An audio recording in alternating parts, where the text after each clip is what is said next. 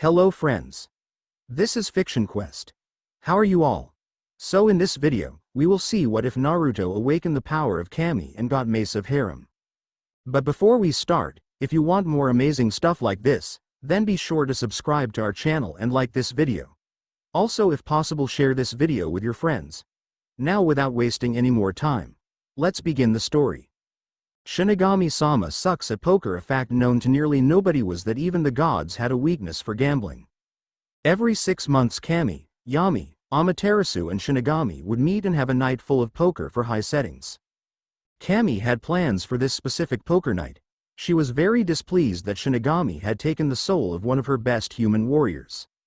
And the greedy bastard wouldn't give her the soul back. But therefore she made a plan. An angel under her command had the devil's luck at gambling. She would fill in for her when the bets got in the high regions. Yes, the plan was perfect. Shinigami wouldn't know what hit him. All she had to do was teasing him until he was so fed up that he would bet the soul she wanted. And so far all went according to the plan. There was the call she waited for. She excused herself for a few minutes to deal with the call and put Aohoshi, one of the archangels, as her proxy. "Well, what's the bet?" asked Aohoshi, fully involved in Kami's plans. "Well, we should wait for Kami to return," began Shinigami. "Afraid Shinigami-sama?" Aohoshi asked. To question the god's braveness was a sure as hell way to get what she wanted. Men are so predictable, she thought. "Never, Aohoshi. What did you think of?" Now Shinigami's pride was at stake. "Well, if you win, I will go on the date with you. You asked me for the last 6 months. If I win, I get one of the souls under your mercy. And I can choose which one, and you resurrect him or her for me." Shinigami pondered about the suggestion. He wanted this date with all his being. She had always denied him this date. And she was one of the most beautiful women he ever saw. Long silky brown hair. Smart green eyes. A perfect hourglass figure with a nice C-cup breast. Oh yes, this would be so worth the bet. "Okay, Aohoshi, I agree. Let's see who will win this game." Amaterasu and Yami decided this game would be solely between the two. Yami shuffled the cards and dealt each one 5 of them. Not a single emotion could be seen on either of the contestants' faces. "2 new cards," Shinigami said. Yami gave the requested cards. "1 new card please," said Aohoshi. She got her card. "Well, this is all or nothing, Aohoshi," Shinigami said. "Show." Confidently he showed his hand. 4 queens, a good hand. "I'm sorry to disappoint you, but I win," she said with a bright smile. She laid her cards open. Straight flush from Jack of Diamonds down to 7 of Diamonds. "No, that can't be true," wailed Shinigami, while Yami and Amaterasu chuckled. It was predictable. Nobody was able to beat Aohoshi's devil's luck at gambling. Kami returned at this moment. "What did I miss?" she asked innocently. "I won a bet with Shinigami-sama, Kami-sama, and know he will give a soul under his command free and resurrect the person. And I know who to choose. I'm tired to just watch how these damned villagers treat the little boy I'm tasked to watch. I therefore ask for the resurrection of Minato Namikaze. He is probably the only one able to sufficiently protect his son," said Aohoshi. "A bet is a bet. I will resurrect him, Aohoshi," Shinigami said. He held out his hand and a white light appeared. Slowly the light took form. A body became visible. At last there stood a blond man with striking blue eyes who was slightly disorientated. "Where am I?" he asked. "In heaven, but that won't last long. To make a long story short, Shinigami-sama sucks at poker and lost to me. Therefore he had to resurrect you. I will take you back to your village," Aohoshi explained. "Will I be able to see my son again?" interrupted Minato. "He is the main reason I did this. I bet to go on a date with Shinigami-sama if I lost." She smirked while saying this, seeing the pout at the face of the death god. "He needs you. I have looked after him as his guardian angel for the last 3 years, since the sealing, but I can only do so much." "I missed 3 years of his life?" Minato asked. Kami and Aohoshi nodded. "When can we go?" he asked. Kami just snapped her fingers. A bright light engulfed Minato and Aohoshi. Moments later they stood in front of a large wooden gate Minato knew only too well. "The entrance gates of Konoha," he mumbled. "I'm really back. I can't wait to see Naruto again." Aohoshi smiled. Minato really loved his son, that was obvious. Where is he, Aohoshi? I want to see him as soon as possible, Minato said. He lives at the orphanage, Aohoshi said. Minato was confused. Surely one of his old friends would have taken his son in? I can guess your question. Nobody besides the Sandaime, Jiraiya and Tsunade knows about Naruto's heritage. And I will be honest. The village never respected your dying wish. Sarutobi had to tell the council of Naruto's burden, and the civilian side promptly screamed for Naruto's execution to get rid of Kyuubi. They see Naruto as the Kyuubi. The shinobi side is smarter. I highly suspect that Hiashi knows that you are Naruto's father, and if Shikaku ever lays his eyes on Naruto he will know as well. Smart bastard that he is. Minato was furious. They did what? He yelled. They were in for so much pain, he would make sure of that. There were 2 attempts to adopt Naruto from shinobi clans. The Sandaime tried to adopt him into the Sarutobi clan, and Hisashi tried to adopt him into the Hyuga branch house. I suspect Hiashi to be behind it because he couldn't ask it for the main branch, as the damned Uchiha was one of the supporters of the execution idea. At least my best friend tried to help my son, Minato growled. Yes, he tried, but with the civilian council, the old teammates of Sarutobi and Danzo, who wants Naruto to become a weapon, thwarting all adoption attempts, there was no other choice than to give Naruto to the orphanage. And there the problems start. The council used the period before the Sandaime was reinstated after your death to increase their power and reduce that of the Hokage. Only a successor could change this. Corruption has taken foot at the council as the civilian side tries to influence shinobi decisions. The curriculum at the academy has been reduced to a level that civilian children can easily grasp. The quality of the shinobi is still high, but the next absolvents of the academy will be weaker. The fail rate of the Jonin senseis will increase dramatically, especially as Danzo takes in every talented orphan to his personal orphanage and trains them to become his root agents. Senseless killer machines. He says permanently that it is a grave mistake to lower the level of the academy.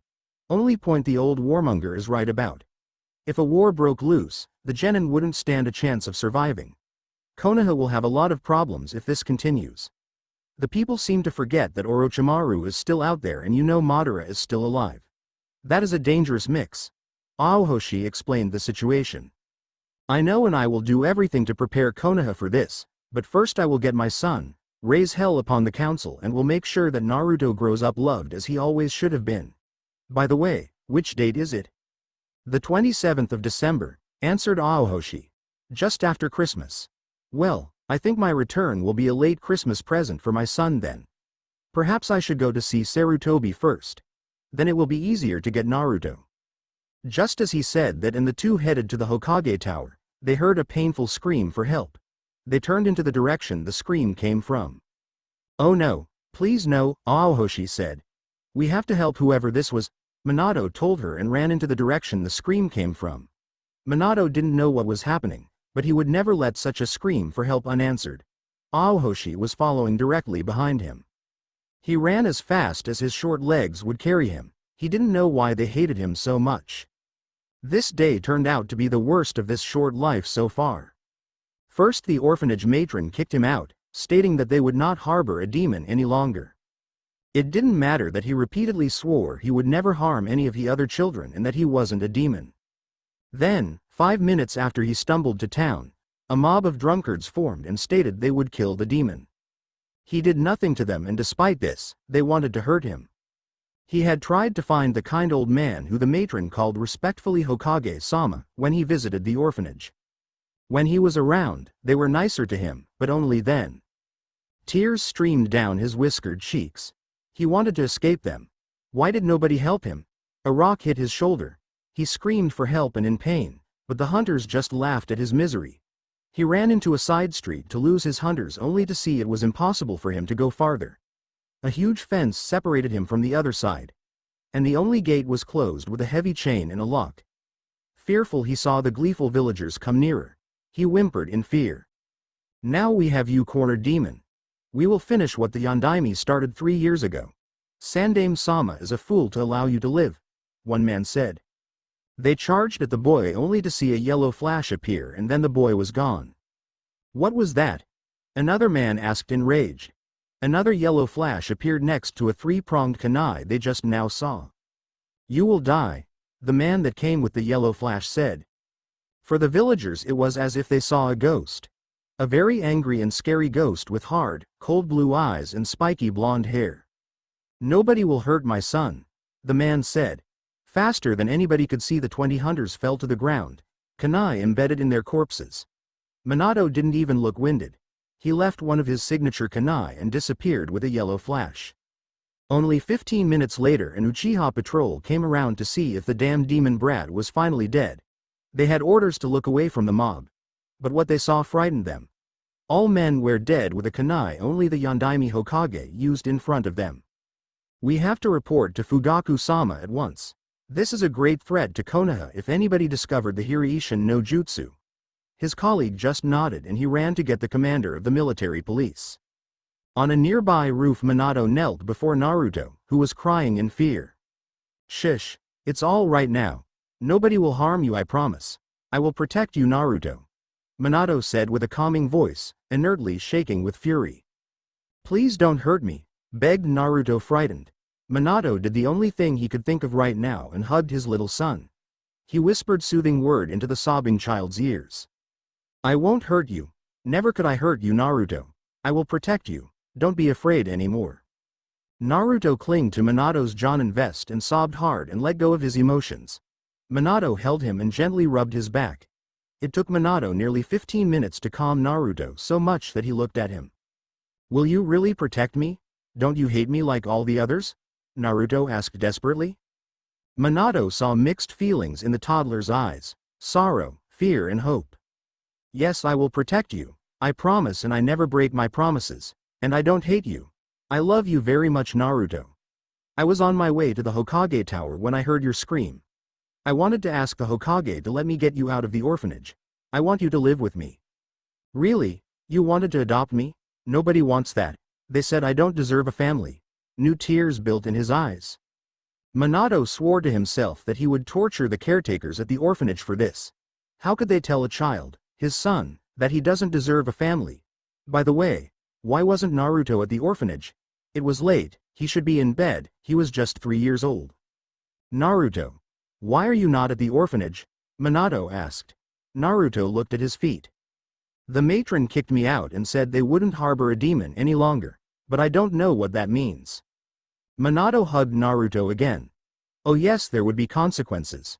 Nobody did this to his son and got away. He was a peaceful man, but he was also a father. "There is no need for me to adopt you, because you are my son, Naruto. I'm so sorry that I was forced to leave you alone the past years, but now, we will be a family again." "You are my daddy?" Naruto asked weak. His voice trembled as he didn't dare to believe it. "Yes, I am." Minato smiled at him. Naruto saw this smile and threw his arms around Minato's neck. "Daddy," he yelled, and this time tears of happiness came from his eyes.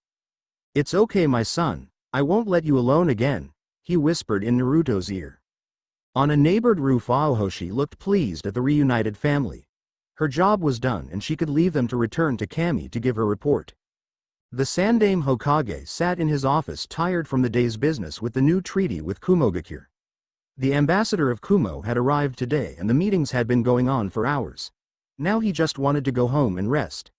But fate seemed to hate him. From the ground floor of the Hokage Tower a massive killing intent arose. Immediately the Hokage shunshined from his office to see what was happening. Minato was pissed and he showed it. It was late, yes, but the behavior of the secretary at the entrance of the tower was not tolerable. The moment she saw Naruto, she began screaming on the top of her lungs that that beast should leave immediately. Minato knew at once that she was a Haruno. Only they were able to turn their voices in such a devastating screech. Also, the pink hair was a dead giveaway. He had used a henge no jutsu to mask him. He didn't want to reveal his identity to anyone except Sarutobi at the moment. His features resembled those of his late student Obito Uchiha. Black spiky hair and black eyes, but his face was formed like that of a ninja he killed in the war with Iwa. Nobody would make a connection. He wore simple clothes. Black pants and a long-sleeved black shirt with a dark green vest. Like his old shinobi clothes but civilian style. Naruto hid behind the legs of his father while covering his ears with his hands. This lady was scary. He wanted her to stop screaming, it hurt his ears. Then he felt a big wave of anger erupt from his father, and it was going against the scary lady. Only moments later the woman was pinned against the wall by his father and he was more than angry. If you ever dare to treat Naruto like this again, you can be sure, I will know, and then you won't get away with a simple warning. I won't stand this treatment any longer. Now get me the Hokage. I have some business to clear with him. Minato's voice was icy. And what business would that be, stranger? They heard a voice behind them. Gigi. Naruto called happily. Naruto. What do you do here? I thought you would be at the orphanage, it's late. That is part of the reason I'm here with him. Could we please talk in private, Hokage-sama? I don't want to reveal everything to these traitors. He sent a glare at the woman. Why do you call the people here traitors? The Hokage inquired. Yes, why? Minato asked sarcastically. Perhaps because they never even thought about fulfilling the dying wish of the Yellow Flash? Minato could feel some of the ninja shuffling their feet uncomfortably. Just this moment 2 figures stormed into the tower. One Minato recognized at once. How could he forget his student Kakashi Hitaki? The other was one of the Uchiha clan. Hokage-sama. Kakashi shouted in slight panic. Naruto he is. He stopped his sentence as he spotted Naruto hiding behind the legs of a foreign man. He can come with us, Hokage-sama. I don't mind him to listen to what I have to tell you. He seems to care for Naruto, Minato stated. Well, all right. Rohiro, what do you want? The Sandaime asked the Uchiha. We found a group of 20 dead people in an alley.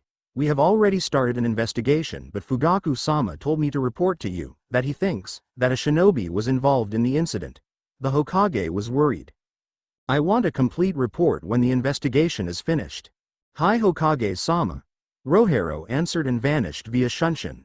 Follow me to my office, we have a lot to discuss it seems, the Sandaime said to Minato. He nodded and lifted Naruto from the ground into his arms. The Sandaime saw how comfortable Naruto was with this man and it made him uneasy. He had clouded Naruto's heritage in mist to protect him from Minato's enemies. Could this man have found out? Did he want the power of Kyuubi? A few minutes later they sat in Sarutobi's office. Before I begin, send your ANBUS away and activate the privacy seals in this room please, Minato said. Sarutobi was now extremely cautious. How did this man know about the ANBUS? But he obliged. At least Kakashi would be there to help him and he was an Anbu captain himself. After activating the privacy seals, Minato stood up. Naruto, would you please stand next to me for a moment, so I can undo my henge? Naruto nodded. Minato undid his henge and Sarutobi and Kakashi didn't believe their eyes. Both immediately tried to undo this new henge no jutsu but failed. Naruto giggled at the stunned faces of the two men. He reached his arms for his father and he took him up again and sat down on a chair next to Kakashi. Minato used a pressure point on Naruto's neck to let him fall asleep. He didn't need to hear this. Gently he laid the small boy on the couch in the office and removed his white cloak to cover his son. I believe you have a lot of questions. But first, I'm completely disgusted with the way my son has been treated in Konoha. I gave my life to protect everyone from the Kyuubi, more so, I sacrificed my son as his host and all I see is complete hate from the villagers. What is going on here? You are the Hokage Sarutobi. Why did you let this happen? Minato? Sarutobi asked eventually. Who else? Before you ask, an angel of Kami-sama won a bet against Shinigami-sama at poker. So he had to resurrect me. This angel was Naruto's guardian angel these last 3 years and she couldn't stand Naruto's treatment any longer. I found him on the streets where a mob chased him. Those are the same men the Uchihas found dead. I killed them for what they wanted to do to Naruto. By the way, the Uchiha patrols I passed when I rushed to help Naruto did nothing besides they heard his scream for help. Sarutobi sighed. It was getting worse. There were tensions with the Uchiha clan for some time now. But that they would stand by and do nothing when a child needed help, that was unforgivable. He was so tired of this job. Next thing I find out is that the orphanage kicked my 3-year-old son out, it's winter for Kami's sake, and told him things like he was a demon and wasn't worth to have a family. I just hope he don't have future problems because of this. But I will take him home with me and teach him personally. I know of the corruption of the council and you can be assured that I will raise hell upon them. Aohoshi, the angel I mentioned, told me that you and Hisashi Hyuga tried to adopt Naruto, but the civilian council, Fugaku Teme, with your advisors and Danzo stopped you. That, by the way, is the only reason I don't yell at you. I know Minato and I understand you. I tried everything I could think of. I made it law that nobody was allowed to speak of Naruto being the Jinchuriki of Kyuubi so that he has a chance to make friends with kids his age.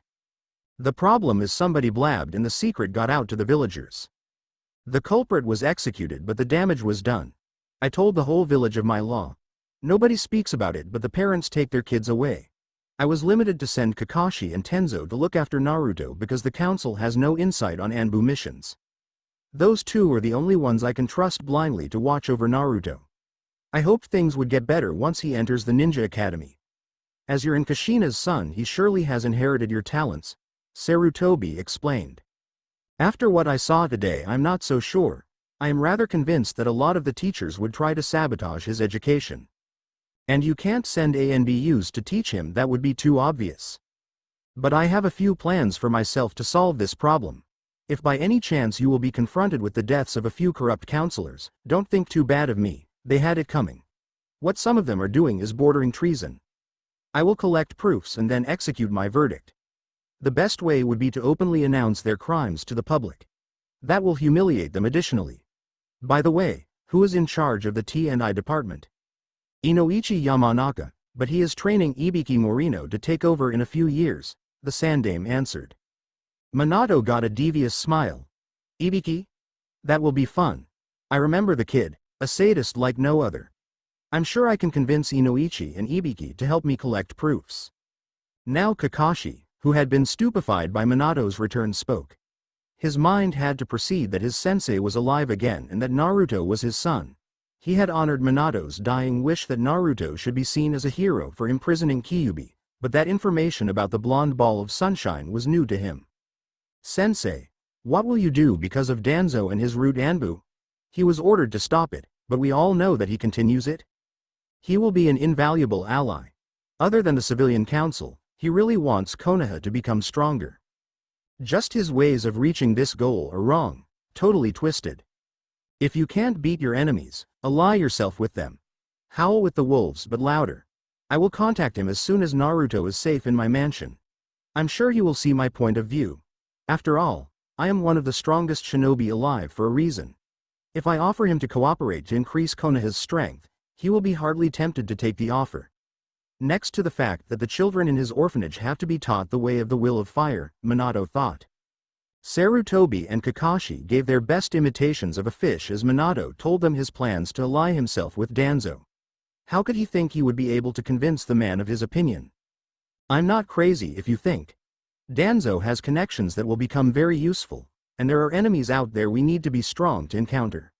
Orochimaru and Madara Uchiha at the top of the list. Wait, Minato, Madara is still alive? Sarutobi asked. Yes, he was behind the Kyuubi attack. He was afraid of me and wanted to get rid of me. The prospect of destroying Konoha during this was just a bonus to him. Man, will he be furious when everybody finds out about my resurrection. Minato grinned evilly. I see, Sarutobi said. By the way, do you want to retake your position as Hokage? I'm way too old for this and the paperwork is going to kill me one day. Oh come on, don't tell me that you still didn't figure out how to handle this little problem, Minato said unbelievingly. You know how to deal with it without going crazy? Sarutobi asked hopefully. Of course I know. Did you think I wanted to spend my life with doing hellish paperwork day in day out? Kushina would have crucified me if I didn't spend an appropriate amount of time with her. Especially during her mood swings when she was pregnant with Naruto. Minato shuddered at the thought. I only went to the important meetings myself. The rest handled shadow clones. Neat little invention, I must say. Sarutobi's reaction was interesting to say the least. He began banging his head on the desk and murmuring, "Stupid, stupid, stupid," all over. Minato chuckled at the sight. Kakashi looked sheepish. For your question, yes, I will retake the position, even if the majority of Konoha doesn't deserve it. But I figure that in this position I will be able to protect Naruto best. But not immediately. I need some time and I have to plan how to make the takeover so that the council will regret how they made my son's life miserable. Sarutobi and Kakashi knew for sure that there would be deaths. Nobody in his right mind angered the yellow flash and got away unharmed. And he wasn't just angry, he was furious. Minato exited the tower after 2 hours of discussion with the Sandaime. Naruto was still asleep in his arms. A black hooded cloak, courtesy of Kakashi, who was more than happy to have his sensei back, hid Naruto's blonde hair. His face wasn't visible to anybody. His henge in place again, Minato walked through the night. His destination was the Namikaze mansion he had inherited from his grandfather, who raised him after his father died on a mission when Minato was 2 years old. His grandfather and his wife were also the first Namikazes to come to Konoha. They weren't a clan, just a family, where the ninja business had tradition. Only after him becoming Hokage that had been changed, as every family that produced a Hokage was given clan status and a council seat by law of the Shodem Hokage. All the others had to have a certain number of members and abilities to gain clan status. Approaching the wealthier part of the village, Minato's senses worked intensely. It would be a problem if he was seen entering his mansion, as the villagers weren't to be told about him for some time. Naruto slept peacefully in his arms. Minato smiled seeing his child's relaxed face. He would ensure that Naruto's life would turn for the better. And if necessary he would kill to ensure this. As he was about to pass the Hyuga compound, he saw a person climb over the wall. Seemingly it was a thief. But how could a thief enter the Hyuga compound undetected? And what did he steal? Minato merged with the shadows and produced a shadow clone to look after Naruto while he would stop the thief. Hiyashi Hyuga was his best friend after all, and it wouldn't be good for their friendship if he let a thief escape. He could have stolen delicate information. As Minato came near the stranger, he could see that it was a man, but he didn't have a sack with valuables or some scrolls. He had a little girl under his arm. Minato got angry. Thievery was one thing, but kidnapping was despicable like no other crime. He acted fast and threw one of his 3-pronged kunai next to the kidnapper and appeared with a yellow flash next to him. The man was too shocked to react in time and was knocked out by Minato so he could be brought to Inoichi for interrogation. Then he could see another man jumping over the wall and coming straight for them. Minato quickly took his kunai and put it into his pouch. He was surprised to see Hiyashi being the man that approached him and his prisoner. Hiyashi looked at the scene. Minato was busy restricting the kidnapper with ninja wire so he couldn't escape. Then he saw the girl lying next to the kidnapper. "Hinata," Hiyashi said and knelt next to the girl to check her for injuries. "Thank goodness she isn't injured," he said soon. Then he turned his face to Minato. "I have to thank you for rescuing my daughter," he said. "It was my pleasure. I coincidentally walked this way when I saw him coming over the wall and I investigated. When I saw that he had kidnapped a girl, I sneaked up to him and rendered him unconscious for interrogation." Hiyashi nodded and pulled the mask of the face of the kidnapper. He was furious. It was the ambassador of the Raikage. "Kumo tries to play dirty, they will see the consequences," Hiyashi growled, trying to uphold his stoic face in front of this stranger. "By the way, who was he? Could you please come with me to the Hokage? We have to report this. Kumo will have to pay for trying to kidnap my daughter." Minato sighed. This seemed to become a long night. "Of course. But let me first get my son to my house. I left him with a shadow clone back there," he pointed in the direction. It would be useless to try and trick Hiyashi. If he turned his Byakugan on him, he would be able to see through his henge immediately. And he was one of the few people he could probably trust with the truth. Hiyashi looked in the direction and saw a person with a small kid come around. Seemingly the child was asleep, but he couldn't make out any features because of the black hooded cloak. "Do you want to take your daughter back home before we go to see the Hokage?" Minato asked. "I would rather let her stay with me. I don't know if this was the only one who would try to kidnap her. I can't even understand how he was able to infiltrate the compound. It should be impossible without inside help. Therefore I prefer to take her with me." "I understand. Then please follow me. My home isn't far away." Hiyashi nodded and followed Minato with Hinata in his arms. Minato's shadow clone took the kidnapper and left to the Anbu headquarters for interrogation. When they reached their destination, Hiyashi didn't believe his eyes. That was Minato's mansion they stood in front of. "What?" asked Hiyashi, suspicious.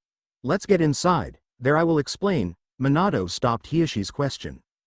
Checking if he lied and not seeing any deception on his face, Hiyashi agreed. Minato shifted Naruto in his arms so he could free his left hand and bit his finger. He smeared the blood on the seal at the gate, and after a few seconds the gate opened. Minato stepped inside and Hiyashi followed. The gate closed behind them. At the front door of the house, Minato repeated the process and opened the house. He took a look around.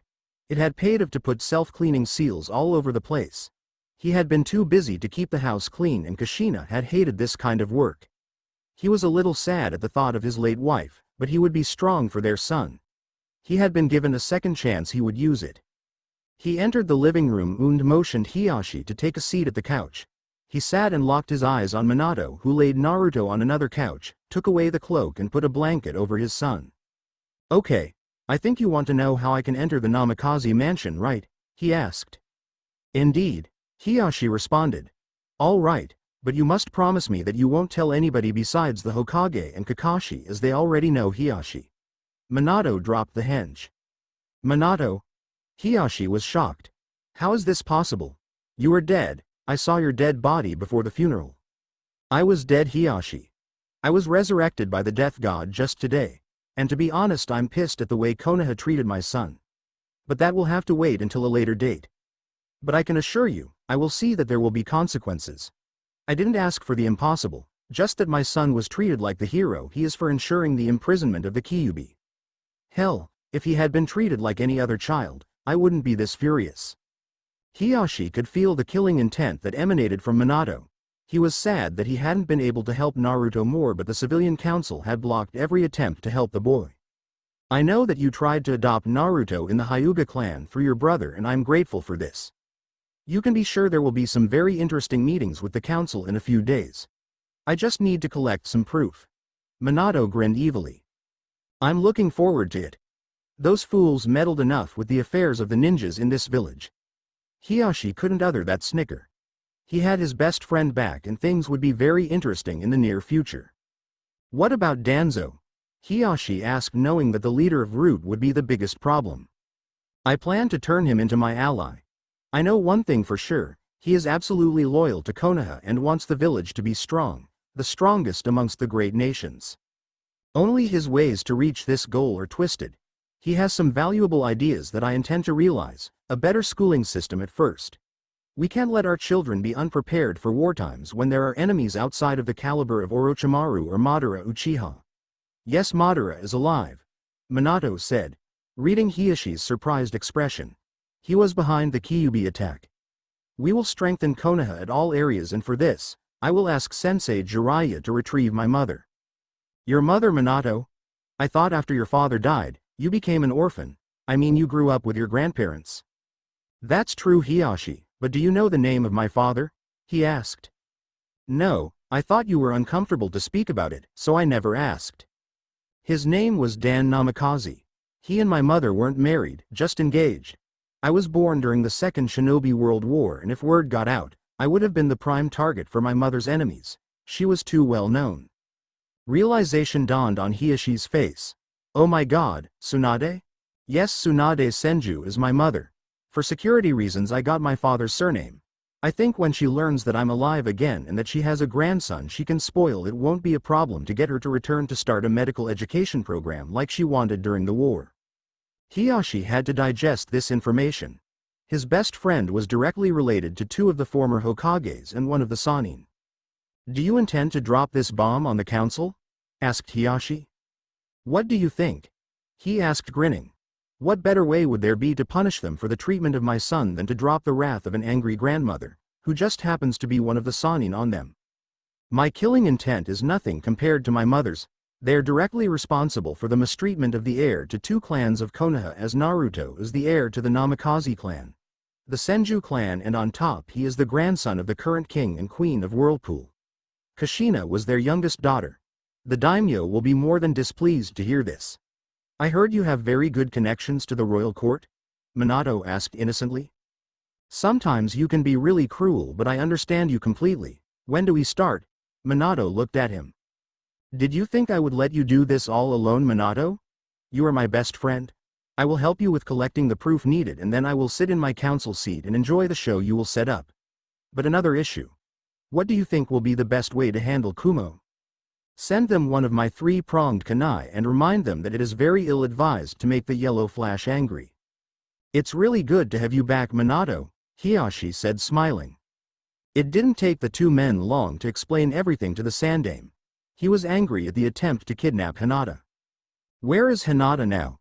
Sarutobi asked. At my mansion, Minato answered. The building and the grounds are completely secured with my strongest seals. Nobody below my level as a seals master will be able to disable them, Minato explained. Very good. Hiyashi, I think you want to return to your clan and start an investigation how the ambassador of Kumo could enter. I think you are right if you think that he must have had inside help, Sarutobi said. Yes, thank you, Hokage-sama, Hiyashi said and bowed. Minato, can Hinata stay for the night at your mansion? It would ease my thoughts when I knew nobody could do anything to her. No problem, Hiyashi, but won't she be scared when she wakes up and is in an unknown place? I will send Hizashi to look after her. He is the only one I trust enough to not try anything against her. Especially as I managed to suspend the sealing of his son Neji. Do you still have this idiotic practice in your clan? I thought you wanted it to stop, Minato grumbled. He hated the practically slavery of the branch house of the Hyuga clan. That was not the way how you treated your family. It's not that easy, Minato. The elders oppose me in this with all their might. It would need a quick strike to free all members of the branch family of the seal without them recognizing it until it's too late. Or something that would overrule the clan laws. Minato nodded, knowing Hiyashi was right. Tell Hizashi to come to my mansion in half an hour, I will await him, Minato said. Hiyashi nodded. Minato concentrated and disappeared in a yellow flash. Things will change with him back here, Hiyashi said, happy. Yes, I'm glad he is back. I'm too old to be the Hokage, Sarutobi sighed.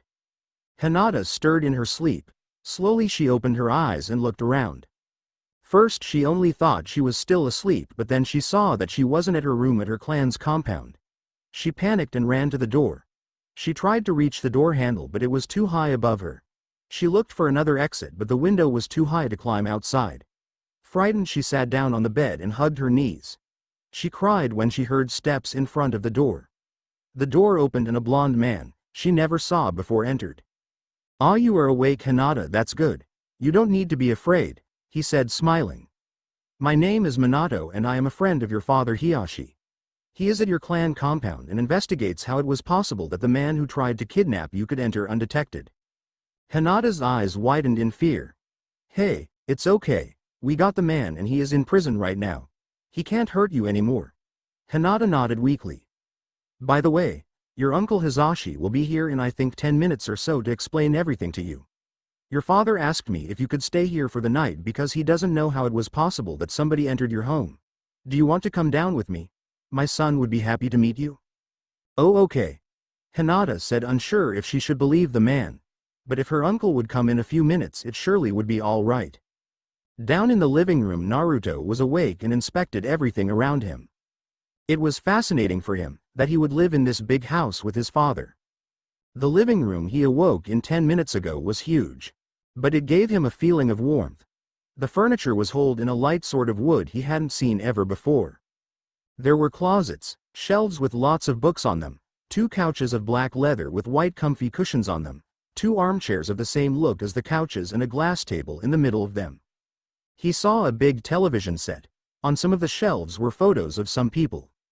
The only one he recognized was a picture of his father with 3 teenagers. One of them looked a lot like the gray-haired man he saw at the entrance hall of the tower his father called Kakashi, if he remembered correctly. He was so happy, he couldn't stop to grin. It was still strange for him to have a father. All the caretakers at the orphanage had been wrong. His father loved him and he said he wasn't a demon like they told him. He heard steps at the stairs and ran to the door to look. There was his father with a girl with dark hair and nearly white eyes. That kind of eyes he had never seen before, and there had been a lot of different children at the orphanage. His father and the girl came over to him. His father smiled at his curious face. Naruto, this is Hinata Hyuga. She is the daughter of my best friend Hiyashi Hyuga, the head of the Hyuga clan. She will stay with us for the night as Hiyashi has an investigation to run. Why? Naruto asked. There was a bad man who tried to kidnap Hinata, and before Hiyashi doesn't know how he got inside, it will be safer for Hinata if she stays with us. Why? Naruto asked again. Because our house is the safest in the whole village, Minato explained. Why? Minato thought this could take a while. His son used the possibility to ask as many questions as possible. Because there are seals all over the place that can't be broken by anybody but a seal master as strong as me, and there are only very few who are at my level. What are seals, Daddy? At least he didn't ask why, Minato thought. Seals are a special art ninjas use. Like ninjutsu, genjutsu and taijutsu, which are the 3 basic arts. Seals have different uses. You can store things in a scroll to transport them easier if you use a storage seal. Then there are seals that can make things explode. They're called exploding tags. You can blind people with flash seals. And that are just a few. There are nearly no limits to the use of seals except the imagination of the seal master.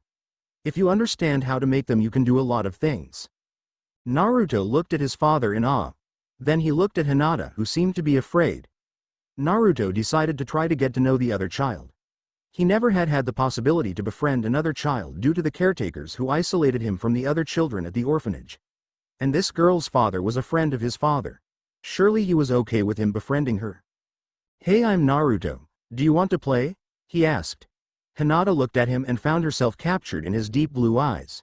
She never before felt like she could trust somebody so fast as it was the case with Naruto.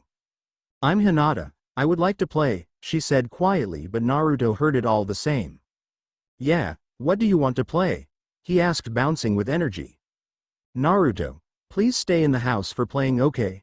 It's already dark outside and I don't want you to get lost in the darkness, Minato said. Naruto looked at his father and nodded. He looked questioning at Hinata, who seemed to be afraid for some reason. Hinata? Naruto asked.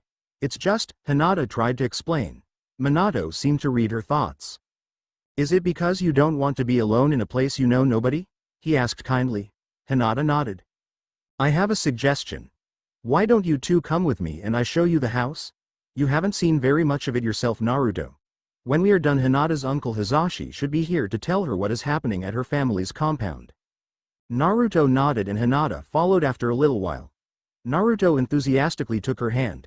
Let's go, Daddy, Naruto said. Minato couldn't help himself but grin at the cute picture in front of him. They needed the rest of the time until Hizashi showed up for Minato to show the two children the ground floor of the mansion.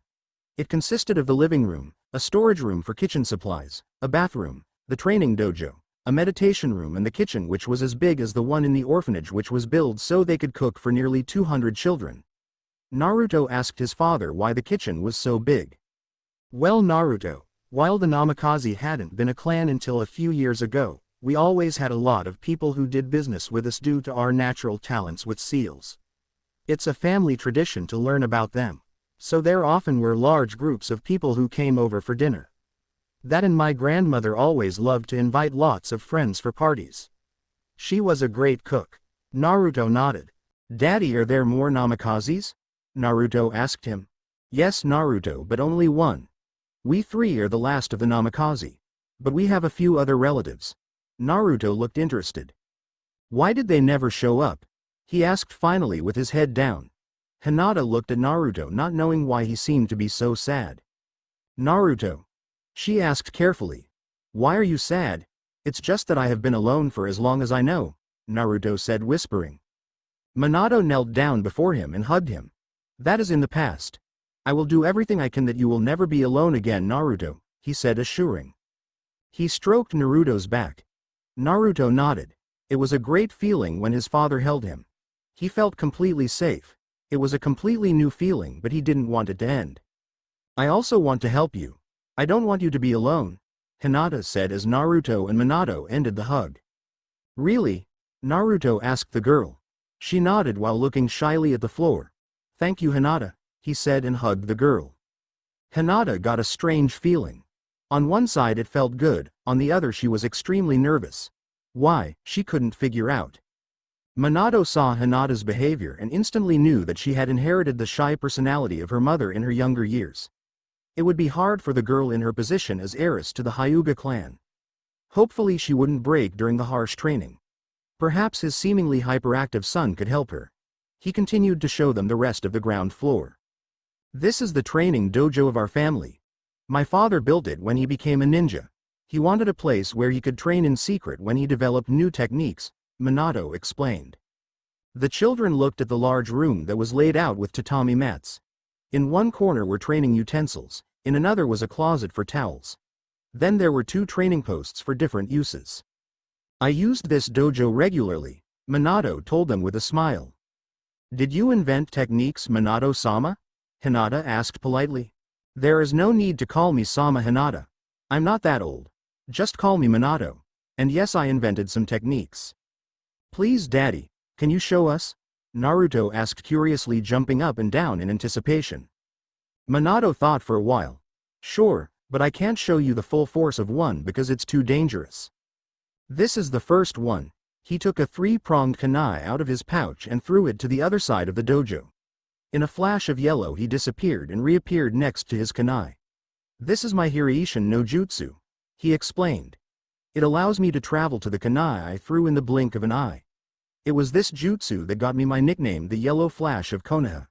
Hinata seemed to remember something. Her eyes grew wide. Minato, are you the Yondaime Hokage? She asked. Minato scratched the back of his head while grinning. Yes, I am. Wow, why didn't you tell me, Daddy? Naruto asked. It wasn't the right time. I mean, I just returned today and then there were enough other things which were more important at the time. I would have told you later. Naruto nodded, seemingly okay with the answer. You said there are some relatives. Who are they? Naruto asked. Well, first there is my mother Tsunade, your grandmother. I hope she will return to Konoha when she finds out that we are still alive. She left because she thought that we were dead. But why would she think that? Well, the reason I couldn't be with you was that 3 years ago on the day you were born the Kyuubi no Kitsune attacked Konoha. Why? Nobody knew at the time. I was able to defeat Kyuubi, but it was at a high price. I could just return today. Where were you? I will tell you when you are older. It's a bit complicated. Naruto pouted. Minato ruffled his hair. Well, aside from your grandmother there is my cousin Shizune. She is Tsunade's apprentice. You must know your grandmother is the best medic nin there is. What is an apprentice, Daddy? A student who gets more intensive training from his master. Normally you learn in groups of 3 genin when you graduate from the ninja academy. You have one jonin sensei who teaches the 3 genin. But an apprentice most of the time is the sole student of this jonin. And then the teacher teaches his own special things and not only the general things a ninja must know to survive. Naruto nodded. He kind of understood this. Can I become a ninja too, Daddy? He asked enthusiastically. If you really want it, of course you can, Naruto. You come from a family who had many exceptional ninjas, I'm sure you have talent. Minato said kindly. Naruto's smile could have illuminated the night. Hinata, will you become a ninja too? Naruto asked then. Well, I think yes. My family members are almost all ninja. That would be great, then we can learn to be ninjas together. A small red tint was recognizable on Hinata's cheeks. She nodded and smiled. Naruto thought she was cute with this smile. Then Naruto remembered something. Hinata, do you know any games to play in the house? No, not really. There are not many children my age in the Hyuga clan, just my cousin, and he is a year older and I just met him today. I never really had somebody to play with. She seemed to be disappointed. Naruto could understand the look. While he had lived with lots of children, he never was allowed to play with them. Then we can play together from now on and perhaps we can make our own games. I only know some for outside which I could see when the other kids in the orphanage played. Do you want? Hinata looked at him and saw he was unsure. She just nodded. It would be nice to have somebody to play with, and Naruto seemed to be a nice boy. When she nodded, Minato could see that a great weight fell from Naruto. He knew his son wanted a friend more than anything else. And aside from his own friends' children, it would be hard to find some with all the prejudices the villagers held. This moment the doorbell rang.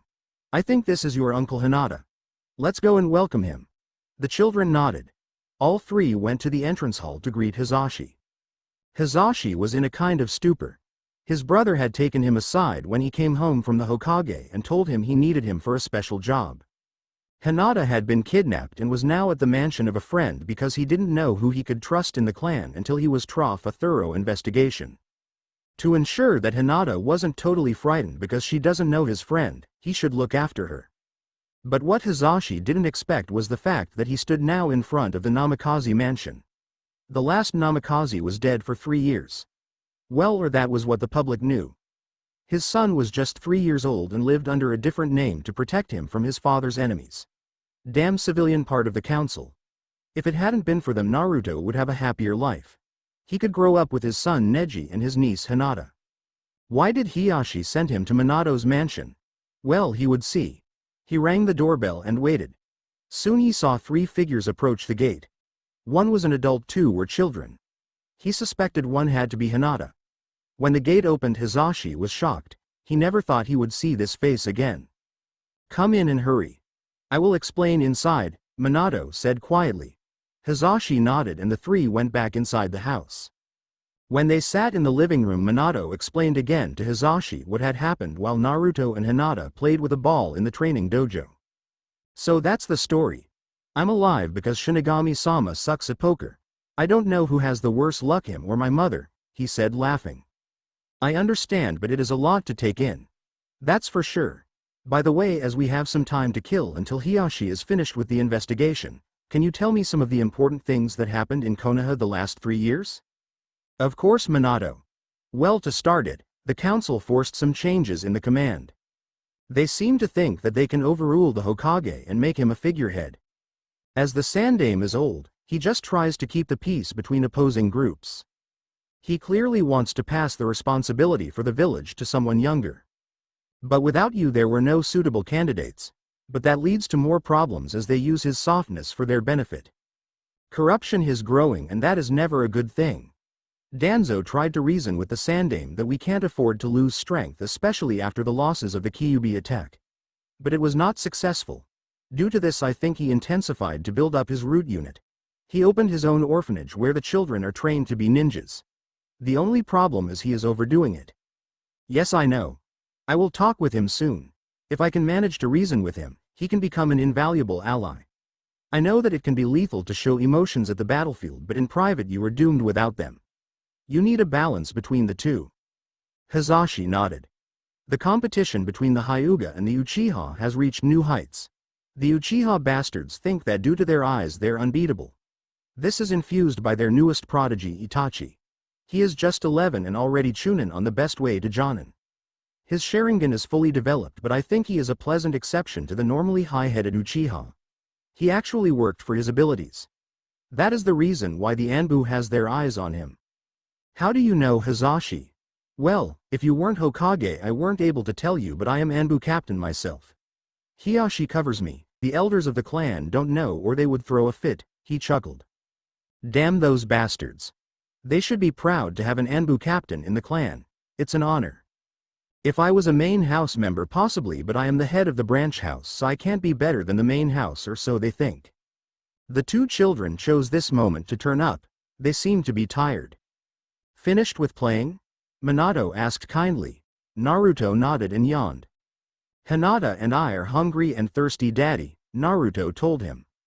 Then let's go to the kitchen and get you 2 something. I hope there are some rests that haven't expired yet. Well, tea will be right. Minato took Naruto up into his arms and Hisashi took Hinata. After a while the 2 sat at the floor of the living room eating some quickly cooked noodles and drinking tea. Minato made a mental note to go shopping the next day. He needed groceries and he had to buy some clothes for Naruto. The ones that were in his room were meant for an infant, not a toddler. When the children finished, the 2 adults took them upstairs to the 2nd floor where the room Hinata stayed before and Naruto's room were. After a quick visit to the bathroom where Minato added a toothbrush and toothpaste to his to-buy list, he and Hisashi tucked the children in bed and left them there to sleep. Naruto was too tired to really take in the look of his room. That would be a thing he would do tomorrow. He was asleep after a few minutes with a smile on his face. This day, which started as the worst of his life, had turned out to be the best. His father came back, he had a new home and made a friend with Hinata. Minato smiled happy at his son's sleeping form and closed the door quietly. In his secret office, Danzo pondered over his future plans. Sarutobi was making a mistake to let the civilians take so much control over ninja business.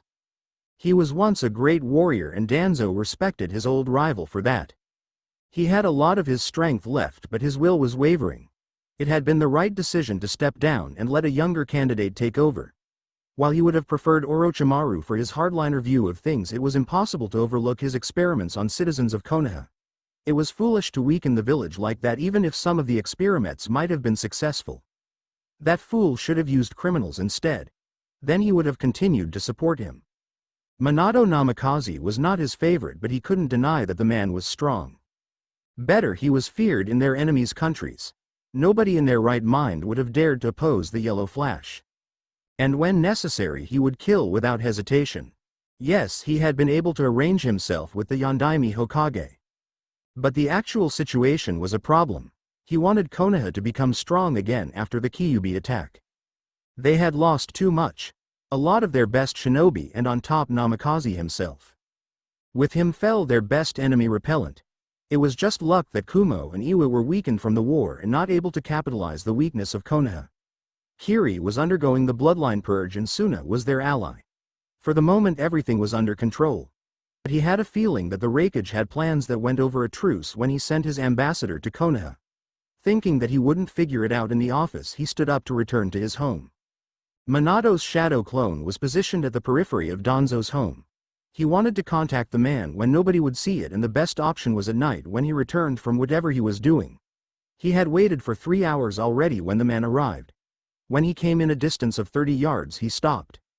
"Come out, whoever you are," Danzo said calmly. "I will if you send your 3 dogs at a distance of 100 yards away. They can see you but won't be able to listen to us." "I have a proposition for you, Danzo," Minato's shadow clone answered. Danzo thought about it.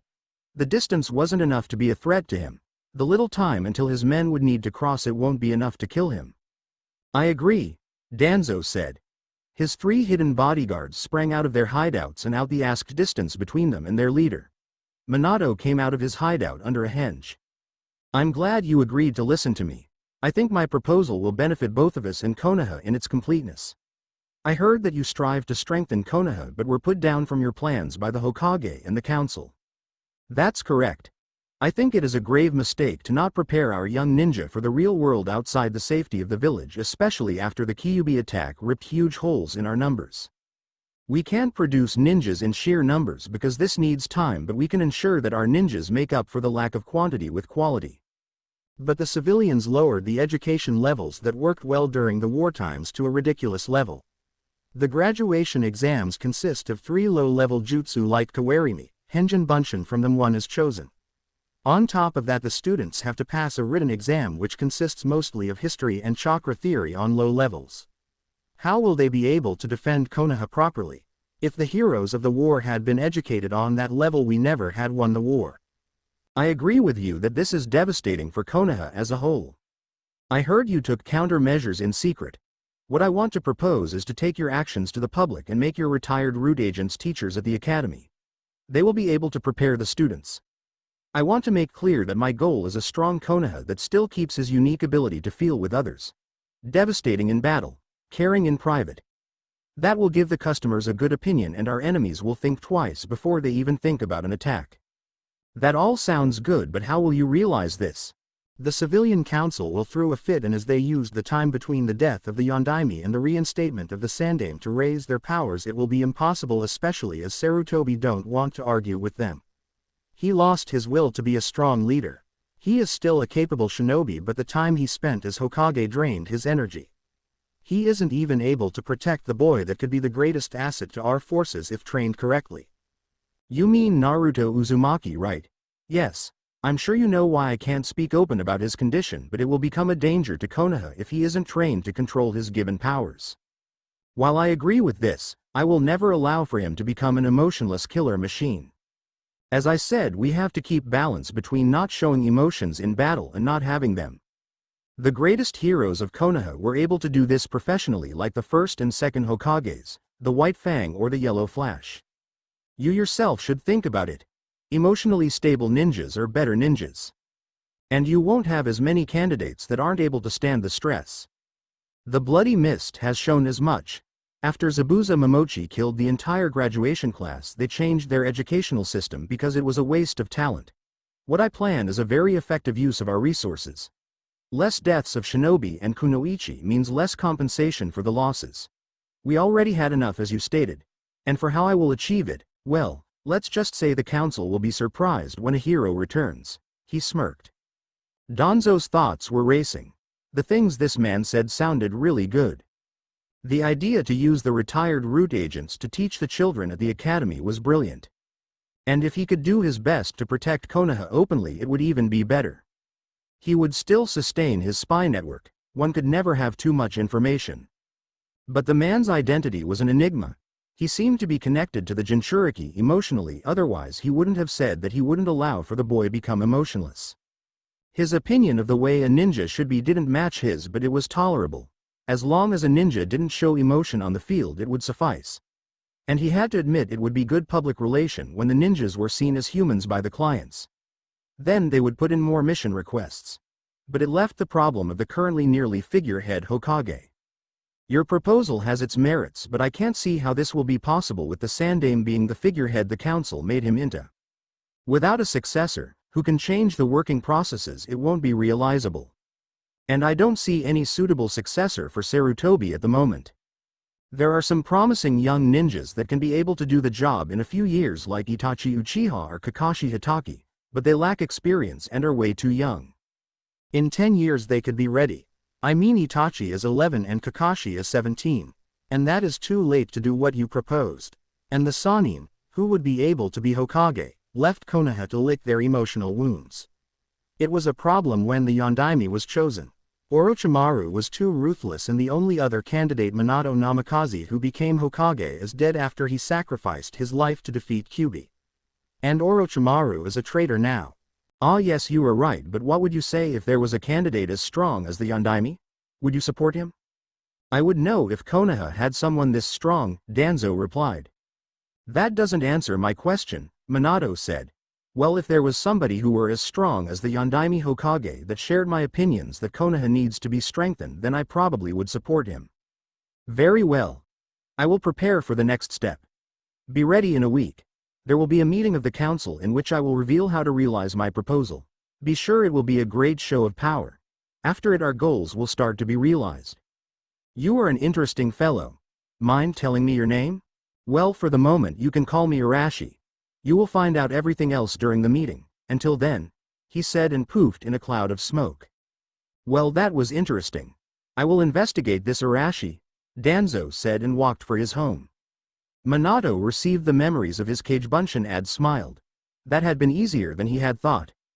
Danzo seemed to be an invaluable ally. The first steps had been done. Now all he needed to do was getting proof for the treason of the council to get them removed from their posts. He had a list of all councilors and the decisions they made by Hizashi, who just wanted to get the civilian council back for meddling with ninja affairs and making Naruto's life a living hell. So if I understand this correctly, the main actors on the civilian council are Seisa Haruno, Makoto Trinoma, Hikaru Hatake, and Takama Kanimoto. They're the leaders, the other three follow their lead. Then there are Homura Mitokado and Kaharu Utatane of the Elders Council and Fugaku Teme Uchiha on the Ninja Council. Yes. Shikaku Nara, Inoichi Yamanaka, Shoza Akamichi, Hiyashi, Sume Inuzuka, Shibi Aburame, and Asuma, who represents the Sarutobi clan for the Sandaime, are their counterparts. Danzo has his own opinion and normally voices this, but never got a majority because the civilians mess around with the help of Kaharu and Homura. Our problem is that we are at a disadvantage as long as the seats of the Senju clan and of the Namikaze clan are not taken. But with you being back, we have at least the Namikaze seat filled. Yes, and when Sensei Jiraiya finds my mother and she returns, the civilian council is at a disadvantage as she will fill the Senju seat and Sensei Jiraiya has a seat at the civilian side. Then the shinobi side has more votes, Danzo's vote included. Even if Fugaku Teme votes against us. And when it will be revealed that I'm not only a Namikaze but also a Senju, I can represent both clans if it should be necessary. But my next move will be infiltrating the houses of the councilors and collecting proof. How will you do this? Well, toads are very good spies. Once inside they can find a lot of information. Especially when they have enough time. And I intend to produce a fantastic distraction tomorrow. What have you planned, Minato? Well, let's just say it would be unwise to go near the shopping district at noon. Early the next morning, Minato waked Naruto. He was still sleepy as he had been up long the last evening. Hey, good morning, sleepyhead, Minato greeted, smiling. Naruto asked. Then he suddenly panicked. No, I didn't oversleep, please don't punish me, he said, holding his hands over his head. Minato flinched and put his hand gently on Naruto's back. You don't have to be afraid, Naruto. I won't punish you for oversleeping. Naruto relaxed at the voice. Then he lowered his arms. Daddy, he said and smiled brightly. It wasn't a dream. You are really here. Yes, I am. He hugged Naruto, who leaned into the hug, sighing happily. Get ready, Naruto, we want to have breakfast and then we will bring Hinata home. Ah, I remember. Yes, I now have a friend. Yes, you have. And it won't be nice to let your friend wait for breakfast. Yeah, let's go, Daddy. Naruto jumped out of his bed and looked around for his clothes. His mouth was wide open when he looked at the room. It was a nice room with 2 orange and 2 yellow painted walls. There was a desk with a chair and shelves above. On the shelves were some books and some plush animals. A dark red toad, an orange fox and a blue dolphin. Then there were blocks in different colors. Papers, wax crayons and pencils to draw were on the desk. Do you like it? Your mother Kushina prepared this room for you when she was pregnant with you. Yes, I love it, Daddy, Naruto answered with tears in his eyes. He walked over to the desk and looked longingly at the stuffed animals. Minato understood and reached for them. Which one do you want? He asked. The fox. I like orange, Naruto assured. Minato gave him the plushie. Naruto hugged it happily. Can you tell me a bit about mommy? He asked shy. Minato felt a pang in his heart. Then he smiled. Of course, Naruto. I will tell you after we have brought Hinata home and we're shopping for some groceries and clothes for you. I have some pictures of her that I can show you. Naruto smiled brightly. Yes, that's great, Daddy. Minato helped Naruto in the bathroom and to get dressed. He only had the clothes from the orphanage and they were more or less all ragged and dirty. 20 minutes later they sat in the kitchen with Hinata and Hisashi and ate breakfast. Hisashi had been at the Hyuga compound to ask Hiyashi if it was all right for Hinata to return and to get some things for breakfast. They had toast, bacon and eggs. When they were ready after half an hour, Minato and Hisashi did the dishes and Hinata and Naruto played in the dojo. Then Minato used his henge to hide his true appearance. Why do you look different, Daddy? Naruto asked. I don't want the people of Konoha to know that I'm back yet, so I used a henge no jutsu to hide my normal looks. They will be informed later. Oh, okay. They left the mansion and Minato and Naruto brought Hinata and Hisashi to the Hyuga compound. Well, it was very nice of you to let Hinata stay overnight, Hisashi said. It was no problem. She is welcome at our home to visit whenever she wants, Minato said, and Naruto nodded fervently. Bye, Hinata-chan. I hope I see you again soon. I want to play with you again, it was so much fun, Naruto told Hinata, smiling. I would like that too, Naruto-kun, Hinata answered. Minato and Naruto were currently at the grocery store. Minato spread some killing intent to intimidate whoever looked hatingly at Naruto. Coincidentally, when the manager came to throw them out, Kakashi appeared to get his shopping. His appearance intimidated the manager so much that he didn't dare to refuse business to Minato and Naruto. The copy nin had quite a reputation. Hello, Kakashi. Such a coincidence to meet you here. Minato greeted him. Kakashi, knowing what his sensei intended, played along. Oh, nice to meet you too, Arashi, Naruto. I wanted to come by later the day to ask if you wanted to train with me, Arashi, just to see if you are still as good as you were 3 years ago. I would like that, Kakashi. But remember last time we sparred I clearly defeated you. I got some more experience and have some new jutsus you don't know. It will be an interesting match.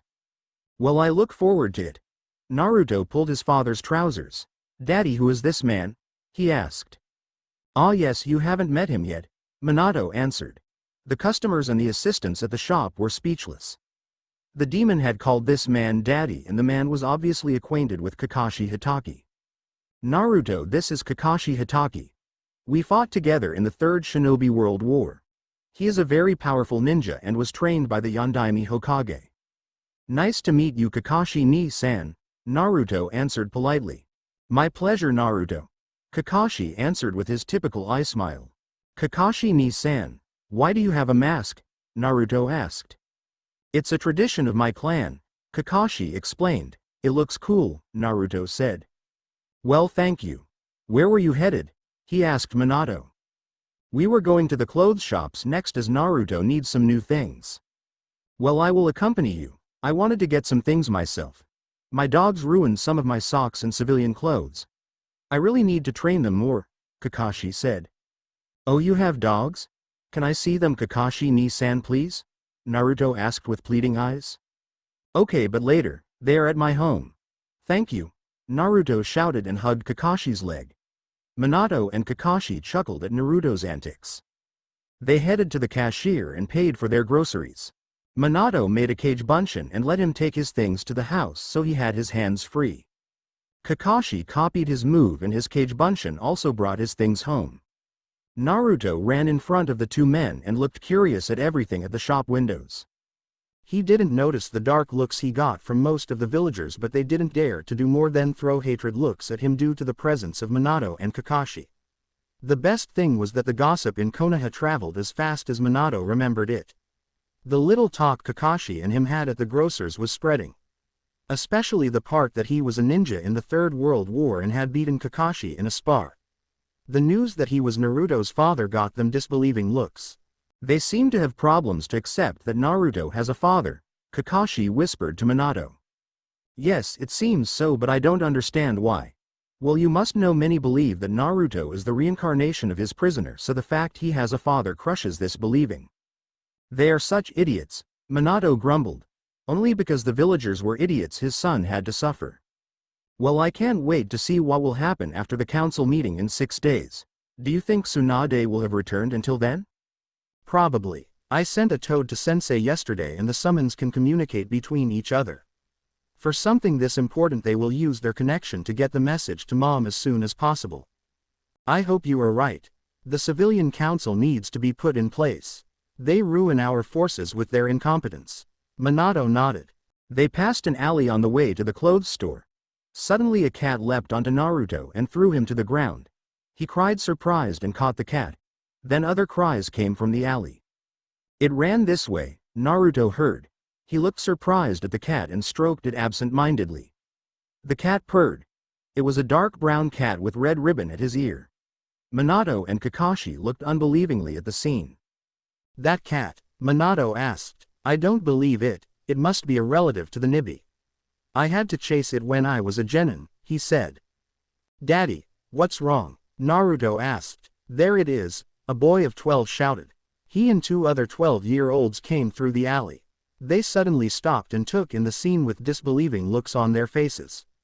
There sat a little blonde boy with the demon cat on his legs on the street and stroked it. And the demon cat purred. Sota, please hit me, I think I dream, the girl of the group asked her teammate. He did her the favor. Ouch, okay, this isn't a dream. Excuse me, little boy, she asked kindly. Yes. Naruto answered. Could we please take the cat back to her owner? It is our mission to catch it. Naruto clearly didn't look pleased. Daddy, must I? Naruto asked. Yes, Naruto, but I think we could accompany them to the Hokage Tower, as I have never seen this cat this peaceful as in your arms. We could spare these genin a lot of scratches, he pondered. Okay. I would like to visit the old man. Minato helped Naruto to stand up and the genin contacted their sensei that they had found the cat and would meet him at the tower. They reached the tower and the sensei of the group recognized Kakashi and Naruto but not Minato. He was suspicious, but he didn't say anything because of the law. What are they doing here? He asked his genin team. Sensei Yago the cat fled through an alley as we chased it and then leapt onto Naruto-kun, who was thrown to the ground by the impact. He caught the cat and it let him stroke it and seemingly liked it. That was the situation when we arrived. As the cat seems less violent with Naruto, his father Arashi suggested to accompany us to spare us the scratches. Well, that's nice of Arashi-san. Well, I have never seen you around, Arashi-san. Why is this? Yago asked. That's because I was absent for 3 years. I fought against the Kyuubi like so many others that day and could just return yesterday. If you want to know more about it, you have to ask Hokage-sama, as he asked me not to tell the details just now. I see, Yago said. It was possible that the Hokage wanted to keep something secret. If Arashi got a secret mission after the Kyuubi attack, it would have been easy to declare him missing in action, Mia. But why did the demon boy call him his father? He was the Kyuubi now, wasn't he? But why was Kakashi Hatake so relaxed around the boy and joked with him? They climbed the stairs to the mission room while Minato carried Naruto as his legs were too short to climb the stairs himself without his arms, and they were occupied with the cat. They reached the room and Soda knocked. "Come in," they heard. The seven went in and the ninjas on duty looked twice because they didn't expect such a large group. Team 5 reporting back. Yago declared. The Sandame looked smiling at the genin and then Naruto. I think you have an interesting story to tell us, he said. Yes, Hokage-sama, the girl said. She reported the chase of Tora and how they found the cat with Naruto and how it was that Naruto and the others accompanied them. The wife of the fire daimyo arrived and was happy to see that her cat was found again. Yago took the cat from Naruto and gave it to her and she squeezed it while Tora yowled. "Oh my precious little Tora, I was so worried that you were lost." "Stop it," Naruto said and tugged on the long robes of the lady. "Please, you hurt Tora," he said. Everybody was silent at his words. "What do you mean, boy?" she asked. "I love my little Tora. But when you hug her like this it hurts her. Don't you see this?" He looked at her and the cat and was worried about Tora. He got a liking to the cat in the short time he had carried her and didn't want the cat to be hurt. "Oh, and what do you, a little boy, know about things like this?" the lady asked. "I can hear her cries," Naruto said. "She doesn't want to be squeezed and not be able to breathe." "You can understand her?" the lady asked disbelievingly. Naruto nodded. "I can show you," he said. She knelt next to the boy. "Come here, Tora," he said, and the cat leapt to him. He stroked her while holding her gently. "You see, she likes being held like this much better. She purrs." "Tora, if this lady will be more gentle, would you like this more?" he asked innocently. Tora looked at him and then her owner and it looked like she nodded. She said yes, Naruto declared. The adults were stunned. That was an incredible ability. The lady took Tora back and tried to hold her like Naruto did. Tora was nervous, but with each gentle stroke she relaxed more and more in the lady's arms. "I think I have to thank you, boy. I never wanted to hurt my precious Tora. What's your name?"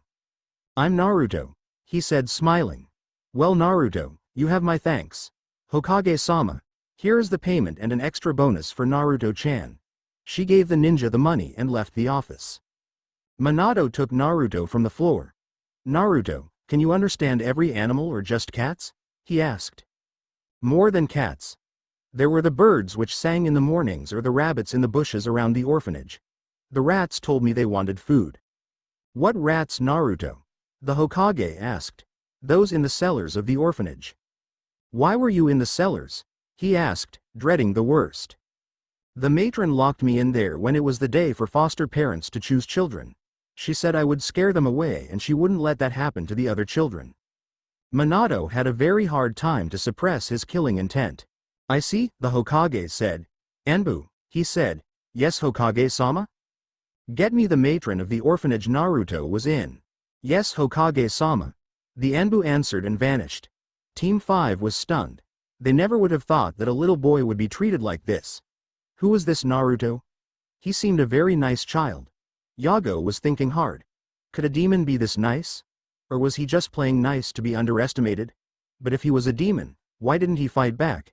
And he just solved the everlasting problem of the escapes of Tora the demon cat, the bane of every genin team. "Team 5, you are dismissed," the Hokage said. The four bowed and left the office. "Sarutobi, can you trust the ninjas in this room?" "Absolutely," Minato asked, trembling with fury. Sarutobi looked around and dismissed the two chunin. The Anbu were trustworthy. Minato dropped the henge and in his eyes everybody could see that he would murder the matron. "Let me punish this woman. I will show her what happens when you mistreat children, especially my son." The Anbu didn't show any open sign that they saw the Yondaime Hokage and that he said the Jinchuriki was his son. This moment two things happened. Danzo entered the room and was more than surprised, and the Anbu arrived with the orphanage matron. The Sandame rubbed his temples. "Kakashi, please take Naruto with you. He mustn't see this," Minato said. "Yes, sensei." Kakashi answered and took Naruto from Minato. Naruto seemed to be frightened of the matron. "What does this monster do here? Why have I been taken from the orphanage? It's time for lunch. I have to observe the other caretakers," the woman ranted. Kakashi shunshined with Naruto away. Minato grabbed the woman at her collar. Yondaime-sama, she asked. How is this possible? Have you returned to finally destroy the demon? Minato slapped the woman in the face. Shut up. What right do you have to treat Naruto like a monster? He is a child. I have heard what you did to him. I only asked for one thing when I sealed Kyuubi in him to save Konoha. For him to be seen as the hero, he is to tame the demon. To be the prison which grants the safety from the demon fox. He isn't the demon. He is the Kyuubi incarnation, the woman said. He is my son, you imbecile scum. You have forfeited your life. Any last words? Minato asked. But I always did my duty. You mistreated a child under your care. He is malnourished, had to stay in the cellar with rats when the possible foster parents came for adoption of children. He was isolated from the other children. Never allowed to play with them. I'm surprised that he is able to speak as well as he is able to. That would be my fault, Danzo said. Minato looked at him questioningly. Would you care to explain, Danzo? He asked. My old root members saw how the boy was treated in the orphanage. They told me their findings and I tried to get Naruto to move to my orphanage. I knew he would be talented and wanted to train him as a ninja later. But Hokage-sama thought it would be better for him to stay there, so the only thing I was able to do was to regularly send one man to the orphanage to speak with the boy. I knew that Hokage-sama wanted him to attend the ninja academy later on, but for this he had to be able to communicate with others on a sufficient level. Thank you for your efforts, Danzo. I really appreciate this, Minato said. Now to you. He told the woman. He concentrated chakra in his right hand. It formed a spiraling sphere. Rasengan, Minato said, and thrust his hand into the woman's stomach. She crashed with a big impact into the wall. She was dead. Minato looked at Danzo. Do you coincidentally have more information on the treatment my son got at that orphanage? Yes, I have. I think it would be wise to have a talk in private later on, Yondaime-sama, he said. Minato nodded. Danzo, why did you never tell me this? I tried to protect Naruto, the Sandaime asked. You wouldn't have been able to do anything, Hiruzen. The council has you under their thumbs. They would have said that you showed favoritism to the boy even if it was just the normal treatment every child needs. But as a Jinchuriki, Naruto needs more guidance than every other child when he has to be able to control the chakra of his Biju. He needs special training. I had more possibilities to operate from the shadows, as everybody think I'm only a crippled old man. But I still have my contacts. You remember our talk yesterday? Minato asked. Now the last piece of the puzzle is in place, Danzo said. I guess you will retake your position as Hokage again? Yes, after I have collected enough proof to cut the privileges the civilian council instated for themselves after my death. Well, I guess then we should proceed to our private talk. I have some things to do before we can talk, Danzo. Please come to my mansion at 8 this evening. Then I will reveal my plans for Konoha's future to you. Sarutobi, please think of a cover story for the death of this woman. Yes, Minato. I'm glad that in 1 week you will be Hokage again. I have had enough of these headaches for the rest of my life. Minato grinned. Okay, see you later, he said and shunshined away. Well, that was interesting, Danzo said. You have no clue, Danzo.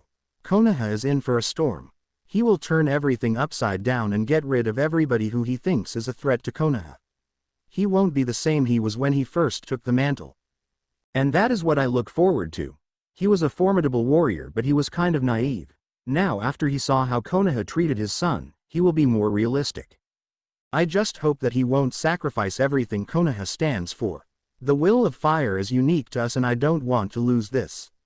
It is what made Konoha strong in the past and allowed us to bloom. He told me his goal for our ninja picture. On the field, able to suppress their emotions to perfectly fulfill their mission but caring in their private life. I have thought about this last night after he made his proposition to help him with his goals, and I must say he has matured. I look forward to the changes he will start. It is about time that everybody is reminded of the true power a Hokage has.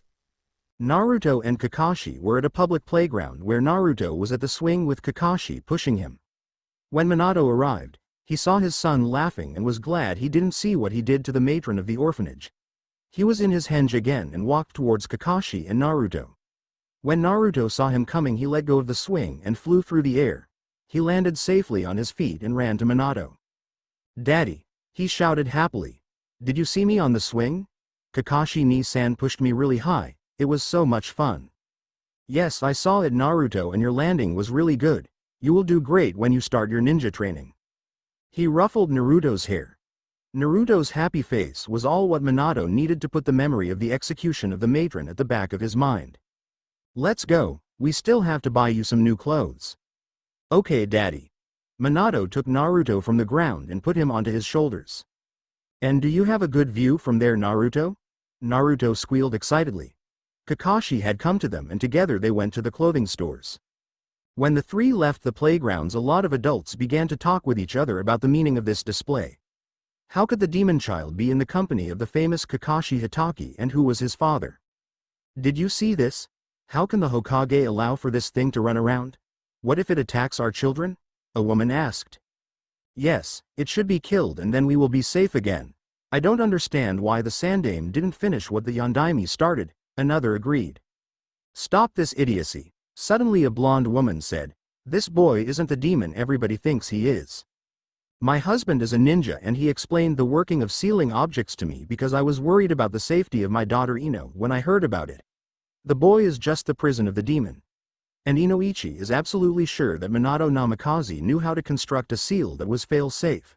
They were classmates at the academy and even then he was way ahead of everybody in the art of sealing. What are you saying, Ren-san? Would you let your daughter play with this boy? A man asked disbelievingly. I would observe them the first time to make sure Ino is safe, but yes I would. He is just a child. A child that has to carry a terrible burden to keep everybody safe.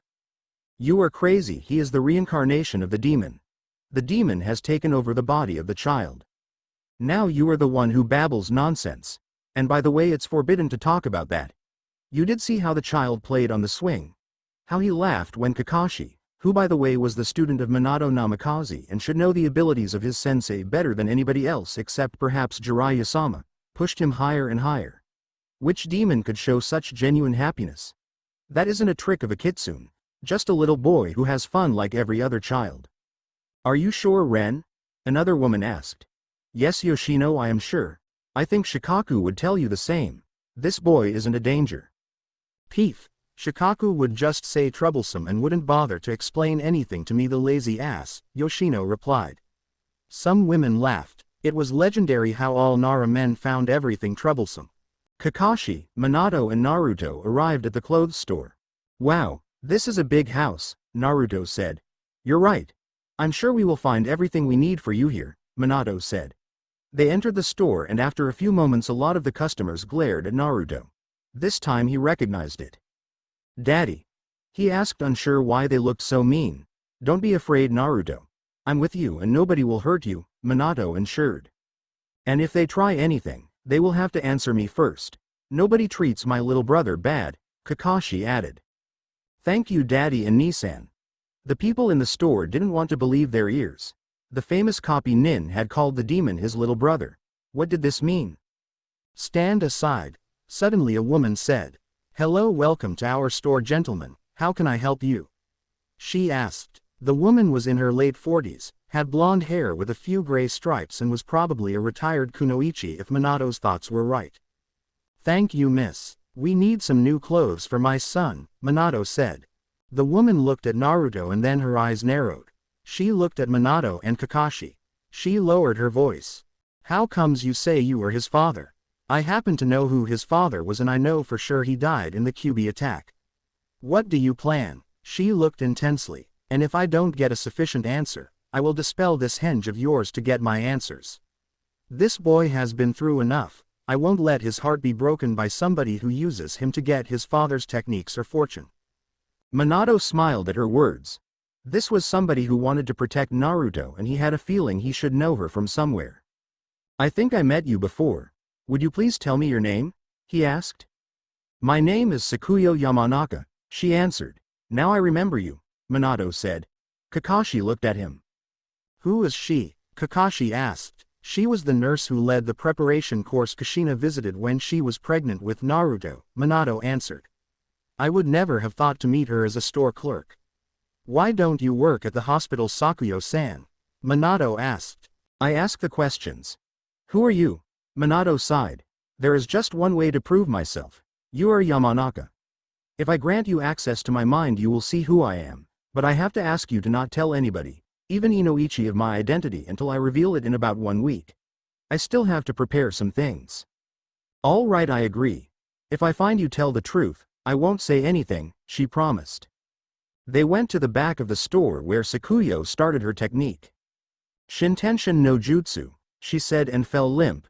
What happened to her? Naruto asked worried. You don't need to worry, Naruto.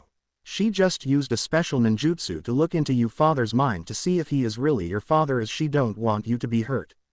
She will awake soon, Kakashi explained. Naruto nodded skeptically, but a few moments later the women awoke and smiled at him and the others. That's indeed great news, Arashi-san. I'm glad you are back. Well, let's go and search for some clothes for Naruto-kun, Sakuyo said and led the way to the children's department. Tsunade sat at a casino at the roulette table. She had already lost a lot of money, but she didn't care. She tried to forget the deaths of her beloved people. She asked herself why Kami-sama dealt her such a shitty hand in life. First it was her little brother Nawaki who died in the war. Then when she thought things were looking better, her and Dan's son Minato was just 2 years old and their wedding was already scheduled. Dan died during a fight. She hadn't been able to save him. The only reason she came back to Konoha was Minato, but she couldn't be the mother she wanted to be because of her enemies. If they had found out about Minato being her son, he would have been targeted. And during the war it was very difficult to protect a single child. Then Minato grew older and became a genius of a ninja. He shared his father's dream to become Hokage and he managed to realize this dream. She had been so proud the day he was inaugurated. He found love in the youngest Whirlpool princess who happened to be one hell of a kunoichi herself. And then he told her that she was going to be a grandmother. Minato and Kushina were so excited and couldn't wait for Naruto to be born. Why he decided to name his firstborn after a character in Jiraiya's novel she would never understand. At least her son hadn't taken over her perverted teammate's unhealthy hobby. And then came the day she lost everything. The day the goddamned Kyuubi attacked Konoha. Kushina went in labor. Minato was needed to find a way to defeat Kyuubi and she tried everything to save Kushina's life as it became obvious that the Yuki of Kyuubi interfered with a normally unproblematic birth. They lost. Kushina gave birth to Naruto but died half an hour later in Minato's arms. He was devastated and it wasn't over. He had found a way to stop Kyuubi, but he had to use a jutsu which would make his son a Jinchuriki. A burden nobody wished to put on any child, least his own, but it was the only way to save Konoha. Sarutobi had offered to do the sealing so Naruto could at least have one parent, but Minato had argued that he was the only one who had enough chakra to last through the sealing. If it had been any Biju up to 6 tails, Sarutobi would have been able to do it, but he was too old if it were one of the 3 strongest. And it just happened to be the strongest of all, the damned 9-tailed fox. Minato had taken Naruto with him and all they saw was Gamabunta and a blinding white light, and then the demon vanished. They had waited for Naruto to be brought back, but instead a messenger of the council came to them and told them that Naruto had died during the sealing. Heartbroken, she and Jiraiya left Konoha without saying goodbye to Sarutobi. He would understand. She couldn't stand staying in Konoha with everybody she loved dead. Shizune, Dan's niece, had accompanied her. It was for her she was still somewhat sane. She stopped her when she drank too much or gambled much more than was reasonable. But she felt the emptiness inside herself.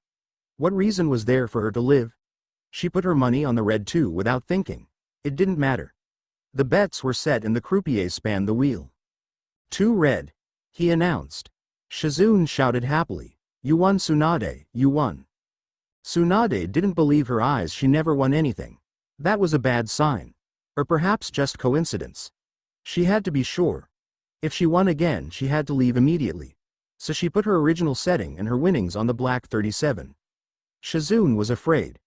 Why had her master to risk the much needed money? The wheel span again. 37 black. The croupier announced. Shizune, take my winnings, we are leaving, Tsunade said. Something was going to happen, and due to her experiences it was never good when she won at gambling. When Tsunade and Shizune were just outside the town, a little slug appeared in front of them. Greetings, Lady Tsunade and Shizune. My mother Katsuyu sent me to relay a message that has been given to us for you by the toads. Minato Namikaze has been resurrected by the Death God and has asked Jiraiya to get you to return to Konoha because he needs your help. And I was told to tell you that your grandson would really like to get to know you. Tsunade sank to her knees. Am I Minato? Is he alive again?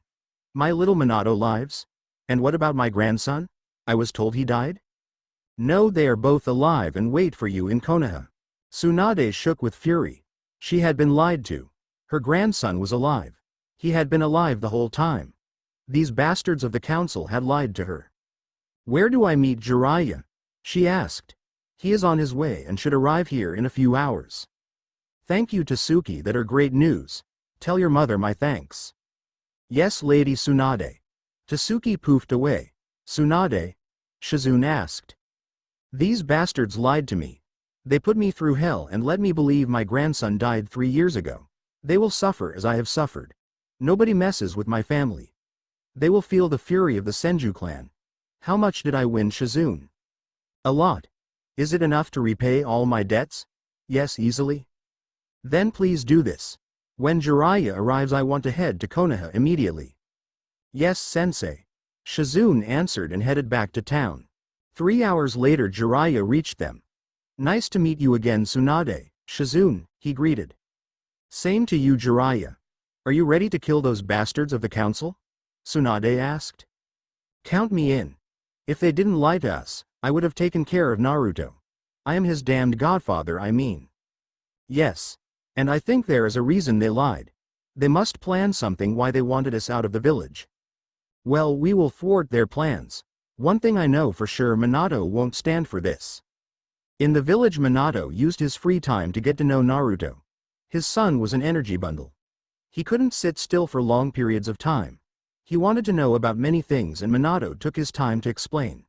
Like a sponge, Naruto absorbed everything he was told. As Naruto had a strong liking for animals, Minato decided to take a walk in the forest. It was peaceful there and Naruto saw lots of different animals. Some squirrels jumped onto his head and he seemingly talked with them. What do they tell you? Minato asked, interested. They want nuts, Naruto answered.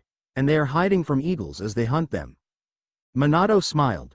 His son was a special child. And he would ensure his happy childhood as long as he could. The truth about being a ninja would come soon enough for him. Minato sensed 2 hidden people and got ready in case they tried to attack. But then 2 ANBUs with the sign for the root unit came down in front of him and Naruto. Excuse the disturbance, Arashi-san, but Danzo-sama sent us to watch over you and your son. We would have stayed hidden but didn't want to make you think we were enemies. I see. I will thank Danzo for his thoughtfulness tonight. The 2 nodded and disappeared. Daddy, who were they? Naruto asked. Envious who make sure nobody tries to attack us, Minato explained. We don't need to go back, do we? Naruto asked. He wanted to stay in the forest with his father. Not now, later. Naruto smiled. He ran deeper into the forest and Minato followed. Minato looked at his watch. Well, I think my surprise for the shopping district will go off soon, he mumbled. In the central marketplace in Konoha, the booths were equipped and the villagers did their shopping. It was market day and a lot of farmers that lived outside the village had come to sell their goods. The streets and the place burst from people. Nobody thought that something was about to happen. Unnoticed by everybody, some seals around the place began to glow blue. They were placed so that nearly nobody would realize that something was wrong until it was too late. Then some explosions went off. The whole area was clouded in yellow mist. The people began to scream and tried to get rid of the mist. It took the Uchihas on patrol 20 minutes to get rid of the mist. When it finally disappeared, everybody's hair was colored yellow. Bright yellow. And after another 15 minutes they saw a sign on the front of the main storage whose owner was part of the civilian council. A big yellow flash. Sarutobi was not happy at the moment. He got reports of the incident at the marketplace and he knew just too well who was behind it. He was just glad Minato had just colored the hair of everybody to set a sign, but he wouldn't stop at this. This prank was just a warning to those who had wronged Naruto. Proof of this was the sign on the store of one of the members of the civilian council. It would get worse the next days. That was sure. He dreaded something to happen at the police station or the Uchiha compound. They were prime targets for Minato's revenge. That was until he found the proof he was looking for. Then he would go for harsher actions. But now he just gave him a big headache while dealing with all the complaints. Some had the nerve to try to blame everything on Naruto. As if a 3-year-old boy would be able to do such a prank. It was 7:30 and Minato tried to put Naruto in bed. But his son didn't want to sleep just now. He wanted to see whom his father wanted to meet. He had bathed, eaten and was now in his pajamas.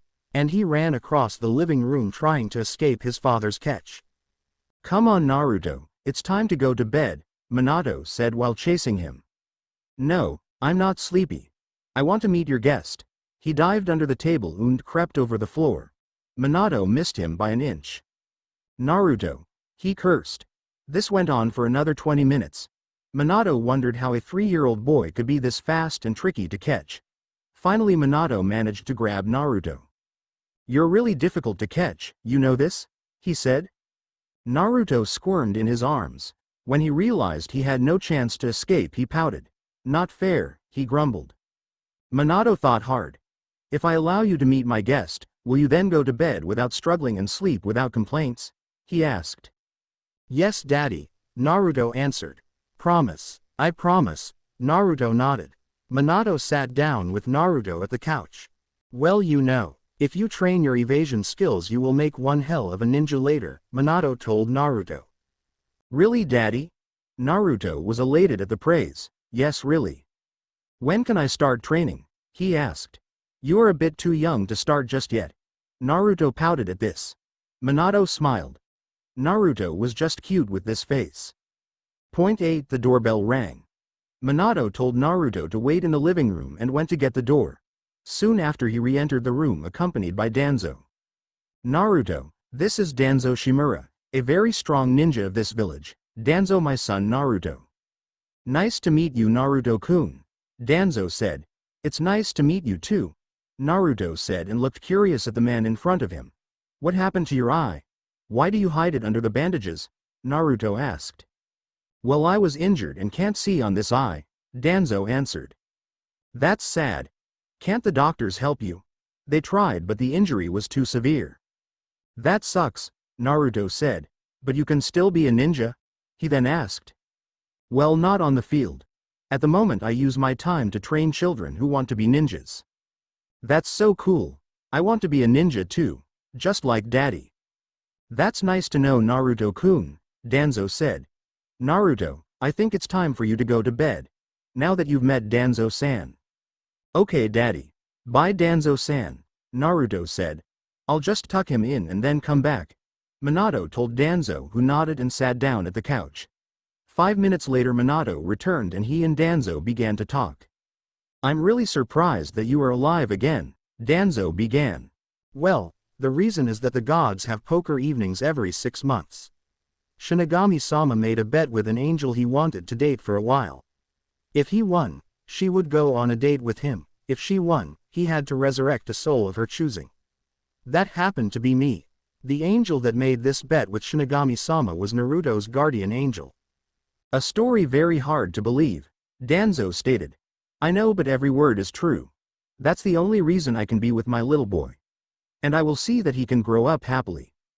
"Are you sure your feelings for him won't clash with your goals for a stronger Konoha?"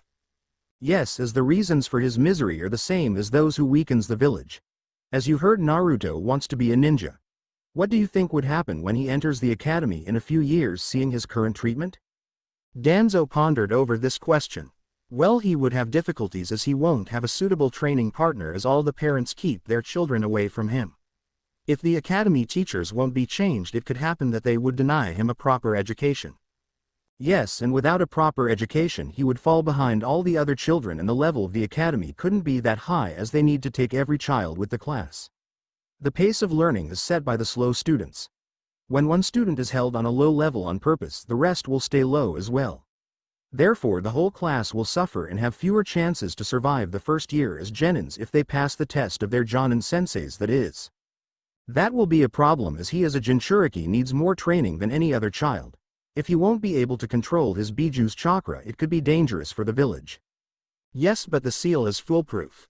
Shinigami-sama himself powered it. That's not a problem for the next 10 years. Naruto will only be able to access the chakra in low doses when he is very angry or has another strong emotion. Or when his life is in danger. The chakra of the fox will be converted into Naruto's own chakra the older he gets. At the age of 20 he will have absorbed all of Kyuubi's chakra and the fox's spirit will return to hell. That's an incredible seal. That takes care of every problem other Jinchurikis had in the past. Yes, I wanted to make sure that my son was safe even when I was forced to place this burden on his shoulders. Danzo's thoughts raced. If this was true, Naruto would be a splendid ninja. He had nearly never-ending chakra supplies at his hands, and with the proper training he would be able to use it properly. If anybody outside of Konoha finds this out, they will come to take him away or try to kill him to destroy the threat to their own forces, he analyzed. Yes, and that's the reason why I asked Sarutobi to keep his heritage a secret. I have too many enemies that would love to get revenge through my son. And that didn't even include Orochimaru and Madara Uchiha, who are still outside and plan to destroy Konoha. I see. I suppose Madara was behind the Kyuubi attack, as he is one of the few who was able to control a Biju. Yes. Kyuubi was put under a very strong genjutsu. I wasn't able to break it, I tried, believe it. Does this mean Kyuubi would work together with Naruto? No, he is an evil demon.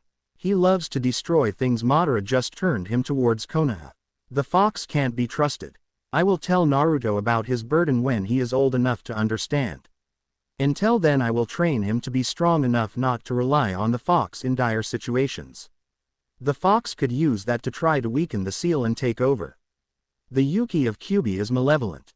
It destroys everything in its path. The seal transforms it so Naruto isn't hurt by it. Danzo nodded. What other plans did you make for Konoha? He then asked. I want to reform the council. It takes too much time to make decisions. The council was made to ease the workload of the Hokage so he could spend more time with his main objective, the protection of the village. But now the Hokage's main objective is doing paperwork. That isn't the way things work. As I see it, most of the problems could be solved by the responsible side of the council. I will investigate what kind of things end up on the Hokage's desk and then sort out what is not the responsibility of the Hokage. The council is just an instrument to advise the Hokage not to rule the village and waste the Hokage's time. That's true. I always questioned the ways Sarutobi let them get through with their petty requests. They will see what they did, sooner or later.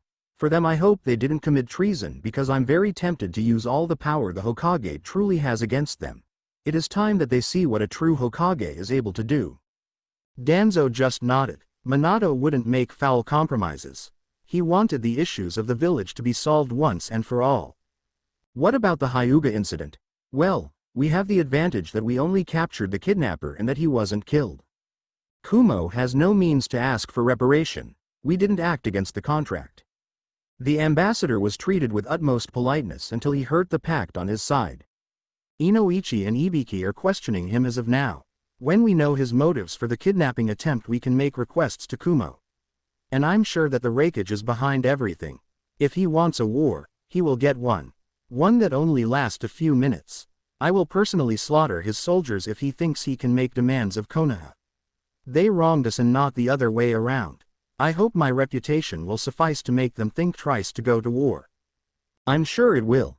They just tried because Sarutobi wants to keep the peace at nearly every price. Well, he had no choice, but I have. I don't have to send an army, as I am one myself. If Kumo thinks they are ready to face the Yellow Flash, they're in for a surprise. And I will show them that I'm alive again. It was 7 o'clock in the morning and the guards at the main gate were bored. At this hour nobody would come or go. The missions wouldn't start before 8 and the returning ninjas normally didn't show up until 9. No normal ninja traveled through the night unless it was necessary for the mission.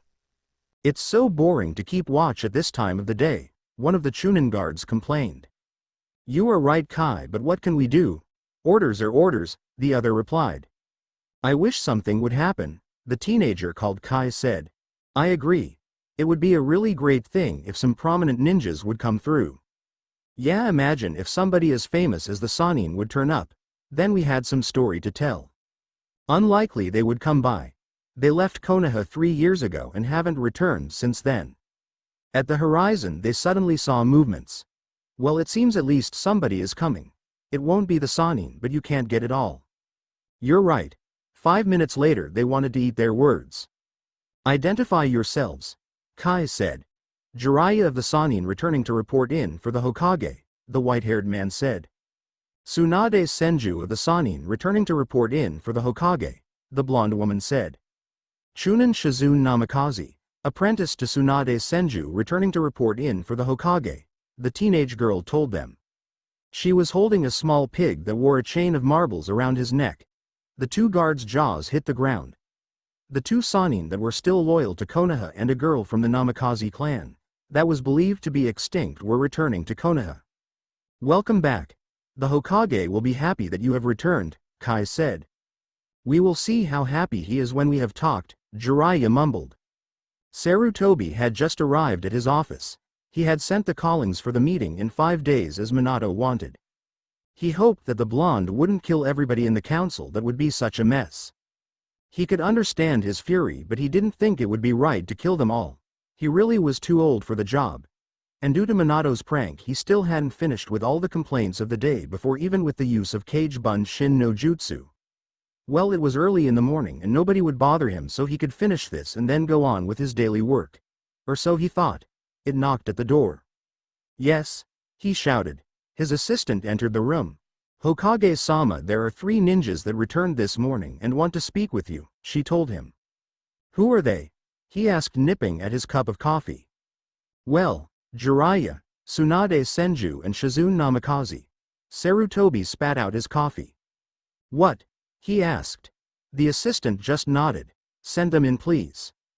Yes, Hokage-sama, she answered, and soon the 3 entered the office. Tsunade, Jiraiya, Shizune. What a pleasant surprise that you have returned. I don't think it will be this pleasant, sensei, Tsunade said. What happened, Tsunade? Sarutobi asked. What happened, you ask? We were lied to by the damned council. That happened. I thought my son and my grandson both died in the Kyuubi attack. My heart broke and I couldn't stand staying in the village any longer. And yesterday one of the toads contacted my slug summoning to inform me that my grandson was alive the whole time. Don't you think that I have every reason to be pissed? She yelled. I can just verify what Tsunade said. I thought I lost everything that night. Sensei, I was supposed to be Naruto's godfather. I feel like I abandoned the boy all these years. Please tell me you were able to protect him from the council and that he hasn't been mistreated, Jiraiya added. Sarutobi looked ashamed to the ground. Sensei, what happened to you? You once were the god of the shinobi. How can some mere civilians order you around? Why did you never mention Naruto in one of your messages? Jiraiya shouted. I thought you both knew about him. I thought you left because with Minato's and Kushina's death you couldn't bear staying. Even if that was the case, I would have taken my grandson with me. I would never have abandoned him here. Not with these vultures. Where is he? I want to see him. He's with Minato at the Namikaze mansion. Then Minato really is alive again. That's wonderful, Shizune said. Yes, it is, Tsunade agreed. But this will not be the end of it. The council is in for torture of the worst kind. You can reserve the beds in the hospital for them. First to go there will be the old hags you call your teammates, sensei. Then each member of the civilian side, and then I will look onto the behavior of the shinobi side. Nobody will be spared of my wrath. Sarutobi could see the fire in Tsunade's eyes. Nobody would be able to stop her, and he suspected Minato had intended just that when he called her back. Another question, sensei. Will Minato take back the seat from you? Jiraiya asked. Yes, he said that was the easiest way for him to protect Naruto. And it seems he has allied himself with Danzo. With Danzo? I would never have thought he would work together with him. He is always the first one to cry for war. Minato seems to believe that he and Danzo could find a compromise to strengthen Konoha, especially the future generations of ninjas. They have similar believing for the educational system. The civilian council has reduced the level that is taught at the academy, as the children there are not ninjas and therefore under their liability. That's bullshit. These children are the future soldiers of Konoha. They have to be prepared for what can happen in the field. If they don't know what it means to be a ninja, they won't survive their first year. Does the council want them to die early? Jiraiya asked. Well, the Shinobi Council argued the same way, but they didn't bother. And my powers have been cut before I was re-established. That's bordering treason, sensei. The Hokage is a military dictator, not a democratically elected leader. Therefore no civilian council has the superiority to tell him what he has to do, Tsunade mentioned. They were backed up by the daimyo. They somehow got his support. When I took back the mantle it was too late. All I could do was to limit the damage that was done. And what would that be? Jiraiya asked, dreading the answer. Well, I stopped them from killing Naruto as the civilian side and Fugaku wanted, and stopped their influence over those who passed the graduation exam at the academy. But I wasn't able to get him adopted into the Sarutobi or the Hyuga clan. The council stopped it. So the only possibility was to put him in the orphanage.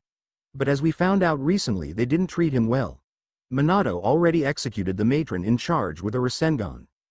This will stop. I will make sure Naruto will be treated with the respect he deserves, Tsunade said. And I will tell the daimyo what a mistake it was to let the civilians influence the powers of the Hokage. Sensei, we will be at Minato's mansion if you want to see us, Jiraiya said and put his arm around Tsunade's shoulders to take her out of the office. Shizune followed the two Sannin. I really messed this up, Sarutobi mumbled. Minato sat at the kitchen table with Naruto and helped his son to learn the proper use of chopsticks. He soon found out that the orphanage didn't bother to teach Naruto anything and that he had to learn through try and error what worked and what not. But his manners were horrible due to this. Eat slowly, Naruto, you have time to eat. Nobody will steal your food, Minato told him softly. Naruto nodded and tried to take one bit at a time and not to wolf down everything. Was this the only way you got food at the orphanage? Minato asked, dreading the answer. Naruto looked sad. Yes. I was always the last one they let go to the buffet, and then the things I really wanted to eat were gone. If I wasn't fast enough I got nothing at all because they took it away to the kitchen. That is over, Naruto. You will never have to fear this again.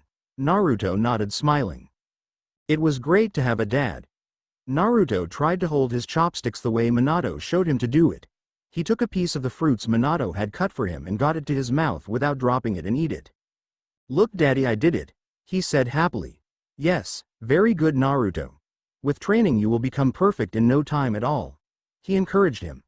The doorbell rang. Who could that be this early? Minato asked himself. He stood up and went to the door.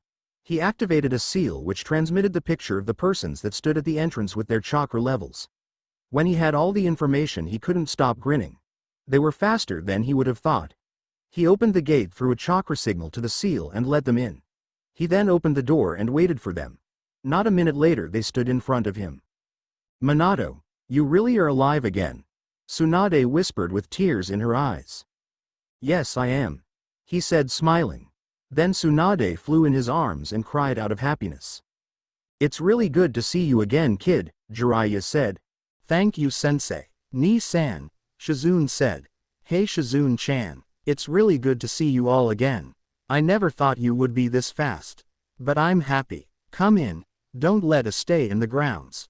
They nodded and Tsunade whipped her tears away. How is this possible, Minato? She asked. Shinigami-sama lost a bet with an angel at poker and had to resurrect me to fulfill his end of the bargain. The angel was Naruto's guardian angel and couldn't stand to see how he was treated here. Naruto, my little grandson, where is he? He is in the kitchen and tries to learn how to use chopsticks properly. He was never taught anything at the orphanage. Can you believe that his abilities to speak are only this good because Danzo sent one of his retired root agents to talk with him? What? They neglected him this much? Jiraiya fumed. Yes, I don't know if you already met with Sarutobi, but I executed the matron yesterday. Yes, we heard it. Best thing you could do, I think. You will have a lot of work when you retake the hat, Jiraiya said. I know, and I have plans. Plans that will put the council in its place. They reached the kitchen. Naruto, we have visitors, Minato told him. Naruto dropped his piece of fruit out of surprise and directly had a look of horror on his face. That was not purposely, I swear. Minato feared that this also was a result of the treatment in the orphanage. Hey, I know this, Naruto. You don't need to fear I would punish you for something like this. I would only punish you if you did something really bad. But not for dropping a piece of fruit to the floor. You can take it up and put it in the trash, then we clean it with a wet paper and that's it. Really, Daddy? Yes, really. Naruto smiled shyly. Tsunade wanted to massacre the whole staff of the orphanage. How could they make a small child believe that he would be punished for something like this? She dreaded the rest of his treatment but knew better than to ask. Naruto looked at the three visitors. Who are they, Daddy? He asked curiously. Minato smiled. Naruto, these are the people I told you about 2 days ago. The blonde woman is my mother Tsunade, your grandmother. The black-haired woman is my cousin Shizune Namikaze, and the white-haired man is Jiraiya, my sensei, and he is also your godfather. They are my family? Naruto asked, shaking a little. Yes, they are. Minato smiled at him to ensure him. Naruto walked slowly to the three. Hello, Naruto. Tsunade said kindly. You really have grown since the last time I saw you. You were a tiny baby then. Granny? He asked. She nodded. He then smiled and hugged her. Tsunade was teary-eyed and hugged him back. He didn't ask why she had never been there, he was just happy that she was there now. The other three smiled at the scene. Shizune knew Tsunade has been worried that Naruto wouldn't accept her and be mad that she hadn't been with him, but it seemed he was a very kind boy who looked at the good things and not the bad ones. Will you play with me, Granny? He asked. Of course, Naruto-chan. Tsunade answered. But first you have to finish your breakfast. Okay. Naruto tried to climb onto his chair, but he needed Minato's help. Then he restarted to eat. Shizune-chan, would you please stay with Naruto? I want to talk to Mom and Sensei for a while. Of course, Nii-san, Shizune answered. Minato led Tsunade and Jiraiya to the living room. Why have you two never been with him? Minato asked promptly. The damned council sent a messenger the night you went out to seal the damned fox. We knew you would sacrifice your life, but the messenger told us that Naruto didn't survive the sealing and died as well. After this we couldn't stand staying in Konoha any longer and left the same night without saying goodbye. I sent regular reports of my spy network to Sensei, but I never returned. I thought I lost everything that night, Jiraiya explained. Tsunade nodded. It was as if history repeated itself. It was the same horrible feeling when I lost my little brother or when I wasn't able to save your father Dan. But this time I had nothing left. When your father died, I had you, and you were the anchor I could hold on to. But with you and Naruto gone, I had nothing left in Konoha. I understand. One more crime they will pay for. Minato clenched his fists. The council won't survive this, he swore. Nobody had the right to mess like this with his family. What do you plan, Minato? Jiraiya asked. In 5 days is the meeting where I will announce my return. Danzo is helping me with the laws I have to pass immediately to regain the full power of the Hokage without the council meddling in these affairs. We have agreed to reform the educational system. He has some really interesting ideas. I have sent some toads to spy on the members of the council. I expect results in some days. When I have proof of their treason, I will let them be taken to the Anbuti unit to gather whatever information they have. I know for sure Inoichi and Ibiki will find everything they hide. The Hyuga clan is already under investigation due to an attempted kidnapping of Hiyashi's daughter Hinata. I coincidentally could stop the kidnapper, and it turned out to be the ambassador Kumo sent for the signing of the peace contract. He is in for interrogation right now, but he would never been able to infiltrate the Hyuga compound without inside help. That Hiyashi is analyzing. That's a grave thing to happen. It could lead to a new war with Kumo. Only if they are stupid. I will send requests for reparation for the violation of the peace contract to Kumo with one of my 3-pronged kunai as a warning. If they really believe they can beat me in the field, let them think it. Kumo will be short of ninjas for a long time if they try it. I have enough of my Hiraishin kunai to take down another army. You really are furious, Jiraiya stated. Of course I am. You saw it yourself in the kitchen. Because of the idiocy of the council, Naruto never had a family. Sarutobi and Hizashi tried to adopt him, but the civilian side with the help of Fugaku Uchiha and Kaharu and Homura blocked this. He was sent to the orphanage where the matron systematically tore his soul apart. He is malnourished because they never let him eat properly. He was isolated from the other children. When possible foster parents came to the orphanage, he was imprisoned in the cellar with rats. How could I not be furious? Naruto told me the only times they were nice to him were when Sarutobi visited. But they threatened him that he would be punished if he told Sarutobi anything about his usual treatment. I just find out more and more about it. It will take a lot of time for his emotional wounds to heal. The only good thing I can see is that it didn't last longer and he wasn't physically abused. Oh my god. I never would have thought it possible for something like this to happen in Konoha, Tsunade said crying. Me too, Mom. If I had known, I would have made sure that nobody knew about the sealing. I thought Konoha's villagers would be less stupid and could see the boy, not the demon. We will help you, Minato. Nobody will dare to hurt Naruto when we announce who he really is. I think this will be the only way to stop how the villagers see him. Their respect for you is too big to let them harm your son. They can put their respect to the trash. If they really respected me, they would have honored my last wish and have seen Naruto as the hero he is. Nobody said anything because they knew he was right. Daddy, Granny, I'm ready, Naruto shouted. They silently decided to talk later.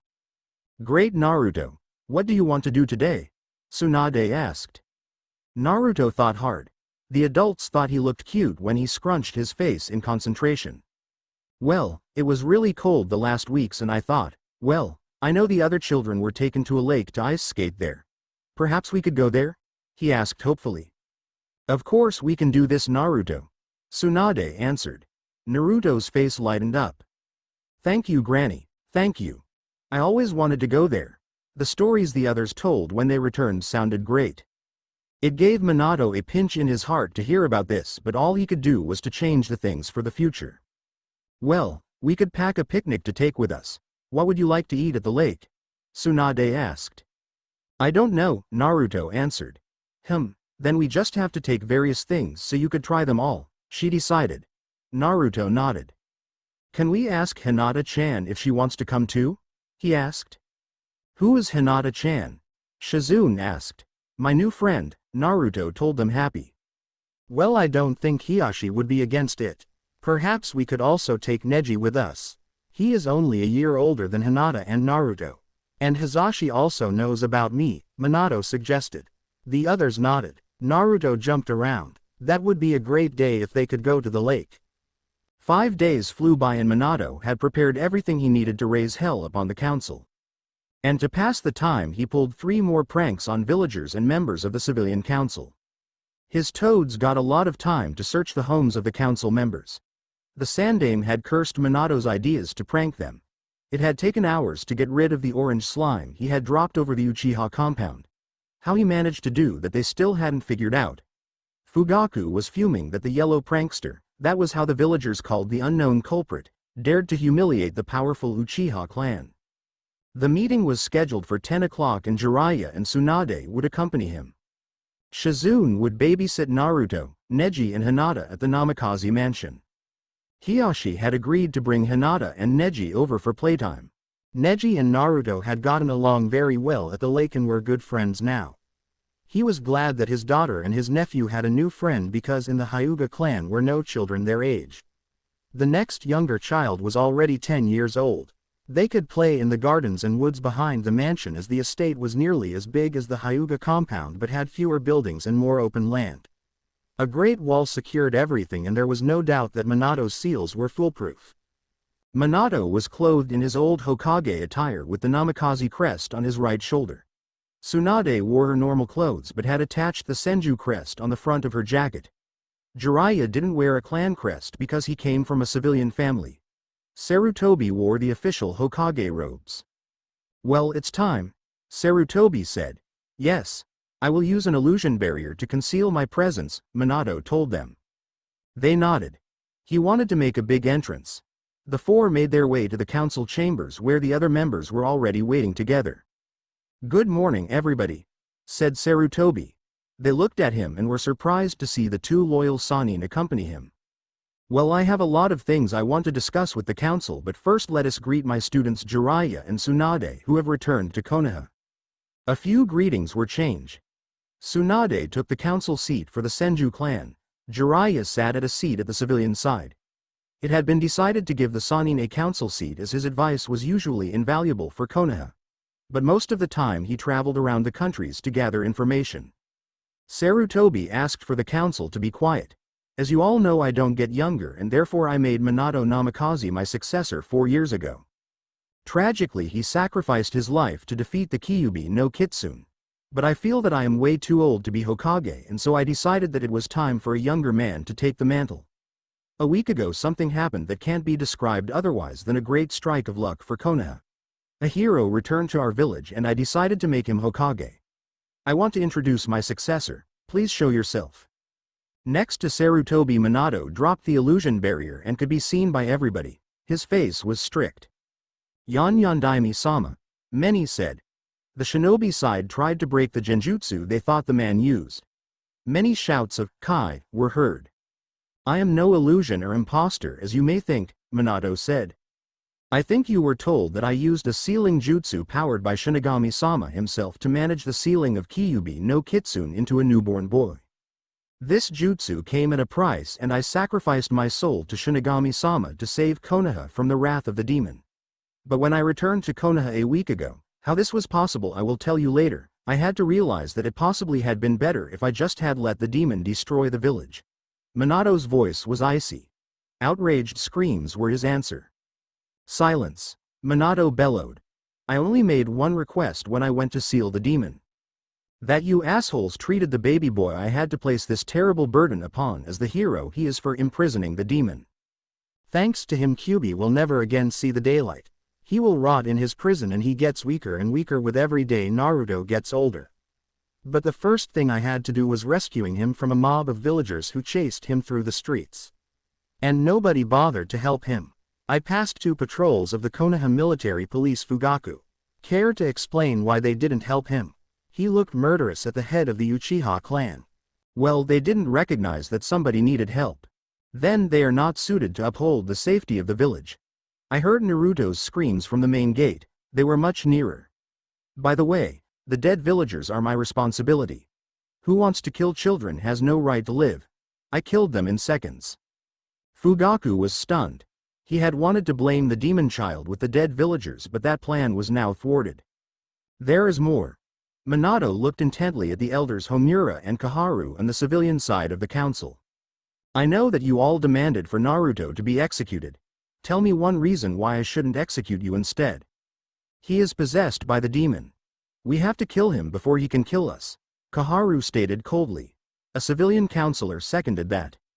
You doubt my abilities as a seal master? Minato asked threateningly. No Yondaime-sama, the same man tried to defend himself. I personally did the sealing and Shinigami-sama himself lent me his powers. How on earth should the demon be able to escape his prison? When he entered the boy's body he took him over therefore he is the demon now, a pink-haired woman stated. Nonsense. He is a normal child. Hiashi, you used your Byakugan to look at Naruto. Does he have demonic chakra? Minato asked. No Yondaime-sama. His chakra while at a really high level for a child his age is perfectly normal. There are no traces of Yuki in his chakra coils. Thank you Hiashi. There you heard it. The head of the Hyuga clan, the only clan in the village that is able to see chakra in the body of humans has proven that Naruto is no demon. He is dangerous. If he ever loses control, he will attack us and our children, the pink-haired woman screeched. Counselor Haruno, I will throw you out if don't stop screeching like a banshee. This is a council and not a pub, Minato threatened. She was silent for a moment. Also I found out that before Sandaime-sama was reinstated as Hokage you used the time to cut the powers of the Hokage and increased your own powers. This is a ninja village. The Hokage is the military dictator and your job is to advise him, not do the job yourself. Danzo-sama, would you please show the documents your spies found? Minato asked politely. They had agreed to let the council think it had been Danzo and his spies who found evidence. Of course Yondaime-sama, he answered. My spies found out that every member of the civilian council, the elders Homura and Kaharu and Fugaku Uchiha used the short period between your untimely death and the reinstatement of Sandaime-sama to make the following laws. The members of the civilian council were granted a pay rise of 15%. The civilian council got control over the curriculum at the Ninja Academy, the processes of adoption of orphan children, the curriculum of the civilian schools, the taxes for imports of other nations and the export of whatever good Konoha had. The military police under the command of the Uchiha clan got free reign over the security of the village and had to report to the Hokage only if the commander of the military police deemed it necessary. Ladies and gentlemen, this is bordering treason. Only the Hokage has the right to instate this kind of laws. Even in a period where no Hokage is elected, the council's only power is to manage the running business by the existing laws. This was made law by Hashirama Senju, the first Hokage. We had the approval of the fire daimyo, Homura protested. Ah yes, the fire daimyo. I think he wants to tell you something himself. I asked Hiyashi to invite His Highness to our little meeting and he has listened to every word that was spoken. What? Some councillors yelled. Yes, I installed a seal under the desks that enables the counterpart of said seal to replay every word. Kind of like a walkie-talkie but less easy to track down. He grinned evilly. When the daimyo had learned what exactly was the content of the laws he had signed to guarantee the continued functionality of the country's hidden village without really checking it because there were so many problems to be solved after the attack, he had been mad and agreed to come to Konoha personally to put the scheming council in its place. He is very displeased with the ways things have been run in Konoha, especially as you have treated the heir of two powerful clans of this village like scum. On top, you could have brought a war to Konoha if the rulers of Whirlpool Country had found out how you treated Naruto, he said, furious. Why would they bother with the Jinchuriki? Kaharu asked arrogantly. Do you know the surname of the king and queen of Whirlpool, Kaharu Baka? Minato asked. How dare you call me a baka? I demand respect, she yelled. I call you what you deserve to be called. I could call you worse things and you would deserve them all. The surname of the king and queen of Whirlpool is Uzumaki. That got everybody silent. Sharp gasps were the only sounds in the room. You heard right. Naruto is a prince of Whirlpool Country. A country that is under the protection of Fire Country since the marriage of their princess with a shinobi of Konoha. Naruto is their son. Minato wanted them to sweat before he dropped the rest of the news. He saw that Shikaku, Hiyashi and Jiraiya enjoyed the show. But how could we not know that we had a princess living in Konoha? Homura asked, outraged. To ensure her safety. And she didn't want to be treated like nobility. She wanted to be a kunoichi. And she was a damned good kunoichi. Perhaps you remember Kushina Uzumaki, or as she was known at the field, the Red Water Devil, Sarutobi said. But who was her husband? A man asked. My son, Tsunade said. Everyone looked at her. You have a son, Tsunade-sama? Sume asked. Yes, I kept my son's existence a secret because if my enemies had found out about him, he would be targeted to get me. We were fighting in the Second Shinobi War when he was born. My fiancé Dan and I decided it would be safer that he got his surname to trick my enemies. Tragically, Dan died in battle and I wasn't able to save him. His parents and I decided that my boy would be safer if he grew up with them, as I continually was on the battlefield. I visited him as often as I could manage.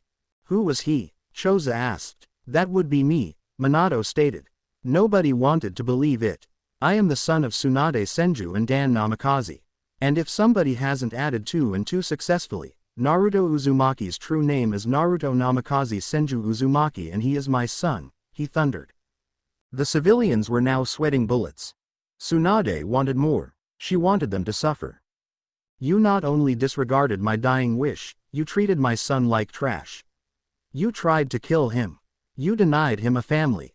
I know that you sent a messenger to my mother and my sensei Jiraiya after I died sealing the fox and told them that Naruto had died during the sealing.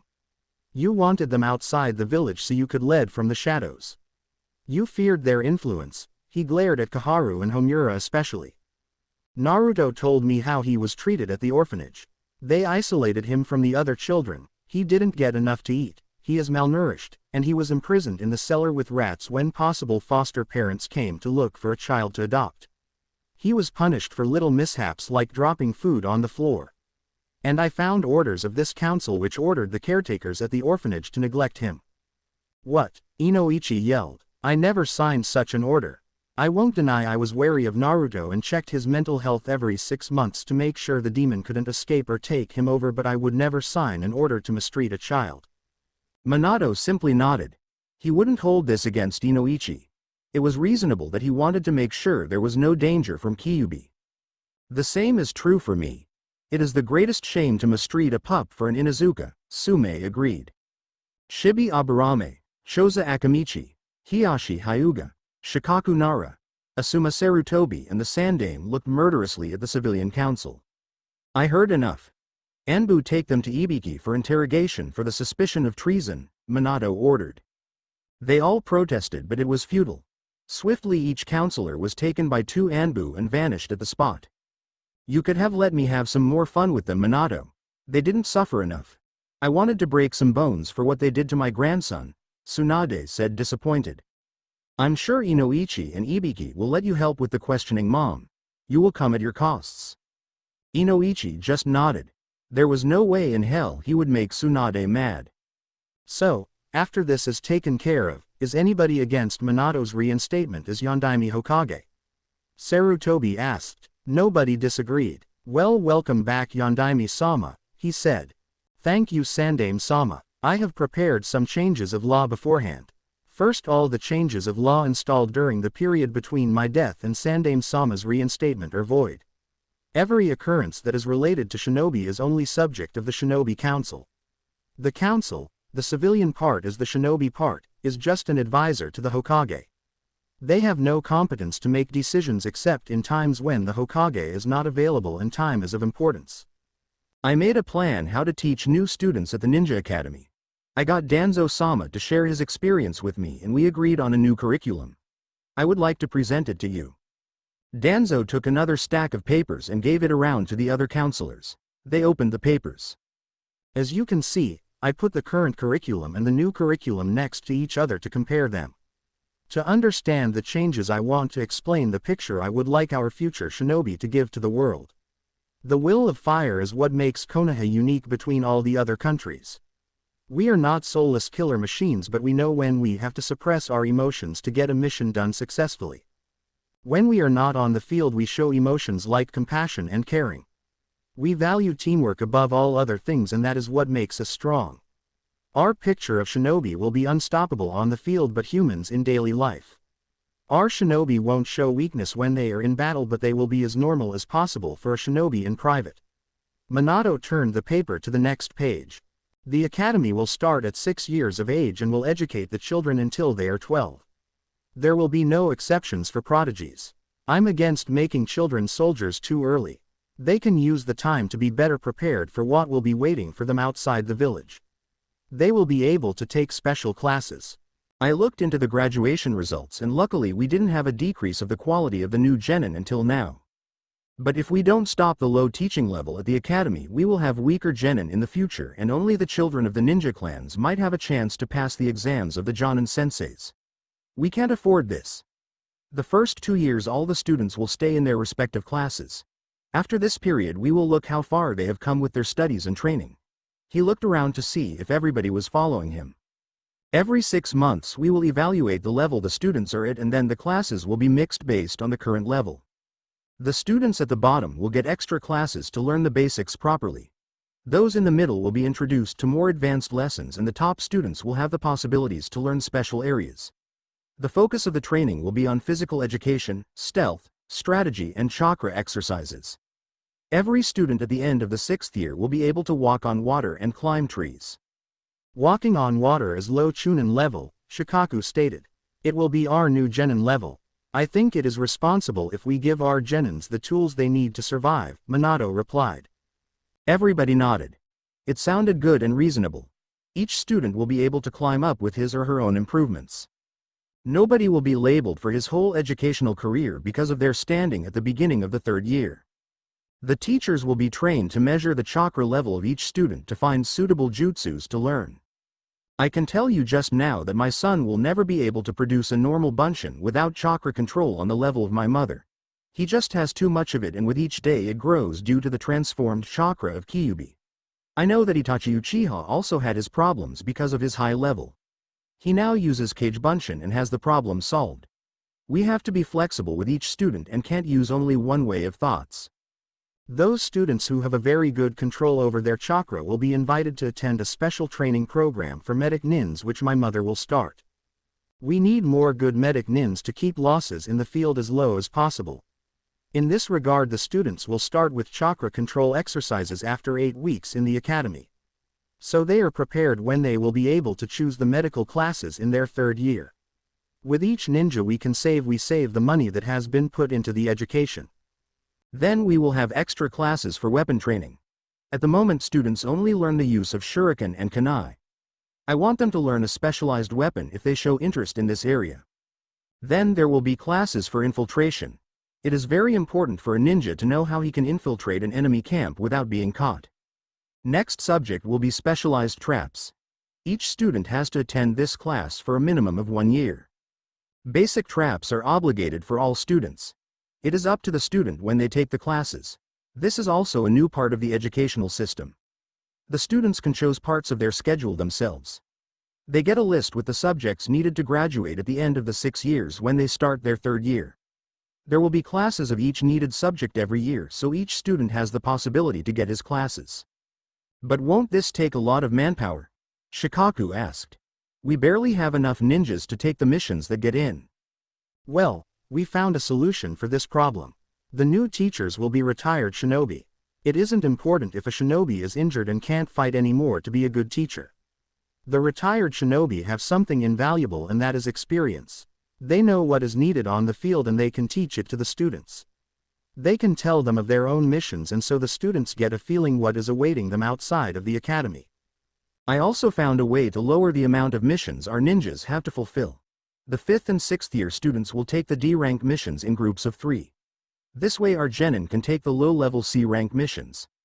The students will learn about teamwork at the academy, and the teachers will have it easier to build the teams based on the experiences of these missions. Then there will be mock mission scenarios of a higher level. For example, a survival exercise. You all know that we send the Chunin aspirants in a survival exercise for the 2nd part. Well, we will imitate them on a smaller base for the academy students. Or a mission where the objective is to secure a scroll with important information. The possibilities are nearly unlimited. Everybody saw the merits of this kind of training at the academy. As I see it, the current curriculum leans too much towards the book knowledge. While some parts of theory are necessary, others are not. And we don't need bookworms in the field. The only ones who have to have extreme book smarts will be the medic nins. But this will be taught in their specific classes. While every student has to attain classes on anatomy, they will have a more practical outline. Then there will be specific classes for the kunoichis. There are some things the girls have to be aware of, one being the dangers female ninjas have to face from enemies like rape. They need to know how they can protect themselves. And therefore we won't tolerate girls who just fawn over one of the male students. We won't send fangirls into the field. They will be weeded out or put to supportive jobs in the village. We want high-quality ninjas, not cannon fodder, he stated firmly. A lot of the clan heads nodded. They knew of this problem. Next thing is that every student will be treated the same. It doesn't matter if the child is from a powerful clan or a civilian family with no shinobi tradition. Best example for a powerful shinobi who didn't have a shinobi background is Sensei Jiraiya. He worked his way up to the top without any special bloodline. Every child will get the same chance to bloom through his own hard work. A lot of the present ninjas were surprised. That was a new thing. But it was kind of true. Konoha was proud that it valued every shinobi the same. Even if the ninjas from the clans were greatly respected. That should start with the academy students. Next thing is, all the classes for an alternative career than shinobi will be cancelled. If a child wants to learn them, they can attend the civilian schools. Nobody will be forced to take the path of the shinobi, but the students will need every hour of practice they can get. For the children that come from a clan, there will be 1 hour less at the academy to train in their respective clan techniques 2 days a week. This is a compromise as the schedule will be upped by a few hours. Academy starts at 8 in the morning, lunch break is at 1 and will last till 2, and then the afternoon classes will be until 5. That's 2 more hours than now. Are you sure the children will be able to handle this? Choza asked concerned. Yes. Think about the amount they are confronted with by their Jonin senseis. This way it won't be as much of a shock. And I have very good reasons for this. What will happen if Orochimaru or Madara Uchiha decides that it is time for their revenge against Konoha? They won't hesitate to kill every single person who lives here. Madara Uchiha? He must be dead for a long time, Inoichi doubted. He is alive and was behind the Kyuubi attack, Minato told them. They were shocked. I don't know what he plans, but I fear he will be after my son one day, as he has the Kyuubi sealed inside of him. And I intend to prepare Naruto for what is going to happen in the future. I understand. Right now our enemies are weak, but given time they will become a threat again. Shikaku summed it up. Minato just nodded. I think we can agree with your plan concerning the Ninja Academy, he said, even if this is just troublesome. Everybody grinned at this statement. This was just typical for Shikaku. Next topic is our government. The processes are way too complicated and too much unnecessary paperwork floods the Hokage's desk. This will have to stop. The simple processes will be handled by genin which have dropped out of the ninja program. As we stop the civilian classes at the academy, we will put up a new kind of career. The office ninja. They will handle the incoming requests and sort them into two kinds. Those who are minor tasks that can be handled by a normal office ninja and those who require the Hokage's attention. This way the workload will be significantly smaller. I don't intend to spend all day in the tower. I want to spend time with my son and I have to keep myself in top shape if we are attacked. That was reasonable. And the idea to capitalize the educated academy graduates that were not fit to survive in the field but wanted to stay ninjas for office work had its merits. We will have an extra class for those who don't pass the test of the Jonin Sensei after they are sent back to the academy. If they are fit to work at the tower after this time, they will do that. If not, they will drop out of the program completely and become civilians, Minato explained. They nodded their approval. I will start an investigation at all our departments. I want to weed out corruption from the start. Then every ninja has to take a complete medical checkup so we can see the level of our forces at the moment. Those who have slacked in their training will have to get back to their top form unless they want to be demoted to the rank their abilities are currently. That got a few odd looks. You don't think I would let my subordinates slack in their training? He asked as if daring them to counter his thoughts. There will be exceptions, for example the teachers at the academy, as those will mostly be veterans. But everybody who has attained the rank of Chunin or higher will have to prove his ranking. I won't demote Chunin to Genin without a very good reason. I would ridicule the Chunin exams if I did, but I will see if they are at low Chunin, mid Chunin or high Chunin level. And missions will be given accordingly. A high-level Chunin will get better missions than a low-level Chunin. And a low Chunin that is way too weak will be set on probation for his rank. If he or she can prove the strength they should have after a period of 3 months after the first verdict, there won't be consequences. If not, let's just say I will be very displeased and take the appropriate measures. Everybody now completely realized that this Hokage wouldn't be a pushover. He would reign with a strong hand and he knew what he wanted to achieve. A very strong but still humanly Konoha. It was 2 days after the memorable meeting in the council chambers that the Sandaime Hokage called everybody who lived in Konoha to assemble at the bottom of the Hokage tower. The villagers were curious why the Hokage called for the whole village to assemble. At the roof stood the 2 Hokages, the fire daimyo, Jiraiya and Tsunade, the 2 Sannin, and in the back Shizune with Naruto in her arms. I guess it's time, the Sandaime said. Everybody nodded and Naruto looked curious. Sarutobi walked to the edge of the roof. Villagers of Konoha, this day is a reason to celebrate. 3 years ago our hero the Yondaime Hokage was able to defeat the demon fox Kyuubi no Kitsune. We all mourn for our fallen friends and heroes. But through a strike of good luck one hero was sent back to help us to protect Konoha in the future. As you all know, I wanted to retire 4 years ago when Minato Namikaze took over the mantle as the Yondaime Hokage. Now I want to announce that I can finally do this. As Shinigami-sama sent him back to us. As of now he will lead Konoha again. I want to present to you the Yondaime Hokage Minato Namikaze Senju Uzumaki. Minato walked next to Sarutobi and lowered the Hokage hat he wore on his head. When he was visible everybody began to cheer. Their hero was back. When the first joy ceased some began to murmur. Why did the Sandaime call the Yondaime with 2 extra surnames? And from where did they know the name Uzumaki? Villagers of Konoha, Minato began. As you all can see, I have been resurrected by Shinigami-sama himself. I returned to help Konoha reach a glorious future. Cheers erupted. Now with the strongest Hokage ever back, there would be nothing they had to fear. And probably he would end the existence of the demon brat. But the real reason I was sent back was to right a crime nearly everybody here committed. That got the crowd silent. I only had one wish when I died. For you to see the boy I placed the horrible burden of being the prison of Kyuubi upon as a hero. But you denied my wish. You demanded his execution. I know everything and I doubted my decision to sacrifice not only my own life but also the life of my only son for the survival of Konoha. The crowd was terrified. His only son. The Yondaime had a son. Some of the more intelligent villagers seemed to connect the hints and look horror-struck. Had the Yondaime really used his own child for the sealing? It seems that some of you have realized it. He waved for Shizune, Tsunade and Jiraiya to come forward. When they reached him, he took Naruto from Shizune's arms. This is my son, Naruto Namikaze Senju Uzumaki. And if anybody of you dares to hurt him again for something he never had any control over, be sure I will see consequences. He saves you every day just because he lives. Because of him, Kyuubi can't destroy anything anymore and will cease to exist when Naruto turns 20. Minato had decided it was necessary to tell Naruto that he was a Jinchuriki and saved Konoha every day with his sacrifice. Even if he was just 3 years old, he had taken his time to explain everything with easy words to his son and to destroy his fears.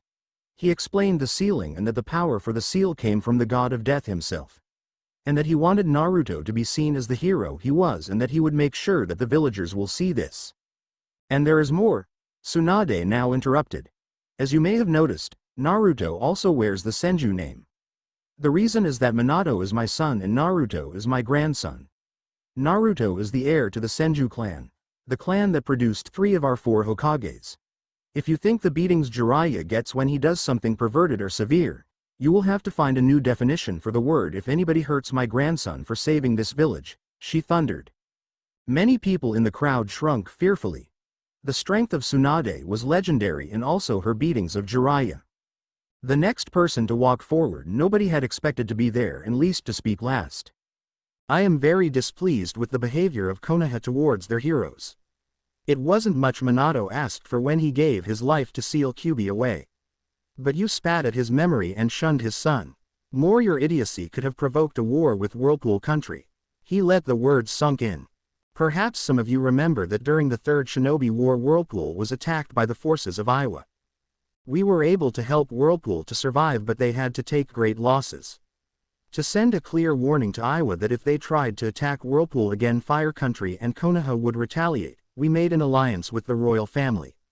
The youngest princess of Whirlpool, who also was a strong kunoichi, Kushina Uzumaki was sent to marry one of our strongest shinobi. Who she would marry was her choice.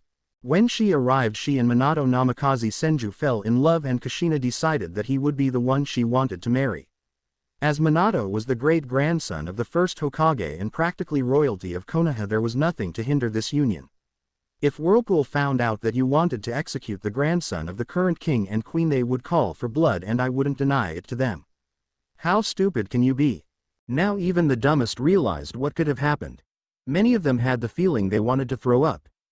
Even if Whirlpool was a small country Konoha was nowhere near ready to fight another war after the losses of the Kyuubi attack.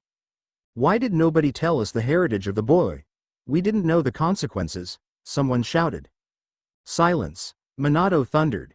It doesn't matter that Naruto is practically royalty. You mistreated a child that did nothing wrong. You doubted my abilities as a seal master and just believed what the gossip told you. You ignored the law of the Sandaime that nobody was to speak of Naruto's burden to protect him. I cancelled this law as I think that your children will probably understand better than you that a prison isn't the prisoner. If I managed to catch Orochimaru and threw him in a cell that sucked his chakra so he was defenseless, would the cell turn into Orochimaru? Minato shouted. Now a lot of people found themselves stupid. Of course the cell would not be Orochimaru. With this Minato turned back and walked away from the edge, the others following him.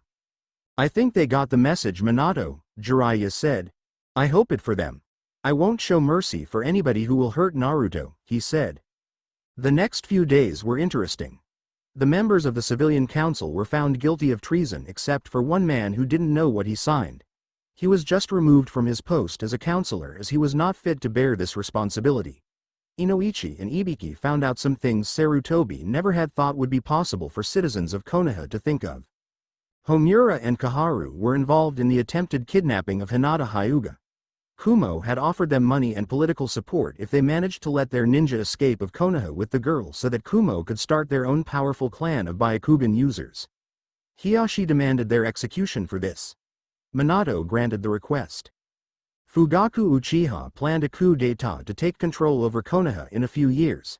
He thought it was the birthright of the Uchiha clan to rule Konoha. He thought the Uchihas were superior to everybody and that everybody had to bow to them. His execution with those of the main culprits in the conspiracy was scheduled for the same day as those of Kaharu and Homura. The civilian councillors, after having the pleasure of meeting Tsunade in the interrogation chambers, were stripped of their posts and thrown into jail for a period of 25 years. That was after they were able to leave the hospital. For some that meant a few months, as Tsunade refused to heal them and forbid all the other medics to give them more than basic treatment of their injuries. Their property was taken from them and added to the village vaults, but a part was given to Naruto to make up for the things done to him. Nobody dared to question the decisions of the Hokage. The executions were done in public to remember everybody what happened to those who committed treason to the leaf. Minato made no compromises with his new rule. Kumo was the first other ninja village who got to know this. They sent a new ambassador who demanded for their jailed ninja to be set free and for Konoha to pay reparations for the injuring of the peace contract. They demanded to get the head of the Hyuga clan to be sent to them to make up for the wrongdoings against Kumo. Minato had grinned evilly to the ambassador. "You think Kumo has any right to demand anything from Konoha?" he asked coldly. His blue eyes, hard as steel, didn't leave the man. The Kumo nin was about to learn why he could scare away whole armies with just one look. Kumo tried to kidnap a 3-year-old girl to get the secrets of the Byakugan Akeke Genkai that belongs to Konoha. And you have the audacity to demand anything as reparation from me? Know your place. It was me who stopped your ninja, and you can be glad he didn't die. I let him be interrogated by my top specialists at this department, and I got to know some very interesting things. Tell your Raikage that the yellow flash has returned and that I won't budge an inch from my position. If necessary, I will meet your army personally, and if you doubt the outcome of such a battle, ask the Tsuchikage, he can tell you. I was able to stop the most powerful of the Bijus, the Kyubi no Kitsune. Don't think I fear your forces. I'm a nasty enemy, and I intend to show everybody that I'm not to be taken lightly. Konoha won't pay any reparation, but if Kumo dares to try anything against us, be sure I won't hesitate to declare war upon your nation." The Kumo ambassador was frightened. He could practically feel the power of the Hokage. The Raikage had miscalculated. The Hokage wouldn't be overthrown by anybody. It would be unwise to anger him. Furthermore, you will send the little girl, that has been made the Jinchuriki of the Nibi no Nekomata, as a hostage to Konoha. I won't tolerate any aggression against Konoha. From nobody. Tell your Raikage my conditions. If he agrees, your ninja will be sent back to you. Remember, don't mess with Konoha. We didn't win the last wars by being weak. We are the strongest of the great shinobi nations for a good reason. Now go. Don't waste my time anymore. The Kumo ninja left the Hokage's office. That was an impressive display of your powers, Hokage-sama, Danzo said, impressed. Thank you, Danzo.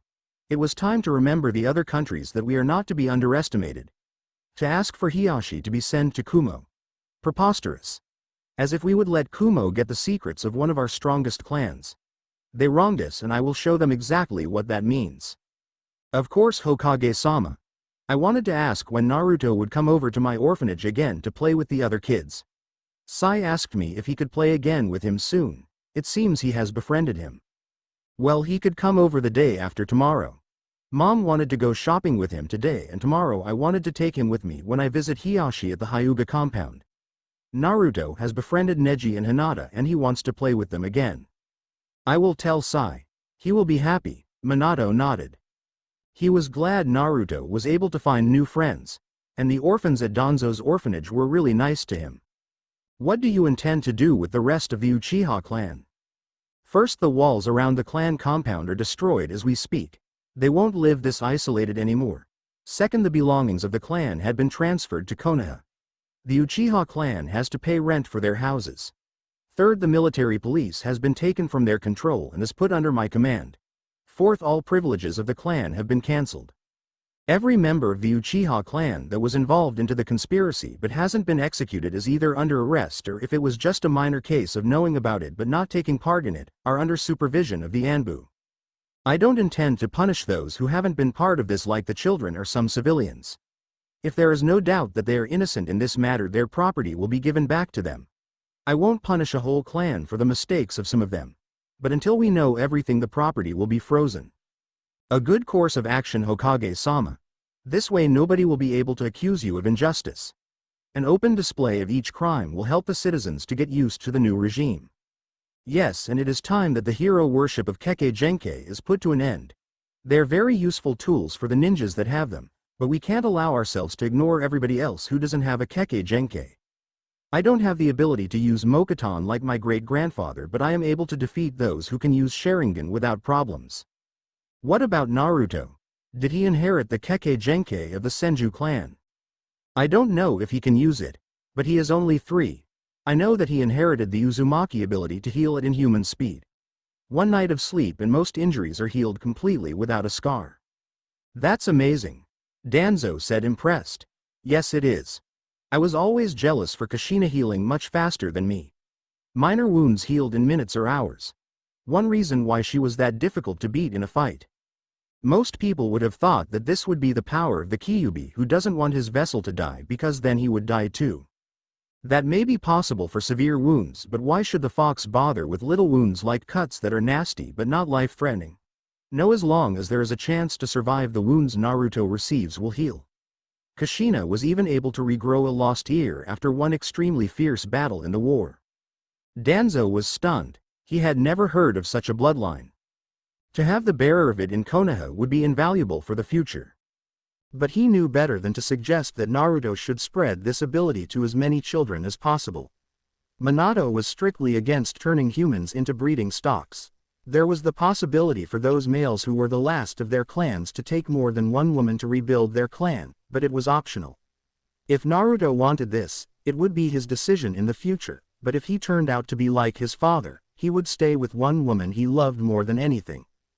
Well, I think you will have to teach your son one more thing before he starts with the academy besides a few basics, Danzo pondered. And what would that be? Minato asked incredulously. How to escape fangirls. Now, as everybody knows his heritage, a lot of girls will be after him. Minato slapped his forehead with his palm. Damn, you are right. As heir to 2 clans he would be extremely popular.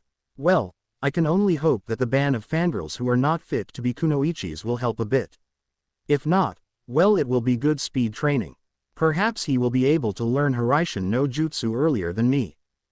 Daddy, hurry, I don't want to be late for my first day at the academy, Naruto wailed. Just a little patience, Naruto. I thought Danzo had taught you this, Minato responded. Yes, Danzo-sensei always says that a ninja has to be patient, but I'm so curious how it will be and if I can make new friends there. I can't wait to learn how to be a good ninja. I want to become the best. One day I will be Hokage just like you, Daddy, and protect Konoha and my precious people. Minato smiled. His son hadn't lost any of his enthusiasm in the last 3 years. For 1 year now he had trained with the other children at Danzo's orphanage in the mornings, as he had begged him to allow him to train with his best friend Sai. Minato had sent Shizune to overlook the training the first few weeks as he wanted to be sure that Danzo didn't overdo it in the training, but Shizune's observations was that he was a strict trainer but had taken the warning of Minato not to turn the children into emotionless soldiers to heart. He asked a lot from the children but not more than they were able to give. Naruto had had difficulties during the first training lesson, but then he got used to Danzo's training regime and enjoyed getting stronger with each session. His trainers were impressed by his determination and endurance. He motivated the other children to give their best and they improved greatly. They would be able to shine at the academy easily. 4 of the children of the orphanage would start academy together with Naruto. Also his friends Hinata Hyuga, Ino Yamanaka, Shikamaru Nara and Choji Akamichi would be in his year. Some children he met didn't like him. First was Sakura Haruno. Her mother had been on the civilian council and was in prison due to her treasonous actions, but Sakura blamed Naruto for this. Next was Sasuke Uchiha. He was wary around the blonde boy. His clan had been shunned by a majority of Konoha as it got known that they had planned a coup d'état. A thorough investigation had been started and nothing had been left in the dark.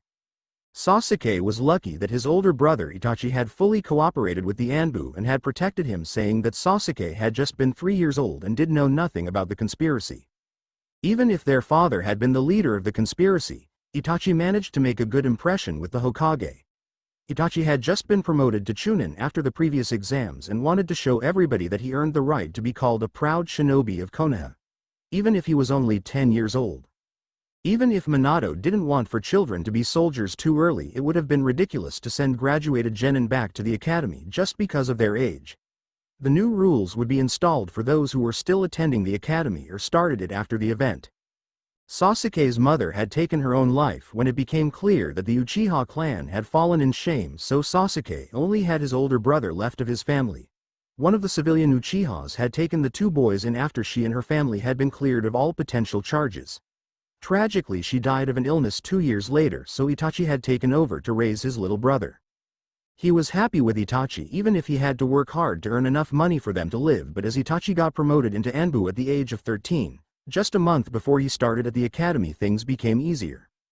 Yugito Ni, the girl from Kumo that had been sent to secure the obedience of her village with her status as a Jinchuriki, had taken the role of an annoying older cousin to Naruto. She lived with Anko Mitarashi as Minato didn't want the girl to be spoiled nor hated, and with Anko looking after her she would become a strong kunoichi. Anko was very grateful towards Minato as he had been able to remove the cursed seal Orochimaru had given her years prior. It had taken him 4 months of studying the mechanisms of the seal, but together with his mother and cousin the seal had been deciphered and then removed. Also, Minato had given Enko the long overdue promotion to Special Jonin. The council had always denied her due to not being trustworthy even if the Sandaime wanted to promote her. So Yugito often teased Naruto with her new abilities. As she was 3 years his senior, she had 3 years more of training. She also had the advantage that her Biju the Nibi no Nekomata was much more likable than the Kyuubi no Kitsune and helped her to learn how to control the Biju's chakra. It led to Naruto training even harder to not be outdone by his cousin. Kiba Inuzuka thought of Naruto as a rival. He wanted to show up. He didn't like that Hinata liked Naruto so much and not him. So he tried everything to get Hinata's attention and let Naruto look like an idiot. But to Kiba's displeasure, it was not that easy to make Naruto look bad. He was extremely talented and learned new things with ease. Most of the time his plans backfired and he himself looked like an idiot. Naruto's only problem was to pay attention when he thought something was boring. 2 boys 2 years older than him had tried to beat up Naruto 4 weeks before the academy started. Their fathers had been sent to prison with Sakura's mother and they wanted revenge for their families. Sadly, they were no match for Naruto and he tricked them with ease and let them lay on the ground with a few bruises to go home when they woke up. Other nations now knew of the son of the Hokage, but even Iwa didn't dare to try a kidnapping inside the walls of Konoha. Minato had taken the 2 top specialists in sealing in the Anbu and tested every seal at the protective walls around the village. They mapped the seals and set up a completely new seal array that worked 3 times more efficient.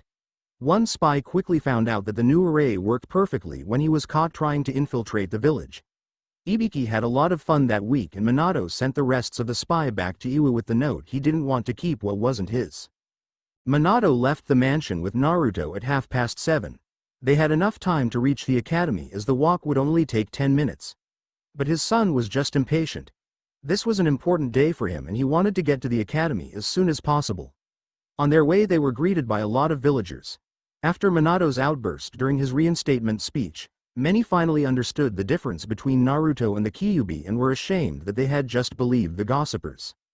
Most of the rumors were initially spread by the old civilian council and they stopped with them being arrested. A lot of people took a liking to Naruto after they observed him for a while. Especially the young girls. Naruto was uncomfortable with all the fangirls and asked his father what he could do about it. Minato told him he had to be firm when he told them that he wasn't interested in a relationship but polite. Needless to say that this didn't solve Naruto's problems as many girls just told each other that he was just too shy to admit his feelings. It possibly only got him more fangirls. As Minato had predicted, Naruto got really good at running away and his speed increased. Soon they arrived at the Ninja Academy. A lot had changed in the last 3 years. The grounds had been rebuilt to fit the new needs of training schedules the students had. After Danzo's root unit had been dissolved, Minato had taken his time to talk with Danzo where each ninja could serve best. The best of Roots ninjas had been transferred to the normal Anbu. Some became Jonin and Shunin and the veterans and 10 specially chosen members became teachers at the academy. Konoha started a new program to prepare younger ninjas that wanted to teach at the academy themselves. They had to be at least Chunin for 2 years to be even considered ready for teaching future generations of ninjas, as Minato emphasized the value of experience for teachers. Now the old teachers either were put into the normal ninja duty or were reschooled to be fit for their jobs. Some had been favoring children from the important clans over civilian children for years. When Minato was told this, He called all the academy teachers in and asked coldly if they knew what they had done with their acting. They had willingly weakened Konoha, as a lot of talented children hadn't been given the chance to reach their full potential and become an asset to Konoha. He had fired the biased teachers. Thankfully, he found enough volunteers within the root and normal veterans to get the academy running again. A lot of villagers saw the changes as they were visited by 10 to 12-year-olds regularly to take the missions they had put in with the Hokage that until then the rookie genins had taken. For Minato, it was a nice increase in the village funds as the academy students' payment went to the village. They profited from it as Minato used the earned money to get new equipment for the academy. Naruto looked in awe when he saw the academy building. He promised himself he would learn everything the teachers could show him and be one of the best students, if not the best. He would wait until he could tell where he stood. As his father and Danzo-sensei always remembered him, there always was someone stronger and nobody could rest on what he had achieved so far. To become really strong, the only way was to work hard constantly. He looked around if he could find one of his friends, but the only one he knew was Sasuke Uchiha, and he didn't want to argue with the boy just now. But it was funny to see that he wasn't the only one who had problems with fangirls. Sasuke got a lot of admiring looks himself, and as Naruto could see, he was quite uncomfortable with it. The teachers that waited outside for the first years greeted Minato politely, and he returned the greetings. A few minutes later, the group of orphans with Sai between them arrived, accompanied by one of the caretakers. Sai came over to greet Naruto, and the two boys started a conversation how they would show everybody that they would be great ninjas. Minato smiled at them. Hinata and her father arrived 5 minutes later, and a lot of parents showed respect for the Hyuga clan head. Hinata was uncomfortable with all the looks. Naruto had managed to get her out of her shell somewhat, but she still was very shy and only opened up after some time when she got to know the other people. Well, it had gotten better after she played with Ino. The bold girl tried to get Hinata to believe in herself more. With two outspoken friends like Naruto and Ino, Hinata grew to be less afraid to fail. But it would be a long way to go for her until she lost her insecure attitude. When Ino found out that Hinata liked Naruto a lot, she began to tease her a bit. That got Hinata to develop a whole new scale of face colors. Naruto often asked if she didn't feel well when she blushed hard, but she always shook her head. But Naruto couldn't help but be concerned. Hinata was his first ever friend and he felt responsible for her well-being. He had also promised Neji to look after her as he wasn't able to do it at the academy. Sometimes Naruto thought of Neji as Hinata's overprotective older brother. The boy could get scary if he had the opinion that anybody was a threat to his cousin. Thanks to Minato, Neji hadn't been branded with the caged bird seal. Minato had banned any seal that could be seen as a threat to Konoha's ninjas and therefore military strength. A member of the branch family that was in danger to experience pain that could damage his brain due to the seal fell in this category. As he demonstrated with a caged bird seal that was drawn onto a special piece of paper, he was able to activate it. And he had just observed the main family members that used the hand sign on branch members. After this display of misuse potential, he had ordered to free every member that had been branded with the seal. Until the Hyuga clan found a possibility to protect their Kekkei Genkai without endangering the bearer of a seal, it was prohibited to use it. The elders of the Hyuga clan had been outraged, but Minato was well within his rights as Hokage to do everything to ensure his soldiers' safety from enemies. Hiashi had silently celebrated as he had always wanted to unite the two families in the Hyuga clan. Without the seal, there were no differences anymore. Tsunade had started her medical training program, and the first absolvents were now working at the hospital or in the field. She had started with genins that were already working in the field to help their teams in the long run. For the first time, Minato had to rearrange the genin teams so that the missions still could be done. The new medics in training needed at least a year to get the basics down until Tsunade allowed them to be sent as support for missions. The success of her program was stunning. They had 20% less losses on missions because every team had a medic with them. The medical trainees that finished their first year of studies still got additional training 3 times a week to further develop their abilities. Some also chose to do full-time training, especially some kunoichis that saw Tsunade and Shizune as their role models. There weren't that many strong kunoichis they could admire. Most of the well-known ninjas were shinobi. The medical lessons the students at the academy got were also very promising. As children learned much easier than adults, their achievements surpassed Minato's expectations by far. The last graduation class had been fantastic. 39 children graduated and under them were 10 that had medical training.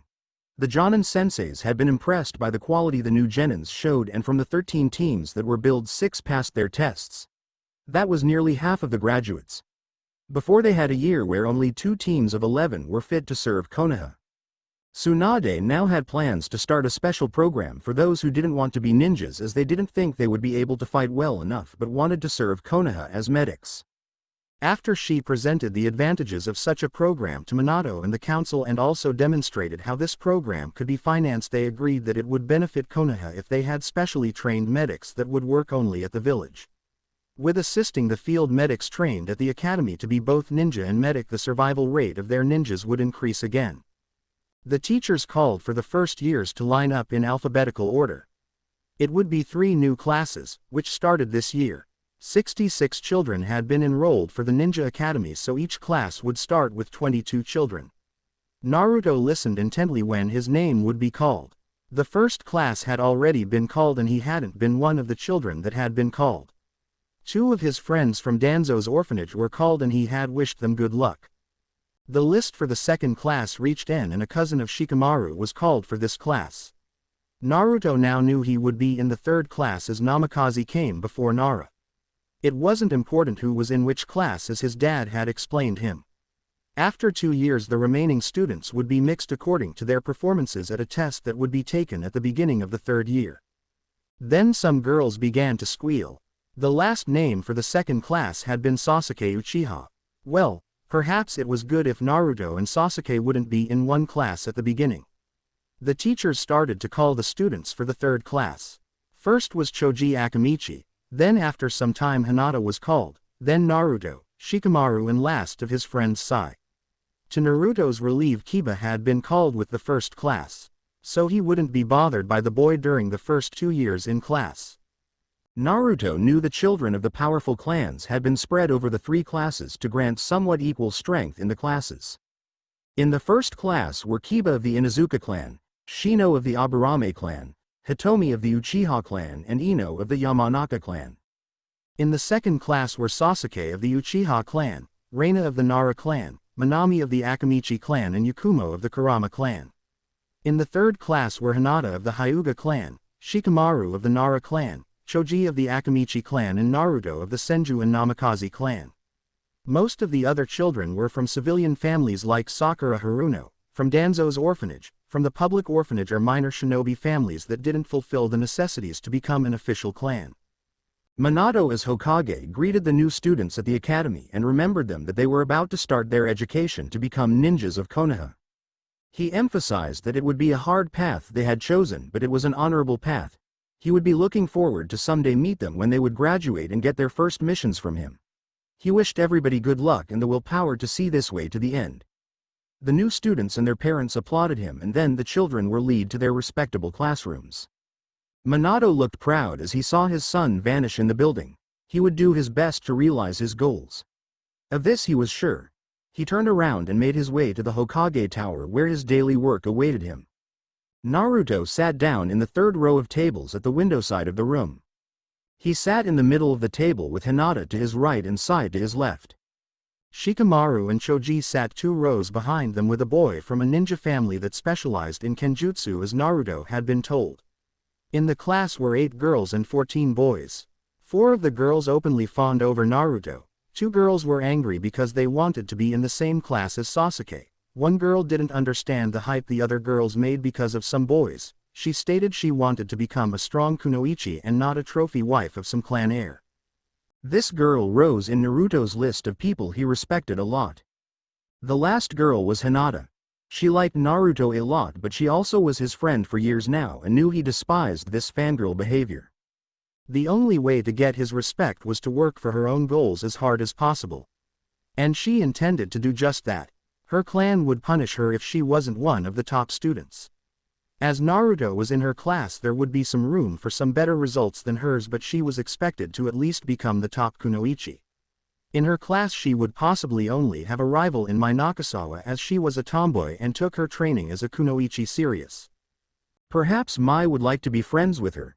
It would be nice to have a female friend in her class. In the whole year she knew were some other female students that had potential. There was Ino, Rainanara and Manami Akamichi. They would take their training somewhat serious. When she had asked Naruto the day before if he was nervous if he could make his father proud, he had given her an interesting answer. You want to know if I am nervous because it will be difficult to meet the expectations that everybody has for me. Well, I don't think I am nervous, it's more like I am excited.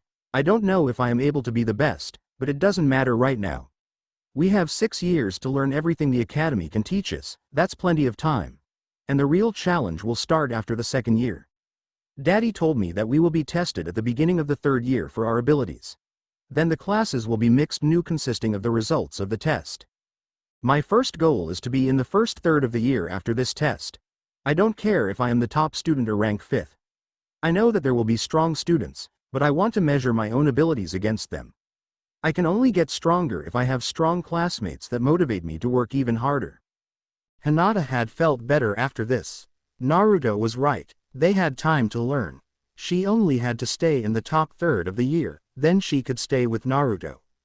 And by watching him, she had a fantastic role model how she could get stronger. Never give up and try until you get something right.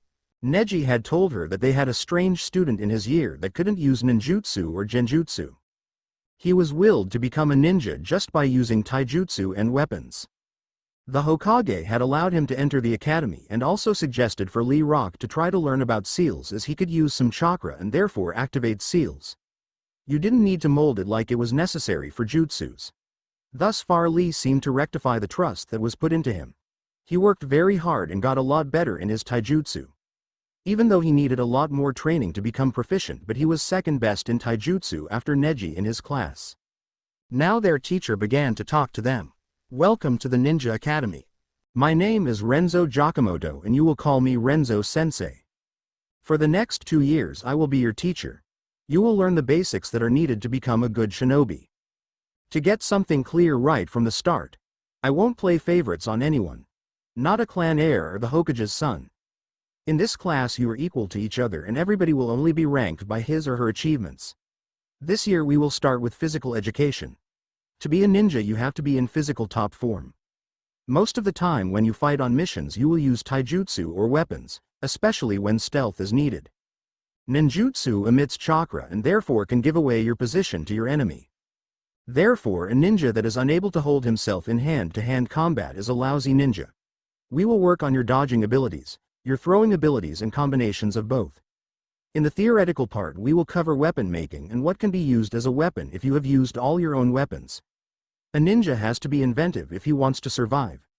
We will also cover strategy. You will be presented with situations and have to think of ways how to fulfill a given job best.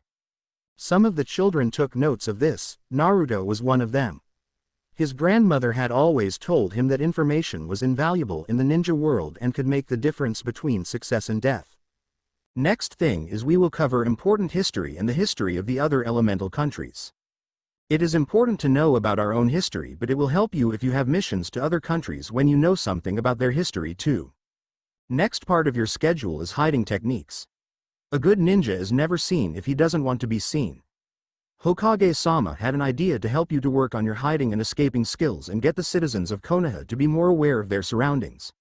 You will get small tasks you have to do while not being seen. You will get marks on how well you did. What exactly these tasks will be told to you when you have mastered the basics of hiding and evasion. Naruto was curious. It sounded like his father would let them prank Konoha. In the next year you will learn how to mold chakra. We will do basic exercises to mold it and how you can control it. We won't start learning jutsus until the beginning of the second half of the 3rd year. We want to be sure that you have proper control before we begin to teach you jutsus. At the end of your time at the academy you have to be able to show the proctors that you are able to do a Kawarimi no Jutsu, a Henge no Jutsu and a Bunshin no Jutsu. It is not important which sort of Bunshin you produce. It can be the basic sort or a more advanced version. You have to demonstrate that you are able to use one elemental jutsu. It will be AD level jutsu and you will learn about it at the 5th year. You will be tested in your taijutsu and your abilities in throwing kunai and shuriken. The targets will be stationary or moving. You also will be demonstrating both abilities. To hit your target while standing in one spot or moving around. You will show that you can detect and break a low-level genjutsu. Some of the students looked intimidated. That were a lot of things they had to be able to do at the end. Well, we have some exceptions of these rules at the academy. There are students that simply are unable to perform in some areas. They will take other exams to make up for their deficits in these areas. We have special classes for learning the use of different weapons and a class for those who want to learn about sealing. Those two, for example, can replace the ninjutsu or genjutsu part if someone is unable to mold chakra correctly. You can fail in one category out of 5 during your exam, but your marks in the other 4 parts have to make up for it. This is because we have ninjas in our forces that just don't need to use ninjutsu or genjutsu to be successful. One prime example is Gaimeta. He is able to use jutsus, but he just doesn't want to. He is one of the best taijutsu fighters in all elemental countries, even if he is really young. Then we have a young chunin, Kurenai Yuhi. She specializes in genjutsu and nearly never uses ninjutsu because she tricks her opponents. Hayate Gecko is an expert in kenjutsu. He is well on his way to the top with mostly not using ninjutsu or genjutsu. You see, it doesn't matter that you have flashy jutsus, what matters is that you are able to fulfill the missions you get. How you do this is up to yourself and depends on the kind of mission you get. Nobody can be able to do everything. That is the reason why we work in teams. When you graduate from the academy, you will be put in cells of 3 genin under the command of one experienced Jonin sensei. The cells will be chosen by Hokage-sama, and he will make sure that they are well balanced for the abilities of the cell members and their teamwork. The 5th and 6th years students will take little missions for villagers to learn about teamwork. Based on those, the teachers will make recommendations to Hokage-sama which persons would make a good team.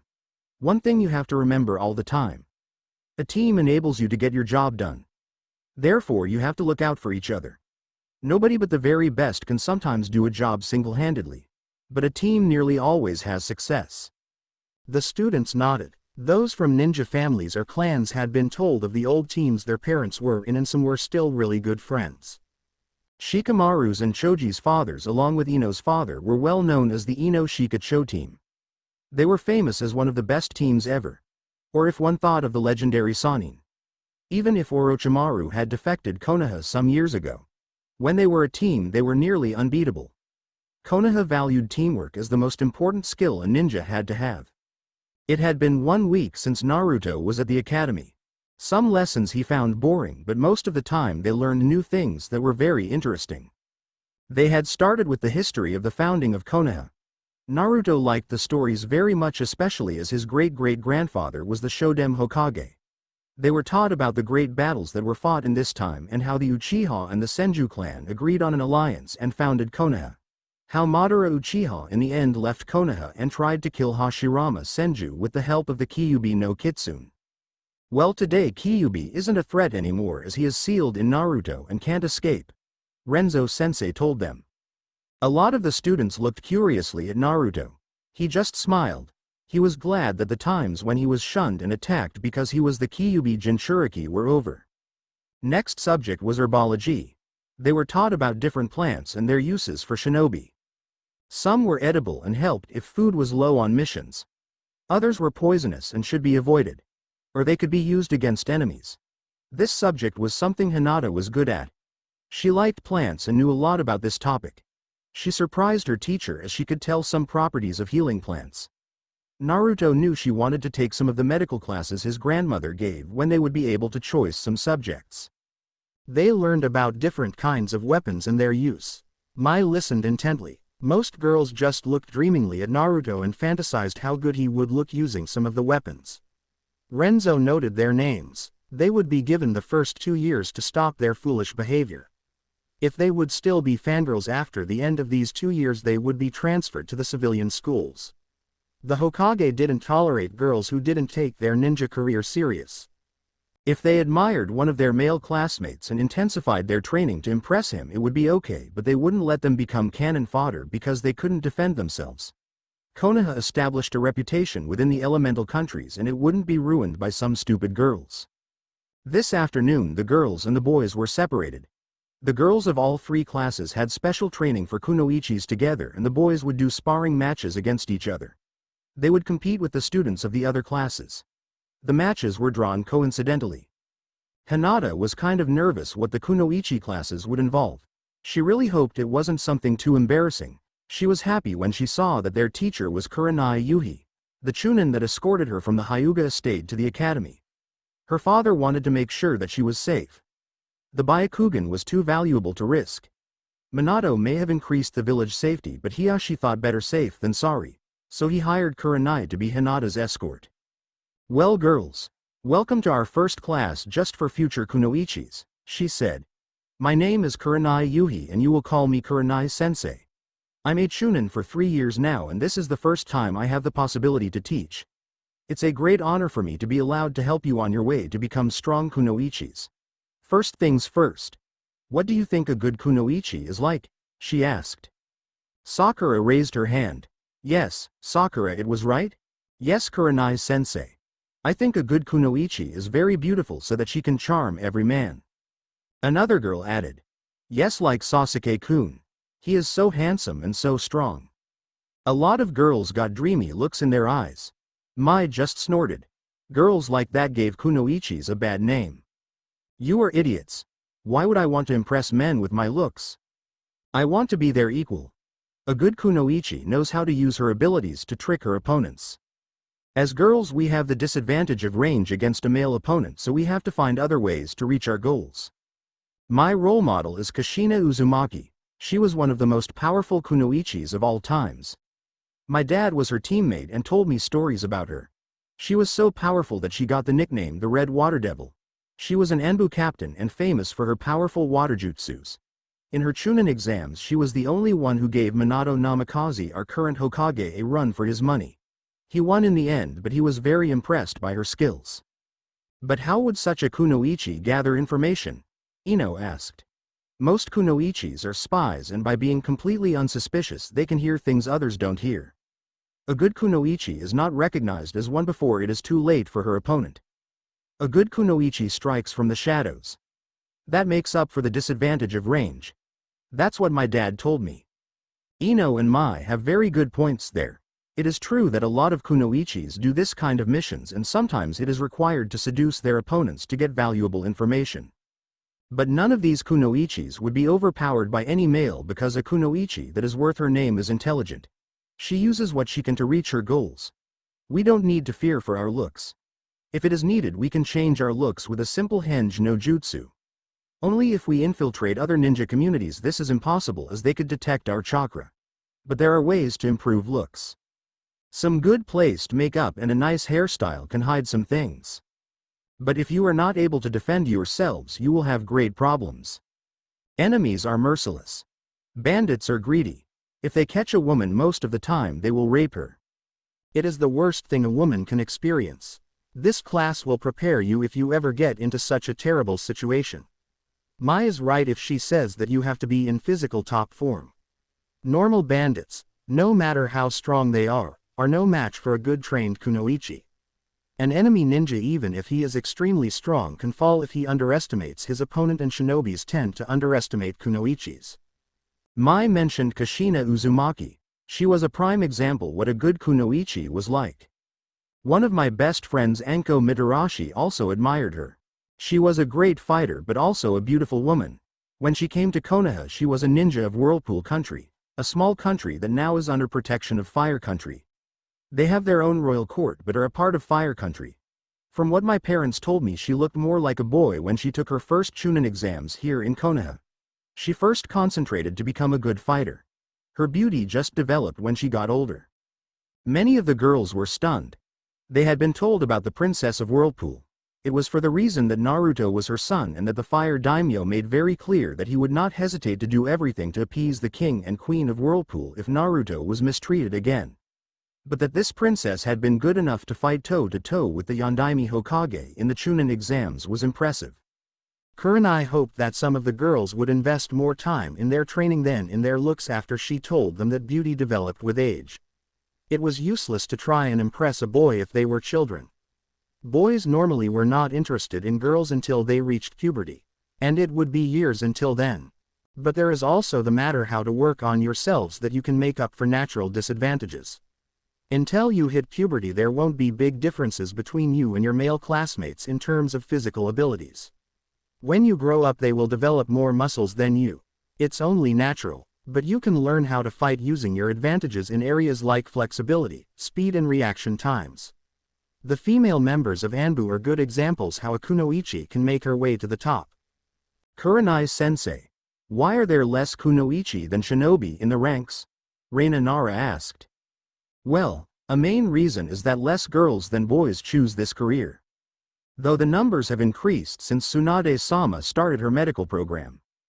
Girls tend to have better chakra control than boys, so they are better suited to become medics. Some of them because they have lower reserves than the boys, but most of them because it is somewhat a talent of females. My specialty is genjutsu. To become a master at genjutsu you have to have very good control of your chakra. Another option is to have a bloodline that enables you to do it. Yakumo here is from a very prominent clan of Konoha that specializes in genjutsu, the Kurama clan, she pointed out the girl. Yakumo looked pleased that Kurenai praised her clan abilities. The only other clan in Konoha that is equal in terms of genjutsu abilities is the Uchiha clan. But their abilities are connected to the Sharingan. If they don't develop them, as only a part of the clan has the Kekkei Genkei, they just have to train like any other shinobi. Some girls talked silently. They knew that a big part of the Uchiha clan had tried to take over Konoha and were seen as traitors.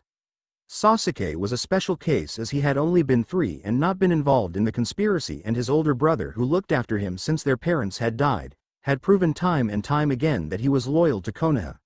But others were still under supervision of the Anbu.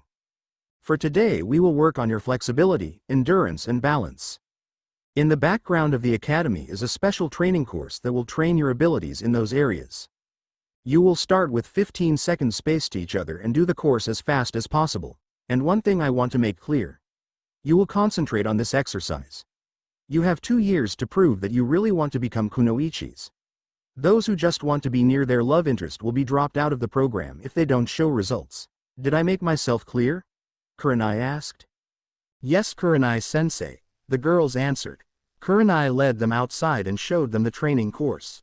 This is training course number 6. First you have to climb this post using the poles that are put around it. The meaning is to climb around the post as fast as possible. When you reach the top, that would be 2 meters high, you will cross the net to reach the pipes. You have to climb through the pipes. They will change directions while you are in there, so don't get irritated. At the end there are ropes. You have to use the 5 ropes that are put behind each other to cross the mud field below.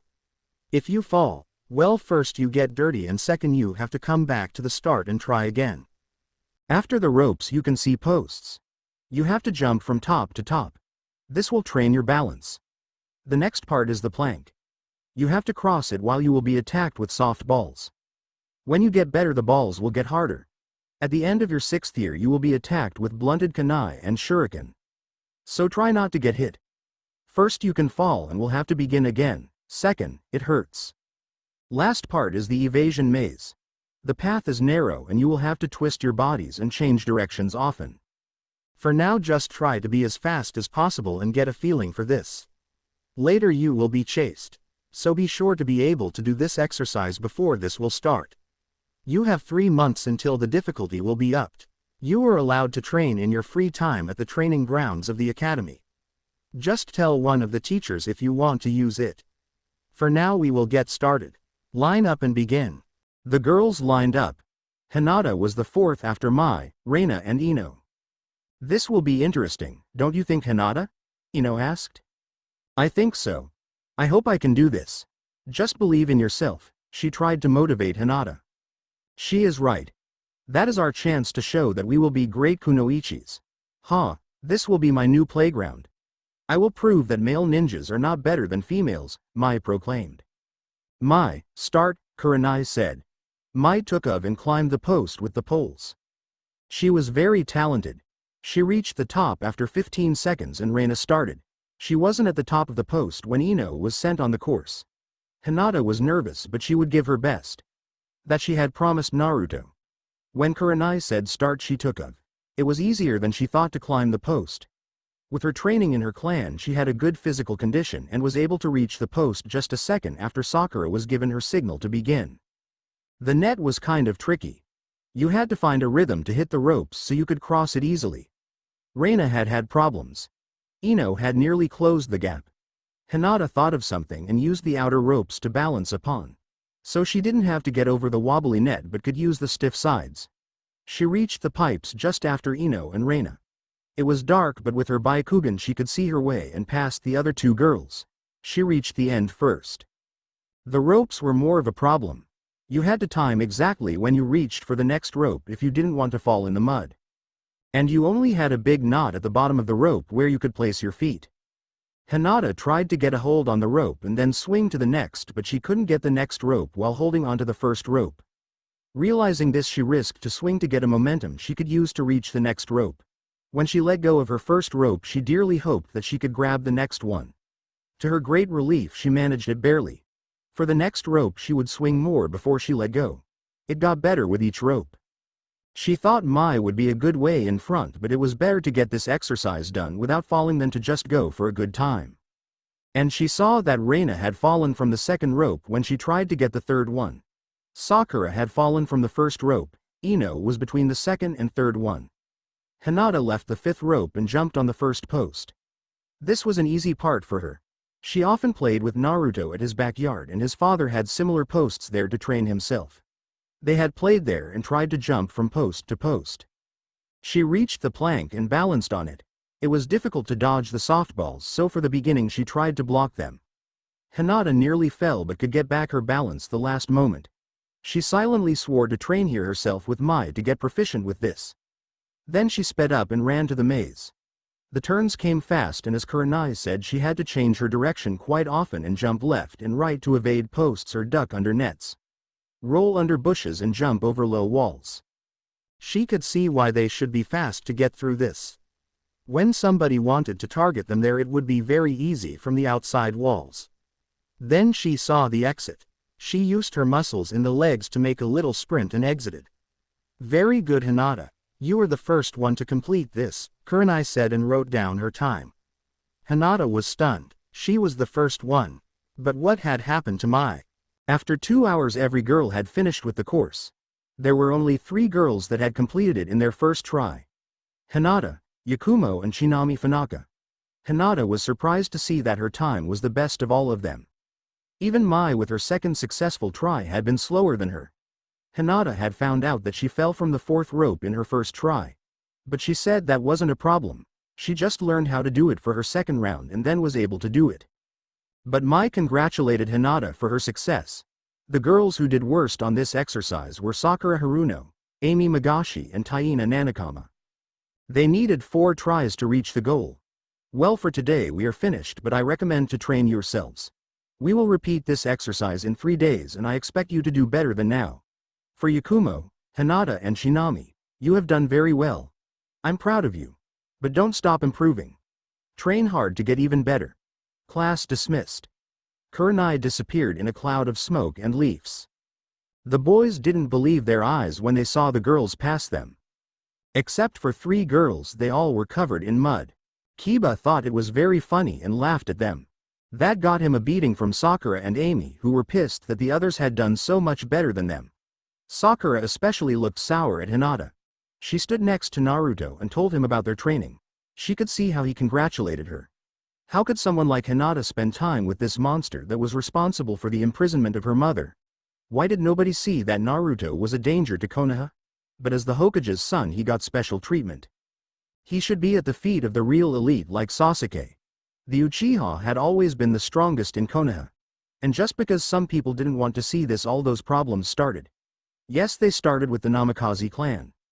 When Naruto's father returned, everything went wrong. Nearly all of the members of the civilian council had been imprisoned. They couldn't all be traitors, and her mother would never do something like that. She just had tried to protect Konoha from a monster like Naruto. She was right. With a demon inside of him, Naruto was a monster. Sakura was just glad that this demon was in another class. So she was at least safe for now.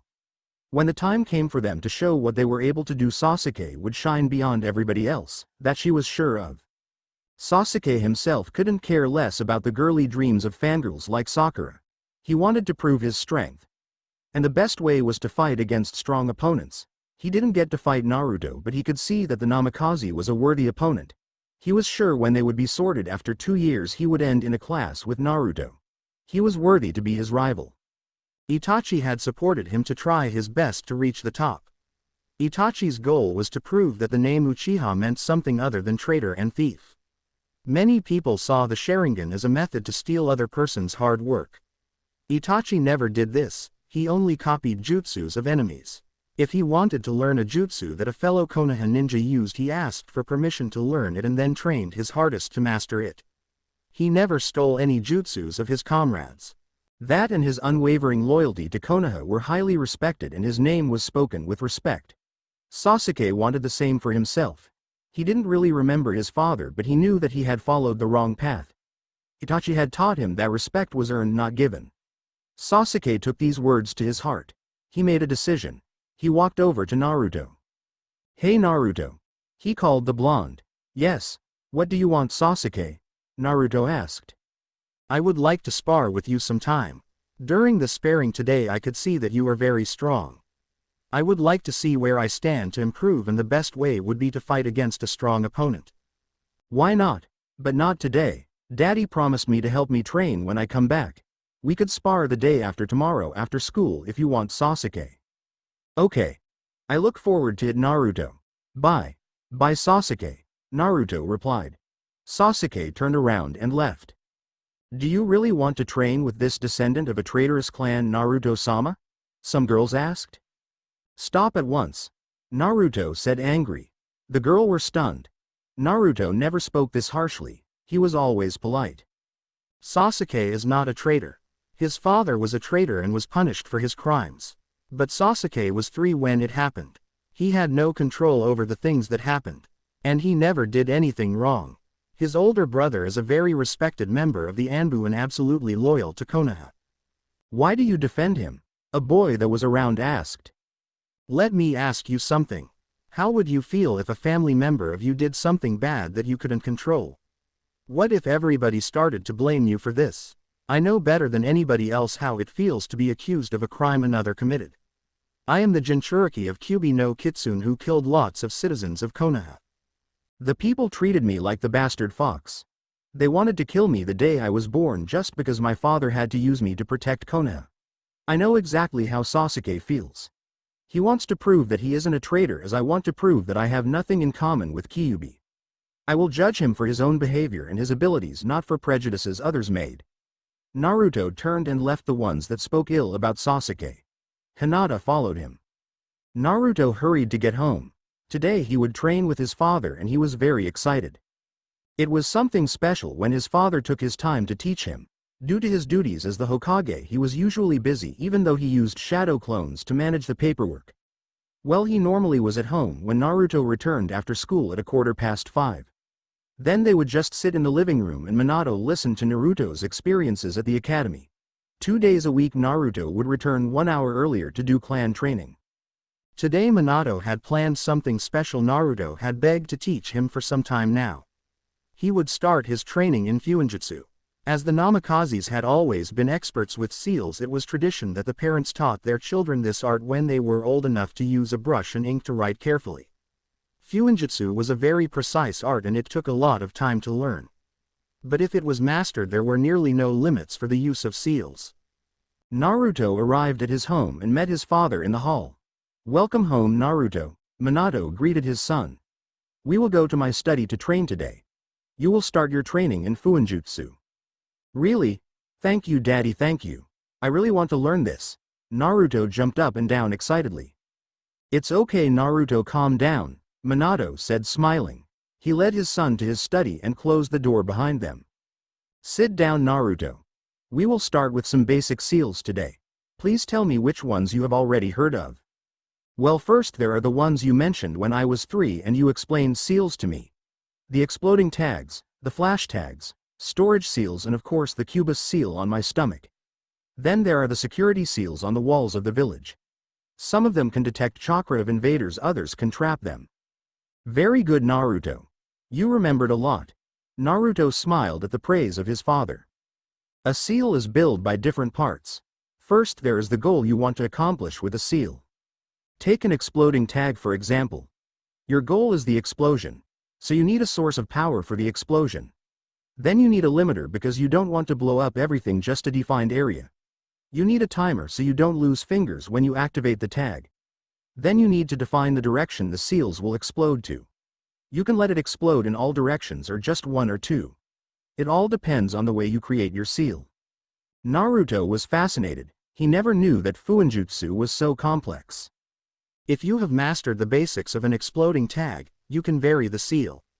One of my favorites is to seal some bonds with a paralytic toxin in an exploding tag. You set them as a trap, lead your opponent to the trap area, trigger the seals, and when he gets hit he will be paralyzed and you can take him to the interrogation unit. For this you just have to add a storage part into the normal exploding tag. Wow, that is fantastic, Daddy. Will you teach me that today? Naruto asked excited. No, not today. We will start with a basic storage seal. It is one of the very useful seals as you can transport your equipment with it way easier than with a backpack. And if something goes wrong at the beginning it isn't dangerous. You will need a lot of practice before you are only somewhat proficient with seals. A lot depends on the correct drawing of the seal patterns. But don't worry. You won't go on missions until you are 12 and have graduated from the academy. And if you have inherited my talent with this art, you will be great one day. Naruto smiled. Minato took a brush and a flask of ink. This is a special ink that allows to store chakra. I will use it to demonstrate you the correct design of the storage seal and its result. Until you get all the signs for the seals drawn correctly, you will work with normal ink. When you have it down correctly I will give you the special ink and you can try to make your first real seal. Naruto nodded and looked concentrated at his father and the piece of paper in front of him. Minato began to draw the seal. He moved the brush fluently and it was like the brush danced over the paper. Naruto was fascinated by his abilities. He wanted to be able to do this himself. That's it. This is what a basic storage seal looks like. But you will never see it in this form because I have to do one last step, Minato explained. What is missing, Daddy? Naruto asked. If a seal was this easy to read anybody could reproduce or counter it with enough experience in this kind of jutsu. For a storage scroll this is not a problem, but think of exploding tags. If somebody found a trap you set up and made your seals useless. That would be bad, Naruto recognized. Yes, and therefore I added these additional signs at the outlines, Minato said and showed Naruto the mentioned signs. They have no other meaning than to cloud the nature of the seal. When I add chakra to complete the seal it will change its appearance. Minato molded his chakra and added it to the seal. It changed its appearance and looked totally different. That's it. Now it's your turn, Naruto. Take the brush and the ink and try to repeat what I showed you. Naruto nodded and took the brush. When he started he had a strange feeling. It was as if he had done this before and it came naturally. His brush danced over the paper, a lot slower than Minato's had been before, but his strokes were sure and soon he had finished his seal. When he looked up he saw his father's stunned face. Minato looked over the seal Naruto had drawn. That's impossible, he said. Daddy, did I do something wrong? Naruto asked unsure. Minato looked at Naruto. His look hurt him. He smiled kindly. No, Naruto, you did nothing wrong, just the opposite. I have never before seen such a talent at Fuinjutsu like you. That seal is perfect. I had expected that you would have much more difficulties to learn this.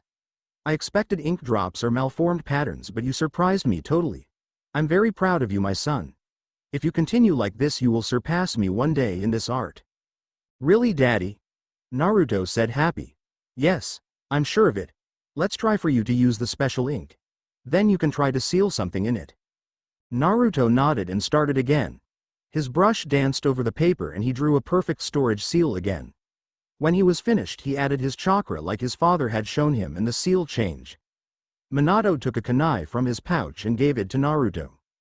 You have to put the kunai over the seal and add your chakra, then the kunai will be stored into the seal, he explained. Naruto nodded again and did what he was told. The kunai vanished in the paper and a kanji that said, kunai, appeared. Naruto smiled brightly at his success. Minato just shook his head disbelievingly. His son apparently was a genius with seals. Naruto, how did you know exactly how you had to move the brush? He asked. Well, I observed you how you did it.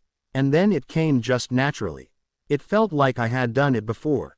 But Daddy, could it be that there is something wrong with the seal? It didn't feel like it was complete, Naruto said. Minato was surprised again. No beginner should have such a feeling for the seals. You are right, Naruto. This seal is just a basic one that allows you to store things up until a set volume. There are more complex seals that cope with this. But I wouldn't have thought that you could recognize this in your first lesson. Well, this wasn't the first time that I saw something like this. I remember one time, when I was at the orphanage, I found a book that was totally dusty in the cellar. There were some of the signs that you used for this seal in. It was very interesting and it helped me to pass the time, so I read it. Did you understand it? Asked Minato, curious. I don't know. Some things didn't add up, but there were some pages missing. How old were you? 3. It was not that much before you came back, Daddy. How could you read? The nice man that talked with me sometimes taught me. Danzo's root member, Minato, realized. That explained some things. When he began to teach Naruto to read, he had been surprised how easy Naruto had mastered it. Could you show me some of the signs that were in the book? Yes, Daddy. Naruto took his brush and the normal ink and began to draw. Minato was astounded. His 6-year-old son drew perfect seal kanjis just from his memory from 3 years ago. He must have a photographic memory, Minato thought. When he was finished, Minato saw a chakra storage seal, a chakra conversion seal to convert normal chakra to elemental chakra, a very high-level storage seal, and a basic barrier. That is not beginner level, that's advanced learner's level. What the hell did the orphanage store in the cellar? I have to investigate this. Naruto, when you found the book, were there more books?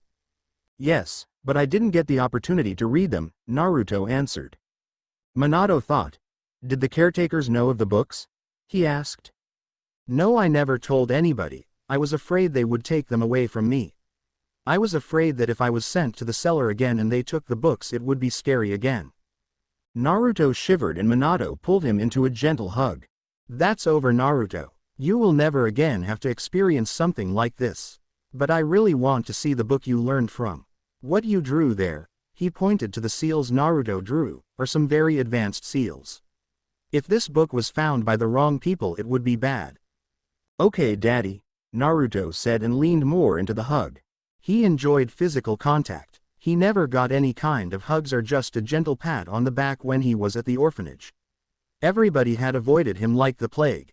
He was a little afraid when they would return to the place he never wanted to see again. He only had bad memories of the place. But if his dad accompanied him, it perhaps wouldn't be that bad. Minato locked the mansion and he and Naruto went to the orphanage. He had made sure that the caretakers had changed. He just hoped it wouldn't bring up too many bad memories for his son. He observed Naruto and he stiffened slightly the nearer they got to the orphanage. When they reached the gates, he put his hand on Naruto's back to ensure him. Don't worry, nobody will hurt you. I'm with you, Naruto. Naruto nodded and relaxed a bit. Minato knocked at the door and they waited for someone to open the door. 1 minute later, a man opened the door. Hokage-sama, what brings you here? He asked, surprised. Well, I wanted to look for something Naruto found in the cellar when he lived here. Could you please lead us there? He asked politely. Of course, that's not a problem, but we didn't clean the cellar for years. We don't use it as it is not suitable to store supplies. That doesn't matter. I just have to find something out, Minato explained. The man nodded and led them to the entrance of the cellar. When Naruto saw the door, he trembled. Minato took his hand.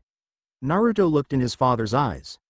They looked so strong and he thought that his father feared nothing. He really wanted to be this strong. Minato opened the door and turned the lights on. They found a lot of dust and cobwebs. I see what you meant when you said you didn't clean the cellar, Minato told the man and scratched the back of his head. He didn't want Naruto to go into the cellar when it was this dirty. Probably the cobwebs were one reason why he found it scary when he was locked in there. He crossed his fingers. Kagebunshin no jutsu, he said, and 5 shadow clones appeared. Get some cleaning tools and make us a path down the stairs, he told his clones. They nodded and took off for tools. Can I also help, Daddy? Naruto asked. That's nice of you, Naruto, but you can't do this jutsu yet. It's a bit too advanced for you to learn. I will teach it to you when you are older. You just started at the academy. Naruto pouted. Then he got a sly grin on his face. He would prove his father what he was able to do. He made the hand sign his father used and concentrated his chakra like he did for the seals. He concentrated as much as he could. Kage Bunshin no Jutsu, he shouted, and a large cloud appeared. No, Naruto. Minato shouted, worried. This jutsu was dangerous if it was used without control. When the smoke disappeared, there were nearly 50 clones of Naruto. All grinning brightly at him. One threw his fist into the air. I did it, Daddy, did you see? He was very proud of himself. Minato gaped at the shadow clones. This child was a miracle. That was a Jonin technique and his little son was able to perform it. How did you do this? He asked disbelievingly. I just copied your moves, and I used as much chakra as I could. He grinned at his father. Naruto, don't use this jutsu to produce more than 20 clones at once, Minato told him sternly. I can't believe you were able to perform it, and I am glad that you didn't hurt yourself. This jutsu is a Jonin level technique, Naruto. You need very much chakra for this. The only reason why you don't have any problems right now is that you are a Jinchuriki and a part of Cuba's chakra has already been transformed into yours and has been added to your reserves. No other child would survive to use this move. You must promise me that you won't use this jutsu carelessly. Naruto had never seen his father this seriously. It had to be important. Okay, Daddy, I promise. But I was great, wasn't I? Yes, you were. I have to tell you some things about this jutsu. Kage Bunshin no Jutsu is a jutsu that was developed to gather information in enemy territory. You can send a clone, probably transformed with a Henge no Jutsu, to spy and gather information. Then you dismiss your clone and learn everything he learned. The clone's memories are transferred back to you when it dispels. Next thing is, Kage Bunshin are solid clones but are destroyed by one good hit. Minato demonstrated as he hit one of Naruto's clones and it poofed away in a cloud of smoke. Ouch, Naruto said as he remembered the hit. When you create shadow clones, your chakra will be split evenly between you and your clones. That is the reason you get their memories back, and there are severe risks. You get all the experiences of your clones. That means if your clone is exhausted, this will be transferred to you as well. Also, never dispel too many clones at once or you will get a terrible headache. Believe me, I have experienced this. That is the reason I only use a small number to do my paperwork at the tower. If I used too many, the advantages of the jutsu would be negated by the disadvantages. Naruto nodded. He would be careful to use this jutsu. But he could see so many possibilities to use it. He would start the next day. He was only forbidden to use too many clones, but if he left 2 or 3 at home to study when he was at the academy, he could learn so much faster. One thing shadow clones can't transfer to you is physical training. If you think of that, Minato interrupted his thoughts. You will have to build up your strength, flexibility and speed all by yourself. Well, it would be kind of boring if it was too easy, and I would get the feeling of cheating. I want to get my abilities by myself. I will just use Kage Bunshin to learn theory, and if I need to get something down very fast. I don't know if there will be such a situation, but you don't know what will happen. That's a wise decision, Naruto. But if you want to learn something of our library at home, ask me before you start. You can read nearly everything we have there, but some things are just too dangerous just now. You need to start with the basics, and when you have them down you can begin to learn the more advanced things. Okay, Daddy, Naruto answered happily. He would study and train very hard. He wanted to become the best he could be. Minato's shadow clones came back with some brooms and bins and started to take away the cobwebs. Naruto's clones carried away the bins with the dust and cobwebs. Soon they were able to descend into the cellar. Which way, Naruto? Minato asked. I think it was this way, Daddy, Naruto said, holding one of his father's hands and pointing with the other. They walked a while. When the ceiling got lower, Minato had to duck. No wonder nobody found the books. Only a child like Naruto would look here. He saw something small run across his feet. A rat. He shook his head. The orphanage really had to clean up here, even if there weren't suitable rooms to store supplies. It wasn't right that rats lived in the cellar of a building where children grew up. He had thought that this problem had already been taken care of. Well, he would send an exterminator. But he better didn't tell this Naruto. The boy was very distracted when he saw someone who treated animals bad, probably because he understood them. It's over there, Daddy, behind this hole in the wall. Naruto pointed at the hole. It was just big enough that a child could get through.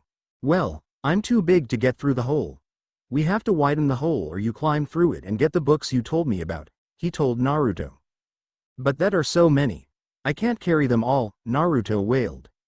About how many books do we speak, Naruto? Minato asked. I don't know exactly, but I think it could be 100. Minato gasped. Who would store 100 of books here? He took out a flashlight and turned it on. He looked through the hole and lightened in every corner he could see. Seems to be an old storage room. But for what? This building hadn't been used for years before Konoha bought it to use it as an orphanage.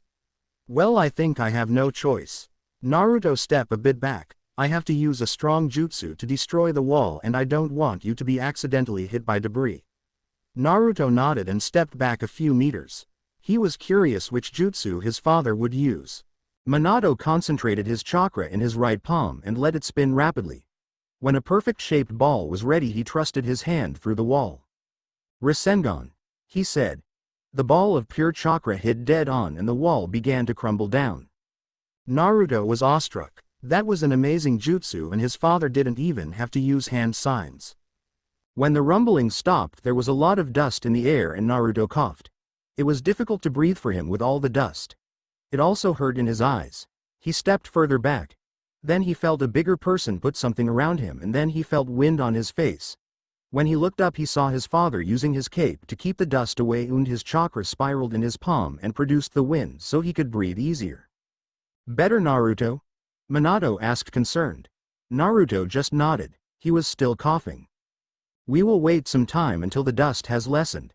Then we will explore the room with the books. Minato took Naruto and carried him away from the dust cloud.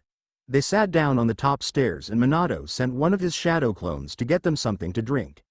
They waited for 15 minutes and during this time Naruto asked many questions about Minato's jutsu. It's called Rasengan. It took me 3 years to develop it. When you have mastered the basic chakra control exercises like tree climbing and water walking, we can start your training with it. I think by the time you graduate you will have mastered it completely.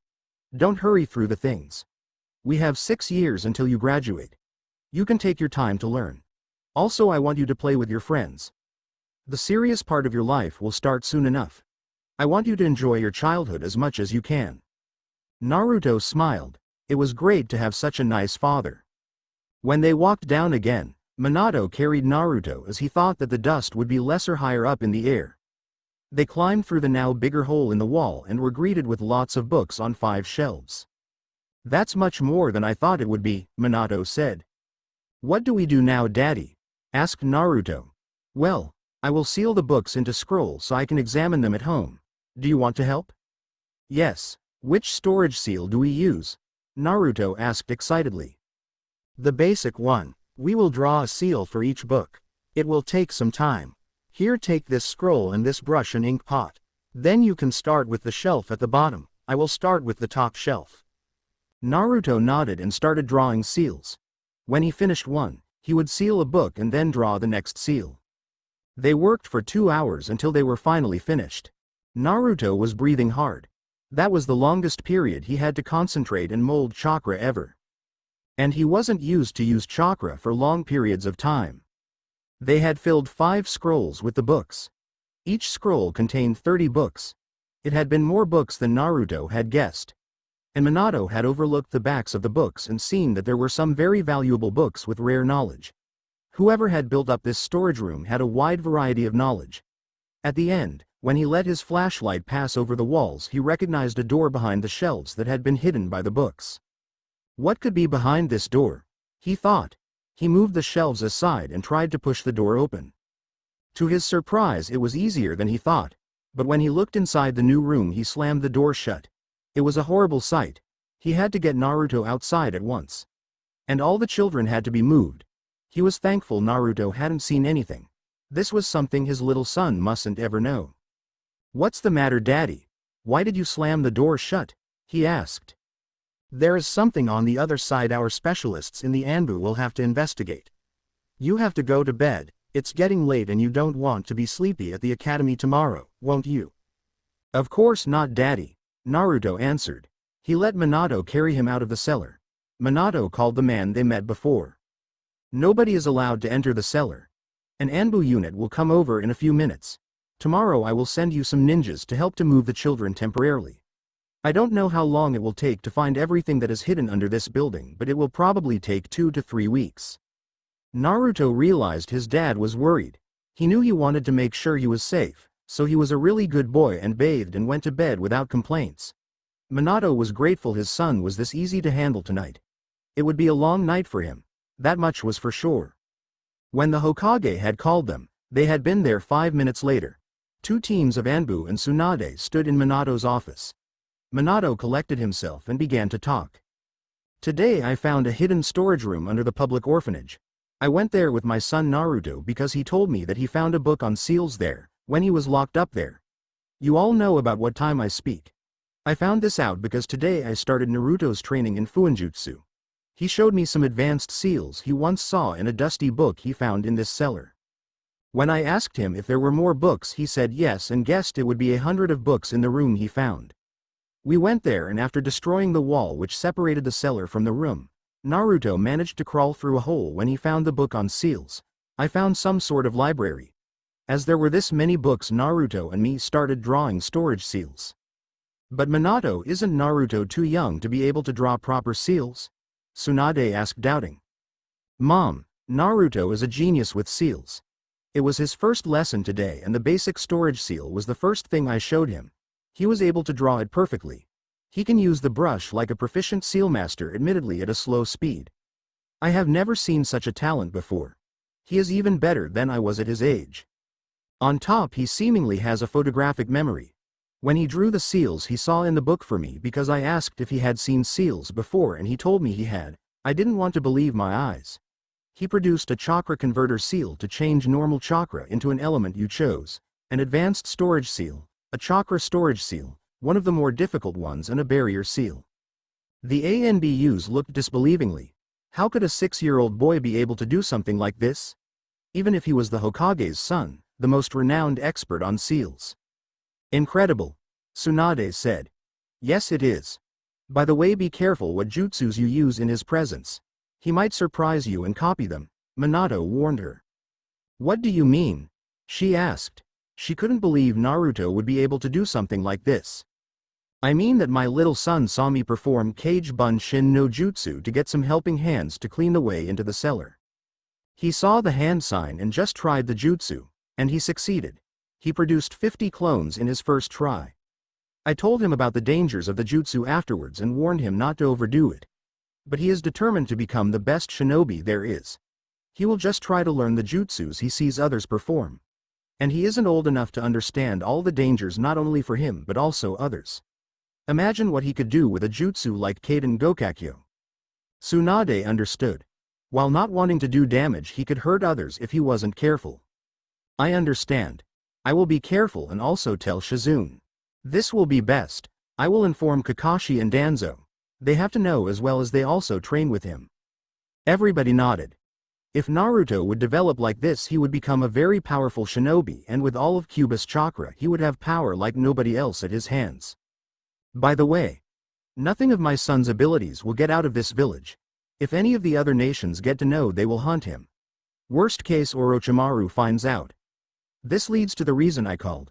When Naruto and I finished with the sealing of the books, I found a door behind the shelves. I moved them aside and looked behind the door. I saw a laboratory, and I fear it is one of Orochimaru's old hideouts. I saw tubes at the walls and glass containers with bodies inside. I slammed the door shut as fast as I could and Naruto didn't see a thing, but we have to investigate this. Tenzo, please use your Mokuton abilities to build a new orphanage at the empty ground near the forest. The orphans will move tomorrow. The caretakers will pack everything tonight with the help of some ninjas I will send there. Nobody is allowed to enter the cellar except for the ANBUs, Mom, and some medics that have the highest clearance.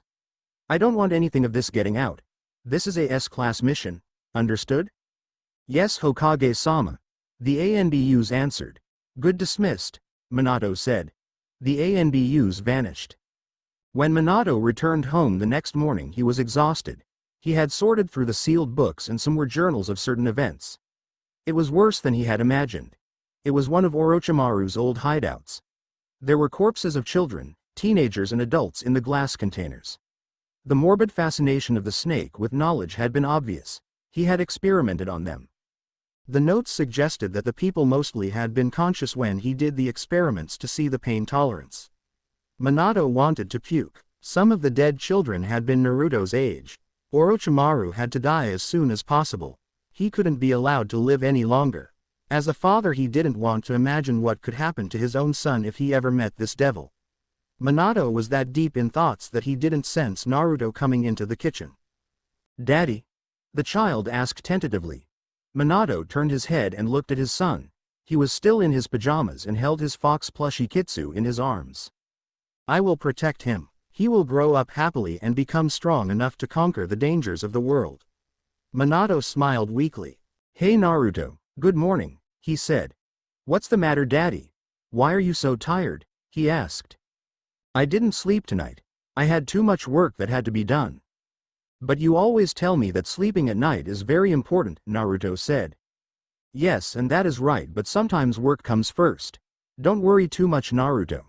I am a ninja and I am trained to cope with a sleepless night.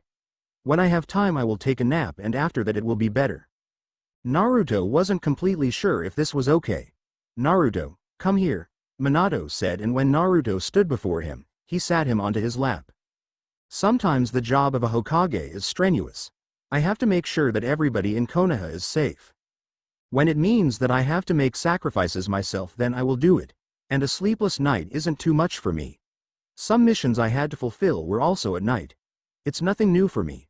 When you get older you will also have missions at night. You will learn how to do it. For now I just need some strong coffee and a good breakfast, then I can go on. And you should take a shower. When you are finished I will have breakfast ready so you can eat and then go to the academy." "Okay, Daddy. I just don't want you to be hurt." Minato could see the concern in Naruto's eyes. His son really had a good heart. "Don't worry, I will be fine." Naruto nodded and jumped to the ground. He then took off to the bathroom to take his shower. 20 minutes later Minato and Naruto sat at the kitchen table and ate. "And what are your plans for today?" Minato asked. "I want to play with Hinata, Ino, Shikamaru and Choji after school. But tomorrow I will have a sparring match with Sasuke. He asked me if we could have a training fight to see where he stood with his abilities. He said he saw how strong I was during our sparring sessions yesterday at school and to get better it would be best to fight against a strong opponent." "Well, that's a good idea, but don't overdo it. No flashy jutsus, stay with taijutsu. That is the first thing you have to perfect to become a good ninja." "I know, Daddy. But I really want to fight Sasuke. He is strong himself and it is fun to fight against a good opponent." Minato just smiled. It seemed that Naruto developed a friendly rivalry with Sasuke. Well, as long as they stopped before they hurt themselves too badly he wouldn't interfere. Naruto reached the academy with 10 minutes to spare. He looked forward to the lessons today. They would have a lot of practical lessons. First thing would be traps. He really wanted to learn this. A lot of traps worked with seals and as it seemed he had a natural talent for this. He also liked to trick his opponents. He had lots of fun when he had been bored at the Hokage Tower and his father had been too busy to talk with him. He had played little pranks on the office ninjas. It took them a lot of time to figure out that it had been him. He had gotten scolded by Shizune who had brought in some reports from the hospital, but when she told his father he had been sure that his father tried hard to keep a serious face and not to burst out in laughter. Those office ninjas were so stiff. They had needed some action. He could have sworn he heard his father whisper, "Just like Kushina and me," when Shizune led him out of his father's office. And today he would learn more about traps.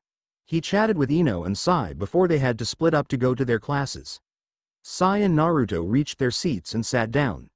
Just a little bit later Hinata arrived together with Mai and took her seat. "Good morning, Hinata-chan," Naruto greeted. "Why were you this late today?" he asked. "Good morning, Naruto-kun, Sai-kun. I met Mai-chan at the gate and we talked a bit." "I see." This moment Renzo-sensei arrived and everybody got quiet. They had soon learned that their sensei didn't take it well if they talked during the lessons. "Good morning everybody. Today we have 4 different lessons. First, traps. This a very important skill and I expect everybody to pay close attention. This will be a part of the graduation exams for sure, and we also will do tests to see how far you have gotten with this ability. Second will be basic stealth training. Third, basic taijutsu. Fourth, chakra theory. Let's get started. Traps can be everything and everywhere. Never let your guard down. You need constant vigilance. It's common to use the basic ninja tools like kunai, shuriken and wire to set up a trap. I will draw an example for you. He drew a wooded area like it was usual around Konoha. You can use your environment to your advantage. The leaves can hide wire. You can construct simple traps like you set up some kunais that are fired in a certain direction when you cut the wire. Or you can connect your traps like one kunai will hit the wire for the next trap and so on. Naruto wrote everything down. He soon spotted a problem. Renzo-sensei, how can we set up connected traps if we have to take enemies into account? If they would intercept a kunai that was meant to trigger the next trap, the chain would be stopped. A very good question, Naruto. The answer is set your traps that your opponent doesn't have time to intercept your kunai that is meant to trigger the next trap. You will learn this during our lessons. Never allow yourself to be unaware. Don't be predictable. A ninja whose moves are predictable is as good as dead. He can be strong, but if his opponent can read his moves before he uses them, they would be useless, or worse, his opponent will turn them against him or use them to his own advantage. The children looked at each other. There was obviously a lot a ninja had to take into account. Let me give you an example. Let's say you had to fight against a ninja from Kirigakure. Which kind of jutsu would you expect based on your studies from our last history lesson? They thought some moments. Hinata raised her hand. Yes, Hinata. Well, Kirigakure is the hidden village in Mizu no Kuni. So I would expect the ninja to be able to use some Sweden jutsus. Right. A lot of ninjas from Kiri have very strong water jutsus. What would be the best defense? Choji raised his hand. Renzo-sensei nodded to him. Well, best would be an earth jutsu. Earth is stronger than water. Principally you are right, Choji, but what way could be even better to use the jutsu of the ninja against him? Depends on the environment. If you could avoid to be hit yourself, Raiden could be a good choice, or food, and Shikamaru said, surprising everybody but their sensei. The Naras were lazy as hell but very good strategists. You are right, Shikamaru. Raiden would charge electricity through the water and hit the opponent if used intelligent.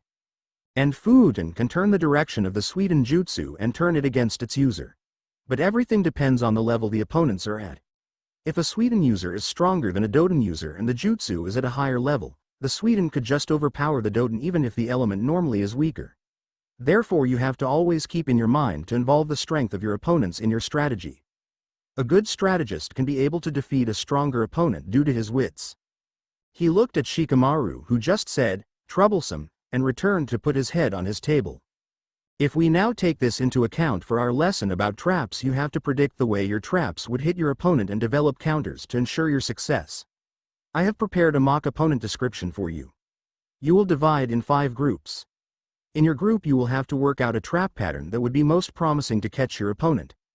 The goal is to turn your opponent to the interrogation department because he could have valuable information the village needs. You have half an hour to plan your trap. Then we will go to the training grounds and you have another half an hour to set everything up.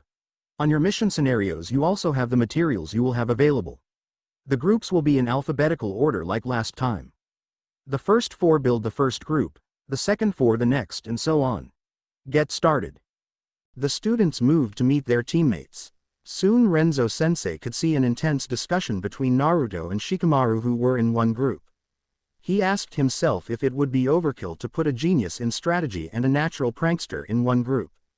When the time was up, everybody went outside and started to set up their traps. Renzo stayed away to give his students the advantage of surprise.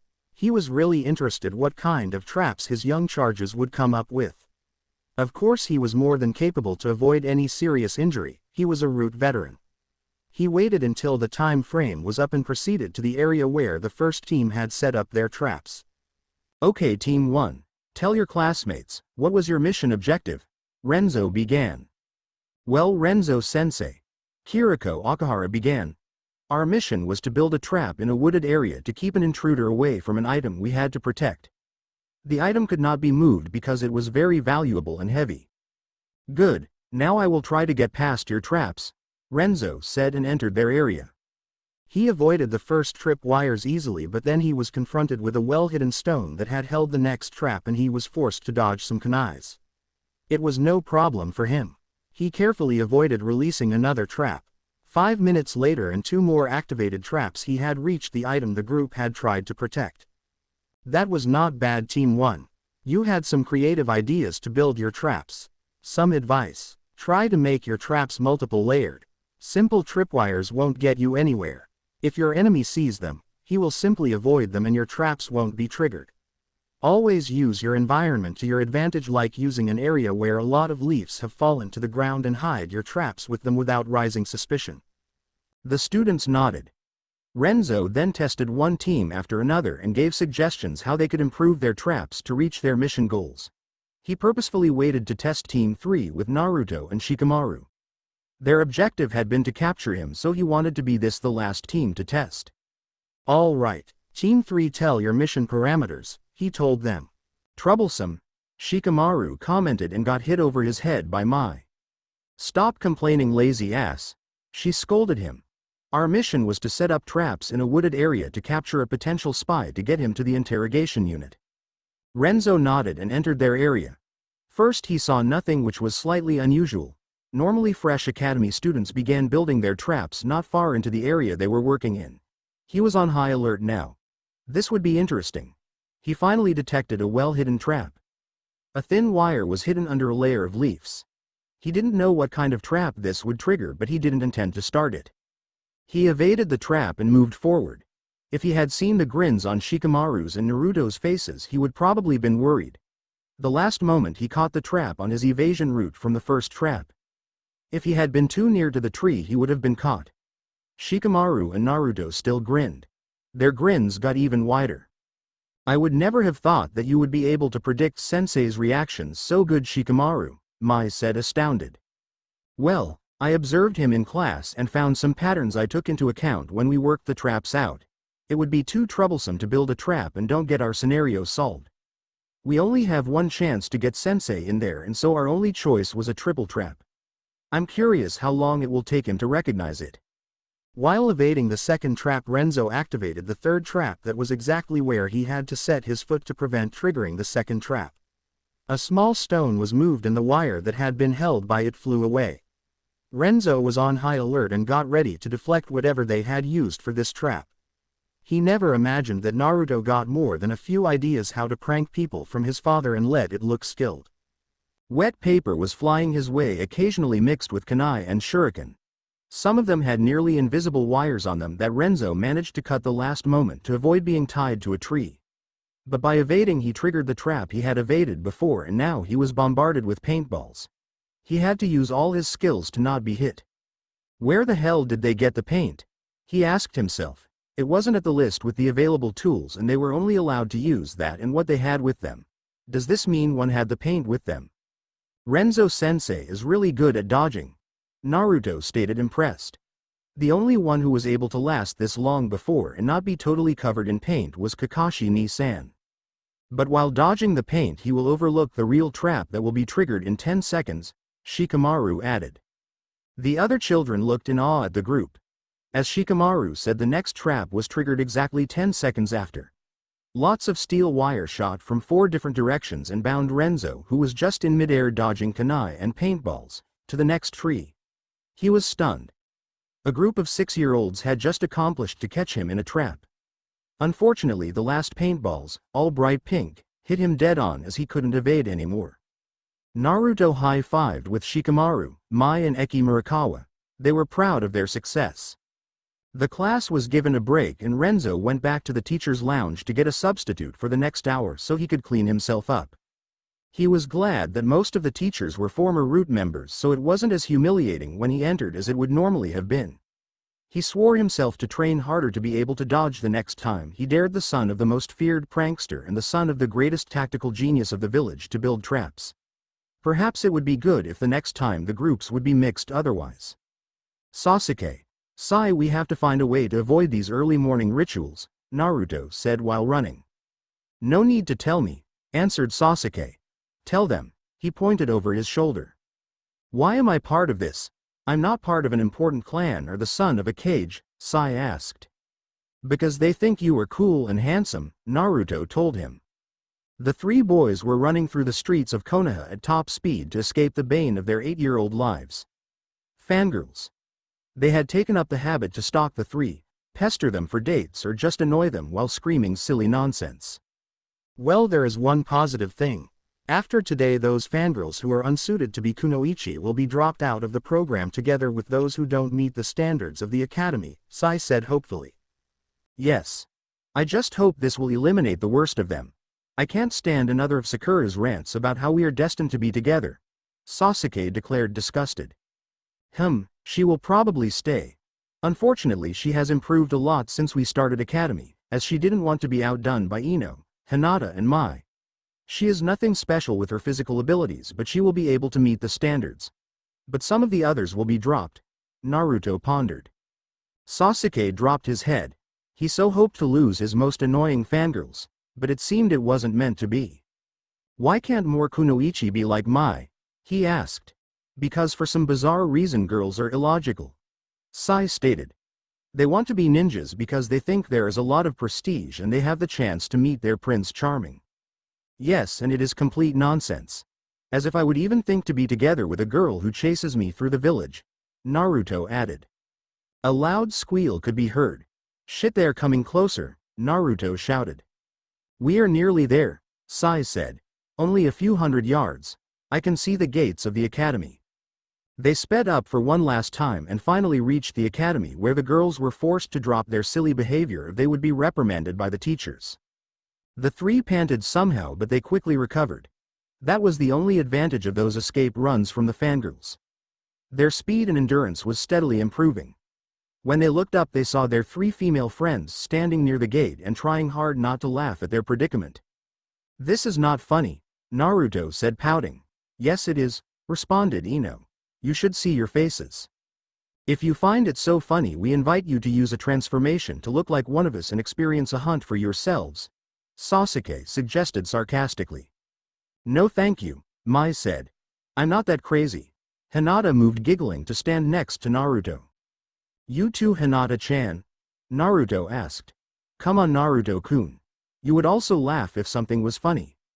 In the last 2 years, Hinata's confidence had improved greatly thanks to constant training with Mai and Ino. The girls had a common goal. To be in the top class after the first 2 years.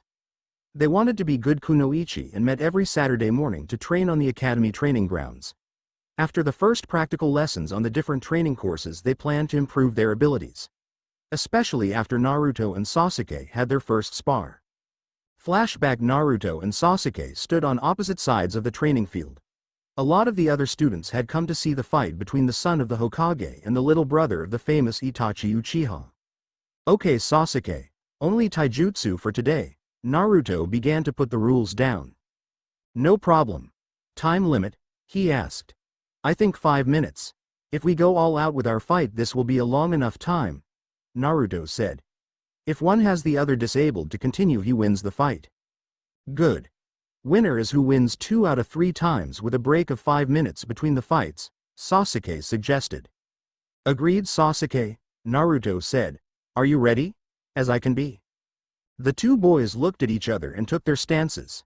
They were rough, but for the other children there they were really good. But both boys had previous training and it showed.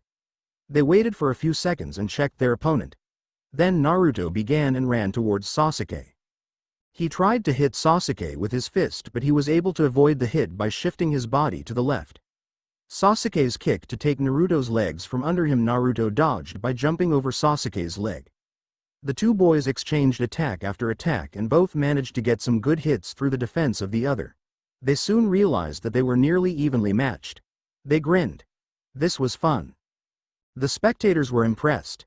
The two showed they were at the top of their respective classes for a good reason. And it were just 2 weeks into the academy. Some students realized that if they wanted to be able to follow and not be left in the dust of these two, they would have to train hard. After 4 minutes, Naruto managed to grab Sasuke's arm and with a swift motion he twisted the arm so that he had Sasuke in a firm hold from behind. If we would use kunai, I would win this time, Sasuke, Naruto stated with his second hand posing at Sasuke's throat to show what he meant.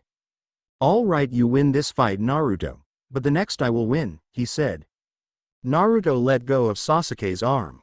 Both boys were sweating. They took some water from bottles they had in their backpacks at the sides of the training ground. The second fight Sasuke won. He tricked Naruto into an attack and then pinned him to the ground. Both enjoyed this immensely. The third and deciding fight was long and hard.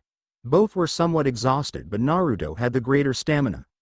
In the end, this was the deciding factor, as he was slightly faster than Sasuke and got a kick to Sasuke's stomach and then, when Sasuke tried to get up, he was behind him to take his victory like he did in the first fight.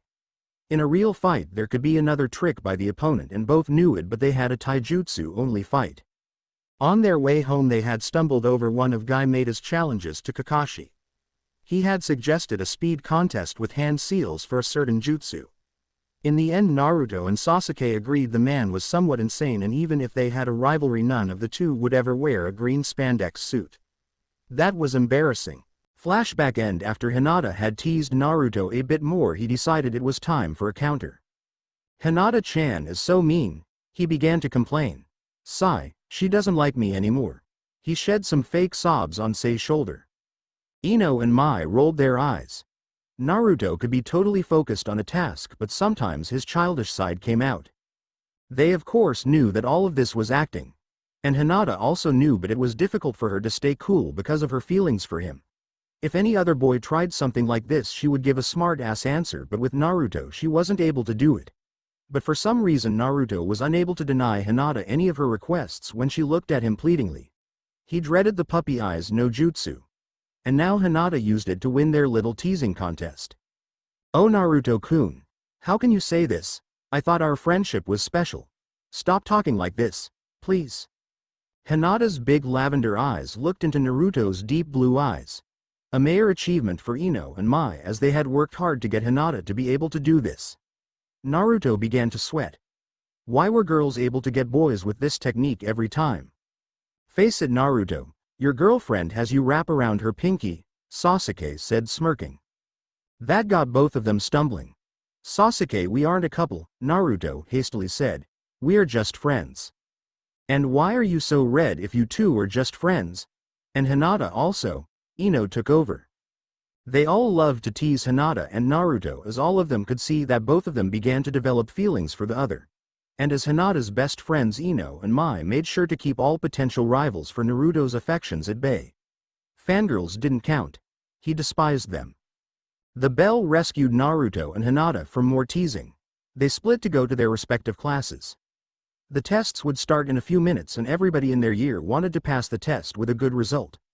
The exception was Shikamaru, but he dreaded the wrath of his mother, and so even he put some effort in his training, even if it was just troublesome. Renzo waited in front of their normal classroom for them. When everybody was there, he began to speak. Today you will take the first of your evaluation tests. From now on you will be tested every 6 months to measure your improvements. Concentrate and give your best, then you will become worthy ninjas of Konoha. You all know that you have to get a certain amount of points to be able to remain at the academy, so do your best. The results will be announced in 1 week, until then you have free time. Now to the test. It will be 5 parts. First, a written part where you will be presented with a certain situation and have to find a solution to the mentioned problem. Second will be an accuracy test for throwing weapons on stationary targets. Kunai and shuriken will be used. Third, you have to present your ability to build traps with given tools. Fourth will be a taijutsu test against one of the teachers. Fifth is a chakra control test. You learned 2 basic techniques and have to present them to the proctors. Today every student in the 3rd and 4th year of the academy has his or her evaluation test. The 5th and 6th year students will have their tests tomorrow. So we will use their classrooms to guarantee that nobody tries to cheat during the written test. So the first half of our class will stay here, the second is in the neighbor room. You know where to go. The students nodded and went to the respective classrooms. Naruto was in the first half of the class, Shikamaru in the second. Every student took a seat with enough space to the next student. Nobody would be able to cheat. Renzo produced a shadow clone and sent it to the other room. Then he passed out the written tests with the blank side upside. For this test you have 45 minutes to finish it. You will start in exactly 5 minutes. For this test there are the following rules. Cheating will lead to failure of the test. This is not an information gathering test but a test of your analytical abilities and the ability to solve problems. You have to get at least 60% to pass this part. Your grades depend on the depth of your analysis and the found solutions. Right? Questions? No one had questions. Their previous tests had been similar. They knew the rules. Renzo looked at the clock at the wall to determine the beginning of the test. Start. He gave the command and the children turned the papers and began to read the instructions. You are on a mission to protect a civilian caravan. They transport luxury goods to sell them to wealthy clients. The rank of the mission is C. The merchants expect bandits to try and steal the goods from them. The Hokage has sent 2 teams of 1 jonin and 3 genin each to protect the caravan. 1 team is specialized in tracking, 1 is specialized in combat. Which positioning of the teams would be the most beneficial for the success of the mission? What schedule would be best for night shifts? List the typical abilities of both teams and involve them into your plan to protect the caravan best. Which strategy would most likely get best results in case of a bandit attack of 30 bandits? List the most suitable persons of your class for the position of the 6 genin and give your reasons. Everybody started to answer the questions for this scenario. It was not an easy task the children were confronted with, but they had to learn how to plan, and by imagining which of their classmates would be best suited for each position it would become easier as they knew each other's abilities by now. Most of them that was. A good shinobi was able to use deception, and those trained by Danzo were masters of this art. So they didn't show all of their abilities. After 45 minutes everybody was told to stop writing and to hand in their papers. They were led outside where the others of their year would be. Shimato, the sensei of the former 2A, was in charge of explaining the second part. Well, as you all were told, this part consists of weapon accuracy. We have 20 targets over there in a distance of 15 to 25 yards. Each target has 5 areas where you get points if you hit them. 2 of the areas give 2 points for a hit as they represent vital areas on a person. The others give 1 point. Outside these areas you won't get any points. You have 10 kunai and 10 shuriken. We will proceed in alphabetical order. First is Aburame Shino. Shino stepped forward and took his weapons and went to the line from where he would try to hit his targets. The maximal amount of points was 40 if one was able to hit every vital area. Shino began throwing his weapons. He managed to get 6 hits with kunais, 1 in a vital area, and 7 with shuriken, of them 2 in vital areas. Therefore he got 16 points. Next was Choji. He got 14 points with only 1 vital hit. His clan member Minami got 15 points with 7 hits of kunai, none in a vital area, and 5 shuriken with 3 in vital areas. Most of the vital hits anybody managed to score were on the nearer targets. Only Shino had so far been able to land a hit on 1 vital point on a farther away target. So it went on. The list reached Haruno Sakura, and to the surprise of some she got 12 points on nearer targets with no vital hit. Next, Hyuga Hinata. Shimato sensei announced. Hinata took her weapons and got ready. She let her kunai fly and they hit most of her targets. 8 hits, 3 on vital points. Next were the shuriken. Again she got 8 hits with 4 vitals this time, 2 of them on farther targets. 23 points for her. That was top score so far. When she went back, Naruto smiled at her and mouthed, "Well done," to her. She was very happy with her results. It went on, and then it was Mai's turn. She got ready and threw her kunai. 9 hits, 5 in vital areas. Some students from the other classes were astounded. Shuriken were next, and she got 8 hits with 3 vital points. She got 25 points. Next was Naruto. He breathed in to relax and concentrate when he took his place at the line. He began throwing and the kunai hit 1 target after another. Then the shuriken flew and the third years were stunned. 20 hits with 10 in vital areas. 30 points for Naruto. He grinned proudly. It paid of that he had trained with Shizune so often for his accuracy. Medics knew exactly which points would lead to fatal wounds, and Shizune specialized in throwing or launching senbons, which were much more difficult to use than shuriken or kunai because you had to hit precisely to get the wanted results. The test went on and most of the students got decent results. Then it was Sasuke's turn. He would prove that he didn't stand behind Naruto. He had trained hard in this area and Itachi had shown him some tricks. His weapons flew in a blur. Like Naruto, he got 20 hits, but he had 11 vital hits. 1 point more than Naruto. Last was Ino. She got 18 points. She hit 6 times each and had 2 vital hits with kunai and 4 with shuriken. They went on to the test in traps. This was Naruto's specialty. Everybody dreaded his traps by now, but he could only use the predetermined tools, so it wouldn't be that bad for the proctors. At least they hoped so. Everybody got 15 minutes to prepare, and then the proctors tested the traps of each student. This part took 2 hours as there only were so many areas to build the traps. As expected, Naruto aced this part, but to everybody's surprise Shikamaru was really good in this part. Perhaps it was because you had to plan a lot of steps ahead, something he liked to do. Taijutsu was next. Every student had to present the learned katas for one of the 4 styles that were taught at the academy. Tsunade had protested as she learned that the academy only taught one style. Children were built differently, and so it would be better if there were more styles for them to choose to match their physical abilities. Minato had agreed with her reasoning even if it meant more work, as they needed more teachers for the different styles. But it paid off. Then they had a spar against the teachers. Hinata was best at this part, followed by Sasuke and Choji. Naruto was good, but taijutsu wasn't his best ability. Last part were the chakra control exercises. They had to show the leaf balancing and the water rippling exercises. Leaf balancing was graded how well the leaf hovered above their heads, if the distance changed during the time, and if they ran out of chakra. It was possible to get extra points if somebody was able to balance more than one leaf. This test Yakumo aced, followed by Sakura, but Sakura had a hard time the longer the exam took. She just had very little chakra to control, so the control was easier for her. Naruto had the most difficulties because of his large reserves. But he managed to do the exercise and even balanced 3 leaves. But he couldn't hold one distance. Water rippling was an exercise that was preparation for the later taught water walking. Everybody got a basin with water and had to put their hand into the water. When the water had calmed down, they had to pulse their chakra in regular intervals to create soft water circles. Too much chakra and the water would be splashed out of the basin, too little and the circles wouldn't form. Needless to say, Naruto was kind of wet after this exercise.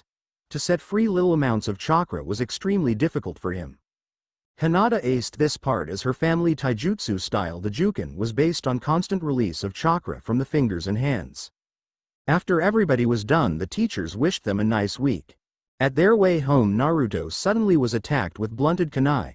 He jumped out of the way and deflected the weapons with a kunai of his own.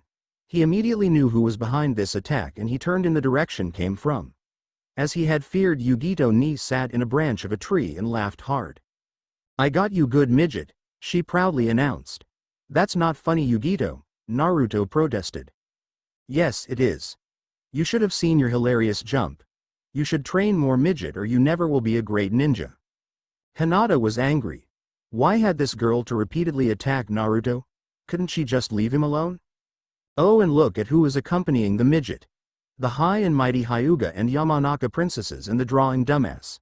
Where did you leave your other 2 cronies, midget? The duck butt hair and the tomboy? Stop insulting my friend's kitty, Naruto responded angrily. But it is fun. Why should I stop? You can't beat me, so what will you do? Run to daddy and tell him that the big bad kitty has been mean? Ooh, I'm so scared, she laughed at him. Naruto took something out of his weapon pouch and threw it at Yugito. She lazily dodged it without another look at it. Come on, your aim has seen better days, midget, or has the test been too strenuous for you? Naruto grinned. He formed a half-hand seal and concentrated his chakra. Next to Yugito, a little explosion happened. After the smoke vanished, the younger ones could see Yugito sneezing over and over. Damn, midget, what is this? My newest seal. A pepper bomb. It works like a normal smoke tag, but instead of the normal smoke, pepper is released and makes you sneeze. This point is mine, Kitty-chan, see you around. With this, Naruto and the others left the sneezing girl. A few moments later, another person landed next to Yugito. What have I told you about your attacks on Naruto? The newcomer scolded her. To plan them better, Anko-ne-chan, Yugito answered. Right, and to never underestimate him. He might be 3 years your junior, but he is cunning and has a lot of tricks. So the next time you try to attack him, make sure to remember this. And we have to work on your throwing speed. He is getting better at dodging. Yes, Nei-chan, I will remember it. Anko ruffled her hair, which she tried to avoid. Good girl. Come on, let's get some dango. You have to be in top form tomorrow when you have your evaluation. You want to keep your place as top student of your year, right? She asked. Of course. I will show them what I am made of. That's my little sister, Anko said proudly. Naruto sat at the kitchen table and ate his breakfast. At the other side, his father was drinking tea and reading a report with important information for a meeting he had this morning. Naruto knew that something important was going on. For 2 years now there were visits of Anbu at the mansion to give his father updates to some case. Naruto didn't know what was going on, and he knew better than to ask his father, as he would tell him if he was allowed to know. Eventually Minato lowered his report and looked at his son. He was very proud of him. He had worked hard and has improved his skills immensely. Today he would get the results of his first evaluation. The last week Naruto had been on vacation. He had played with his friends, went swimming with them, they even camped in the forest at the estate's grounds for 2 days. He encouraged his son to just be a child for once. And he was happy to see that Naruto had good friends. And how do you feel about getting your results today? Minato asked. I'm excited. I'm curious where I was ranked. From there I can start and work on my abilities. I'm pretty sure that I managed to be under the first third of my year. Except the chakra control test, the other tests went quite well, Naruto answered. Minato chuckled a bit. He had predicted that this part of the test would be the hardest for Naruto, as he had massive chakra reserves which made it hard to control them. I'm sure you did. By the way, when you are finished with school today, come to the tower. I have to work long today and I want to know your results when you get them. You don't know already? Naruto asked, surprised. No, with the new system we have to get the village working. I only get to see the overall results after the students have been told. It's not critical knowledge for me, so I am not informed immediately. The only exception are the results of the graduates, as I am in charge of the composition of the genin teams. From the last evaluation test in the middle of the 6th year to the graduation, I get constant updates of the students' performances. I see. Did you already think about which extra courses you will take this year? Minato asked. Yes, I will take weapons, advanced traps and an advanced taijutsu class. Why did you choose those? Minato wanted to know. He had been pretty sure Naruto would want to take Fuinjutsu to show his very advanced abilities. Well, Danzo-sensei and you hammered into my head that a ninja's greatest tool is deception and that a good shinobi shouldn't show of all his abilities. Therefore I decided not to go to the Fuinjutsu classes, as I am way ahead of everybody else in this field. And I doubt I could learn more from academy teachers than from one of the best seal masters in the world, Daddy, Naruto said, grinning. For the others I want to improve my taijutsu. It's good, but I could be better. If I want to become Hokage one day, I have to be proficient with every field, and taijutsu is one of the most basic. Weapons I think will be useful, as I could surprise an opponent with them.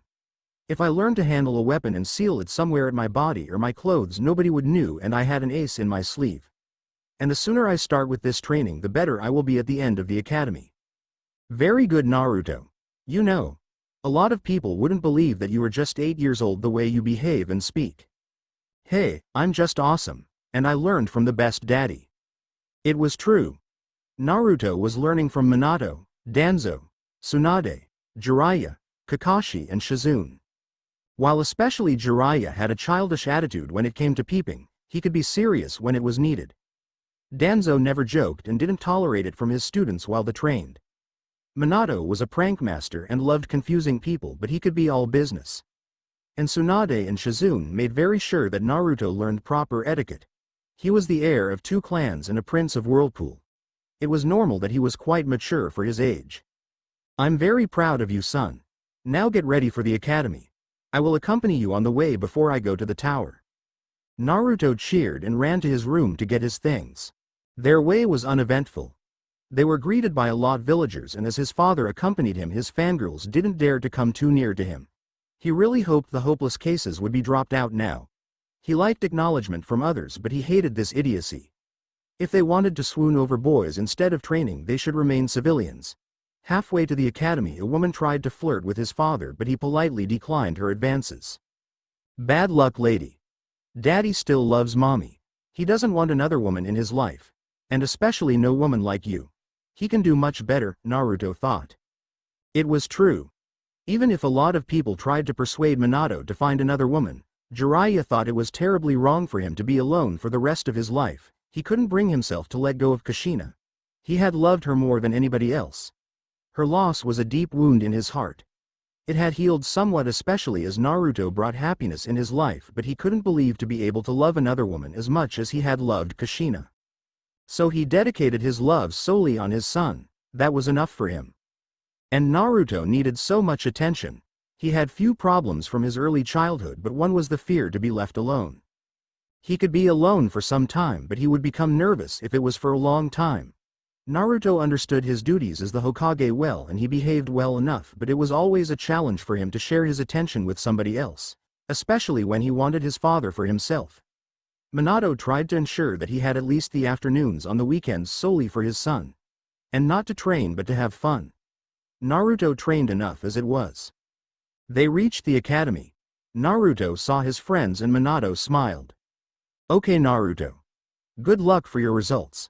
I await you later at the tower." He embraced him. "Yes, Daddy.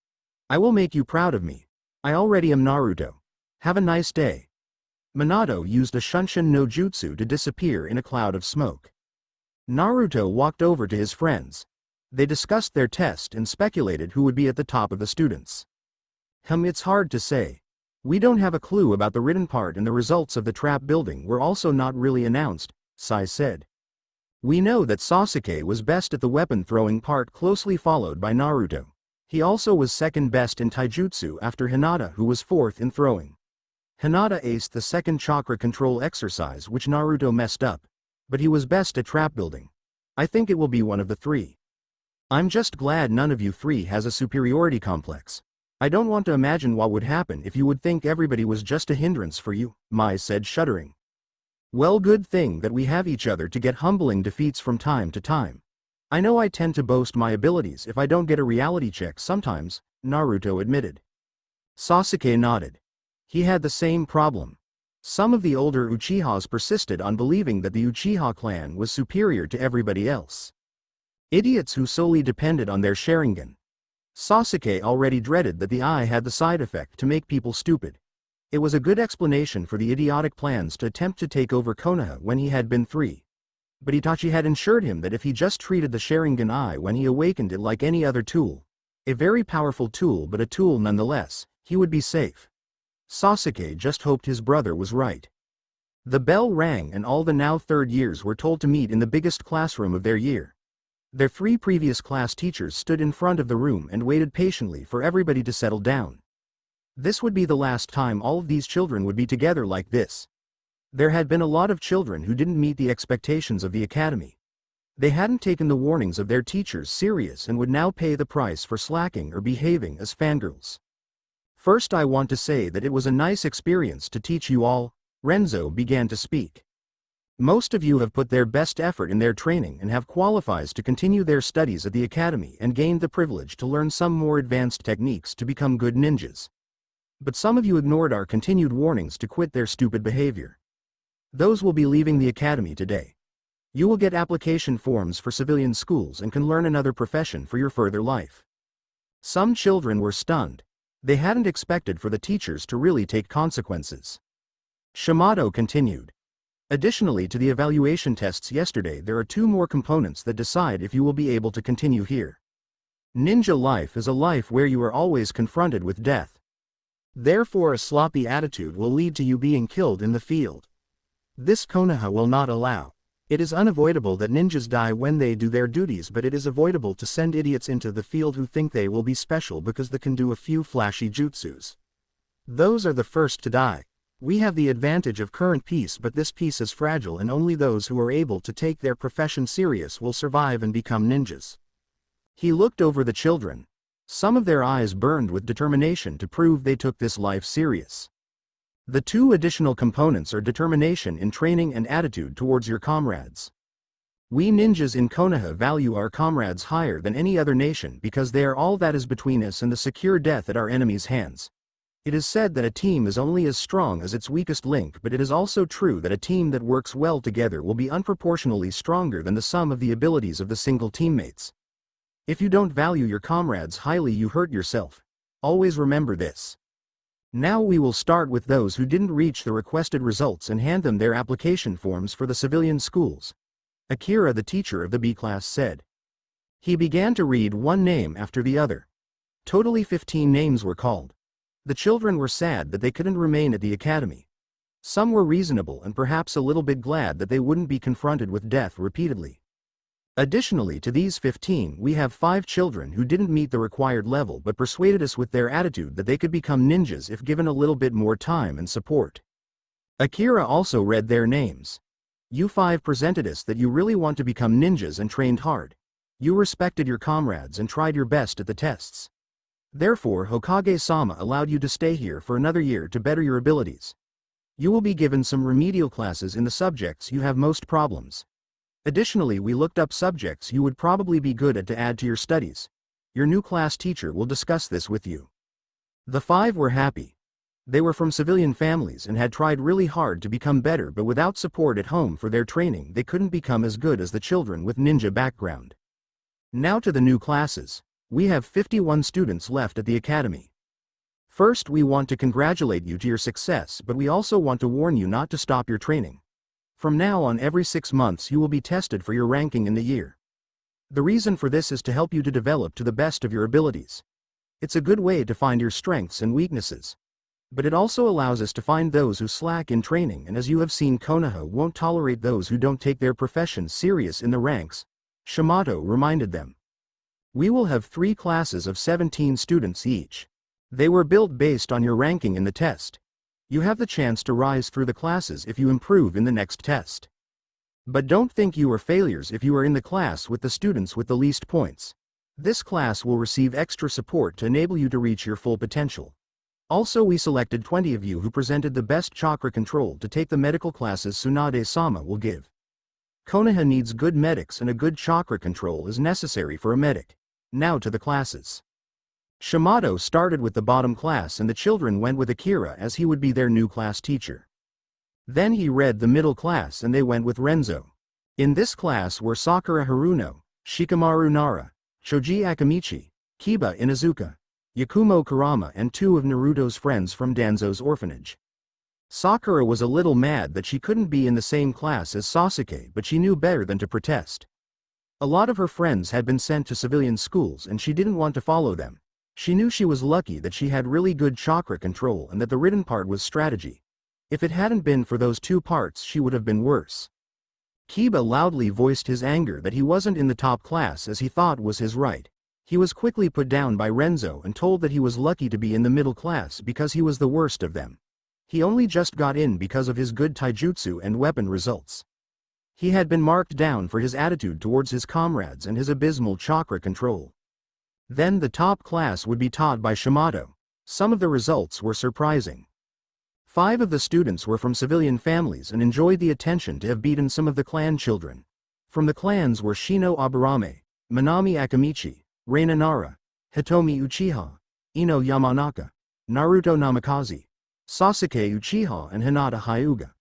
From their other friends, Mai Nakasawa and Sai also were in this class with 2 others from ninja families, Wataru Ikonama and Shinji Oritate. Wataru's father was well known for his abilities in Kenjutsu and Shinji's mother was in the Anbu. Well, I think you are curious who were the top scorers in the test, right? Shimato asked. He got nods from all of his new students. Then I will tell you. 3rd ranked was Uchiha Sasuke. Sasuke got a little applause. 2nd ranked was Namikaze Naruto. Naruto also got applause. A lot of the others wondered who got the top spot if those 2 were beaten for the place. 1st ranked was Hyuga Hinata. Loud applause was heard for Hinata, whose face became beet red and she tried really hard to stay awake, especially as Naruto came and hugged her. Congratulations Hinata, you really deserve this, he said. If you wonder why Hinata is the top student, the reason is simple. In all of the 7 parts of the test she scored very high, especially in taijutsu, strategy and chakra control. Also she trained hard from the beginning and helped her comrades to better themselves. Sasuke and Naruto were also good in these parts, but their chakra control was worse. Sasuke and Naruto could accept this without problems. They knew their control needed a lot of work because they had big reserves. Mai and Ino looked pleased at Hinata. It didn't happen every day that a kunoichi beat two of the best male students for the spot of top student. Now we will continue. As you know, you can choose which subjects you want to study during your time at the academy. I hope you gave this some thoughts during your vacation because I will give you the forms to select your new subjects today. I want them back tomorrow. Shimato told them about the regular classes they would have and what would be part of the special classes they would be allowed to take. At lunchtime they were allowed to leave as today weren't any classes. They would start tomorrow. Minato sat in the meeting with the council. They had to discuss the new treaty with Sunagakure. The Kazekage would visit Konoha with his children to give them the chance to see another hidden village. Some of the council members were worried because the youngest son of the Kazekage was said to be unstable and a ruthless killer. I think we should ask Kazekage-sama to leave his youngest son at home. It would be too dangerous for the village if he got out of control and started killing innocent people. A man from the new civilian council voiced his doubts. I think we should let him bring Gaara with him. Minato disagreed. As our spies told us, Gaara is a Jinchuriki like Naruto and Yugito. It could be possible that if he sees how two other Jinchurikis live and behave that he could get more control over his demon. Suna always had the Ichibi no Shukaku, the weakest of the Biju. From the information I got, I think his seal is way weaker than those of Naruto and Yugito. If we could help him with his seal, we could strengthen our alliance with Suna. But if this all is a trick? Inoichi asked. If the Kazekage plans to weaken us by letting Gaara run on a killing spree? I don't think Suna would risk that. Gaara is only 8 years old like Naruto. Even with the Ichibi, any Jonin could get him under control. The weakness of the Ichibi is water, as it makes his sand unusable. And we have enough water around Konoha. If anything goes wrong, I can summon Gamabunta and he can use massive water attacks, Minato reassured them. I also hope that if Gaara met Naruto, they could become friends. If I am correct, the only thing the boy needs is somebody who can relate to him and treats him like any other child. The Kazekage is a hard man. He only thinks about the strength of Suna, not about the people. If he would never have made his own son a Jinchuriki without necessity. Minato despised such men. But he had to work with the Kazekage. The council agreed that Gaara would be allowed to accompany his father, but they would have Enbu trailing the boy that were specialized in water attacks if he got out of control. Naruto was on his way to the tower to tell his father his results. On his way he was greeted by a lot of people. Near the tower he met the Sandaime with his 4-year-old grandson Konohamaru. He liked the little boy. He saw him like a big brother and wanted to be as good as Naruto. Naruto ni-san. Konohamaru shouted. Hey Kono. What's up? Naruto asked, grinning. Hello Grandpa. He greeted the Sandaime. Hello Naruto. The Sandaime greeted back. Already out of the academy? Yes, we got our results of the first evaluation tests today, so we only had academy until lunchtime. I'm going to the tower to tell Daddy how I was. That's nice. Would you tell me your results? The Sandaime asked. Sure. I am ranked 2nd in my year behind Hinata-chan. I really have to work on my chakra control to be able to beat her. You got beaten by a girl? Konohamaru asked disbelievingly. Yes, Hinata-chan is a very strong girl. Don't underestimate girls, Kono, you could regret it. Think of my grandmother Tsunade if you don't believe me.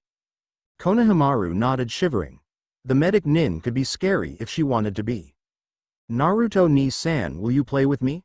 Konohamaru asked. Not now. I promised Daddy to come to the tower first thing when I got out of the academy, but we can play this afternoon when you have had your nap. I don't need a nap.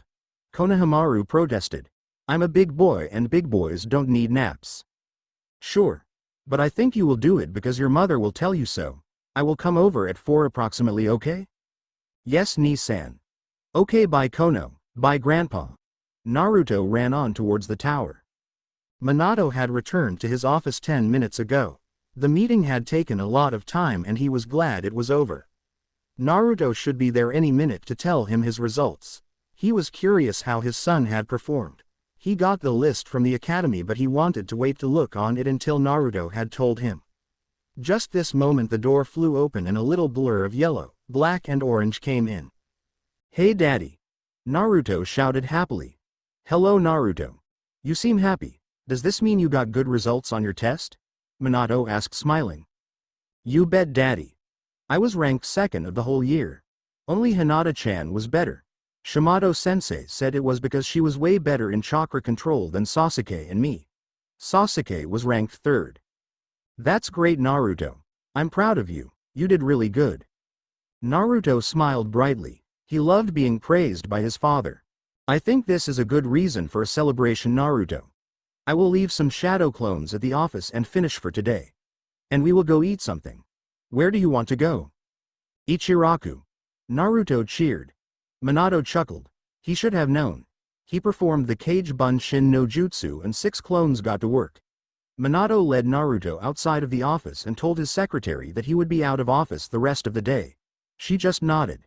It wasn't the first time that the Hokage left shadow clones to do his work. The two reached the ramen stand a few minutes later and sat down at the counter. Hello, Tucci. Minato greeted the chef. Hello, Tucci. Naruto also greeted. I want a big bowl of miso ramen with pork, he declared. Hello, Hokage-sama. Hello, Naruto. I will get your order ready, Naruto. What do you want, Hokage-sama? Tucci asked. I want chicken ramen, please. It will be ready in a few minutes, Tucci said. He started preparing the orders.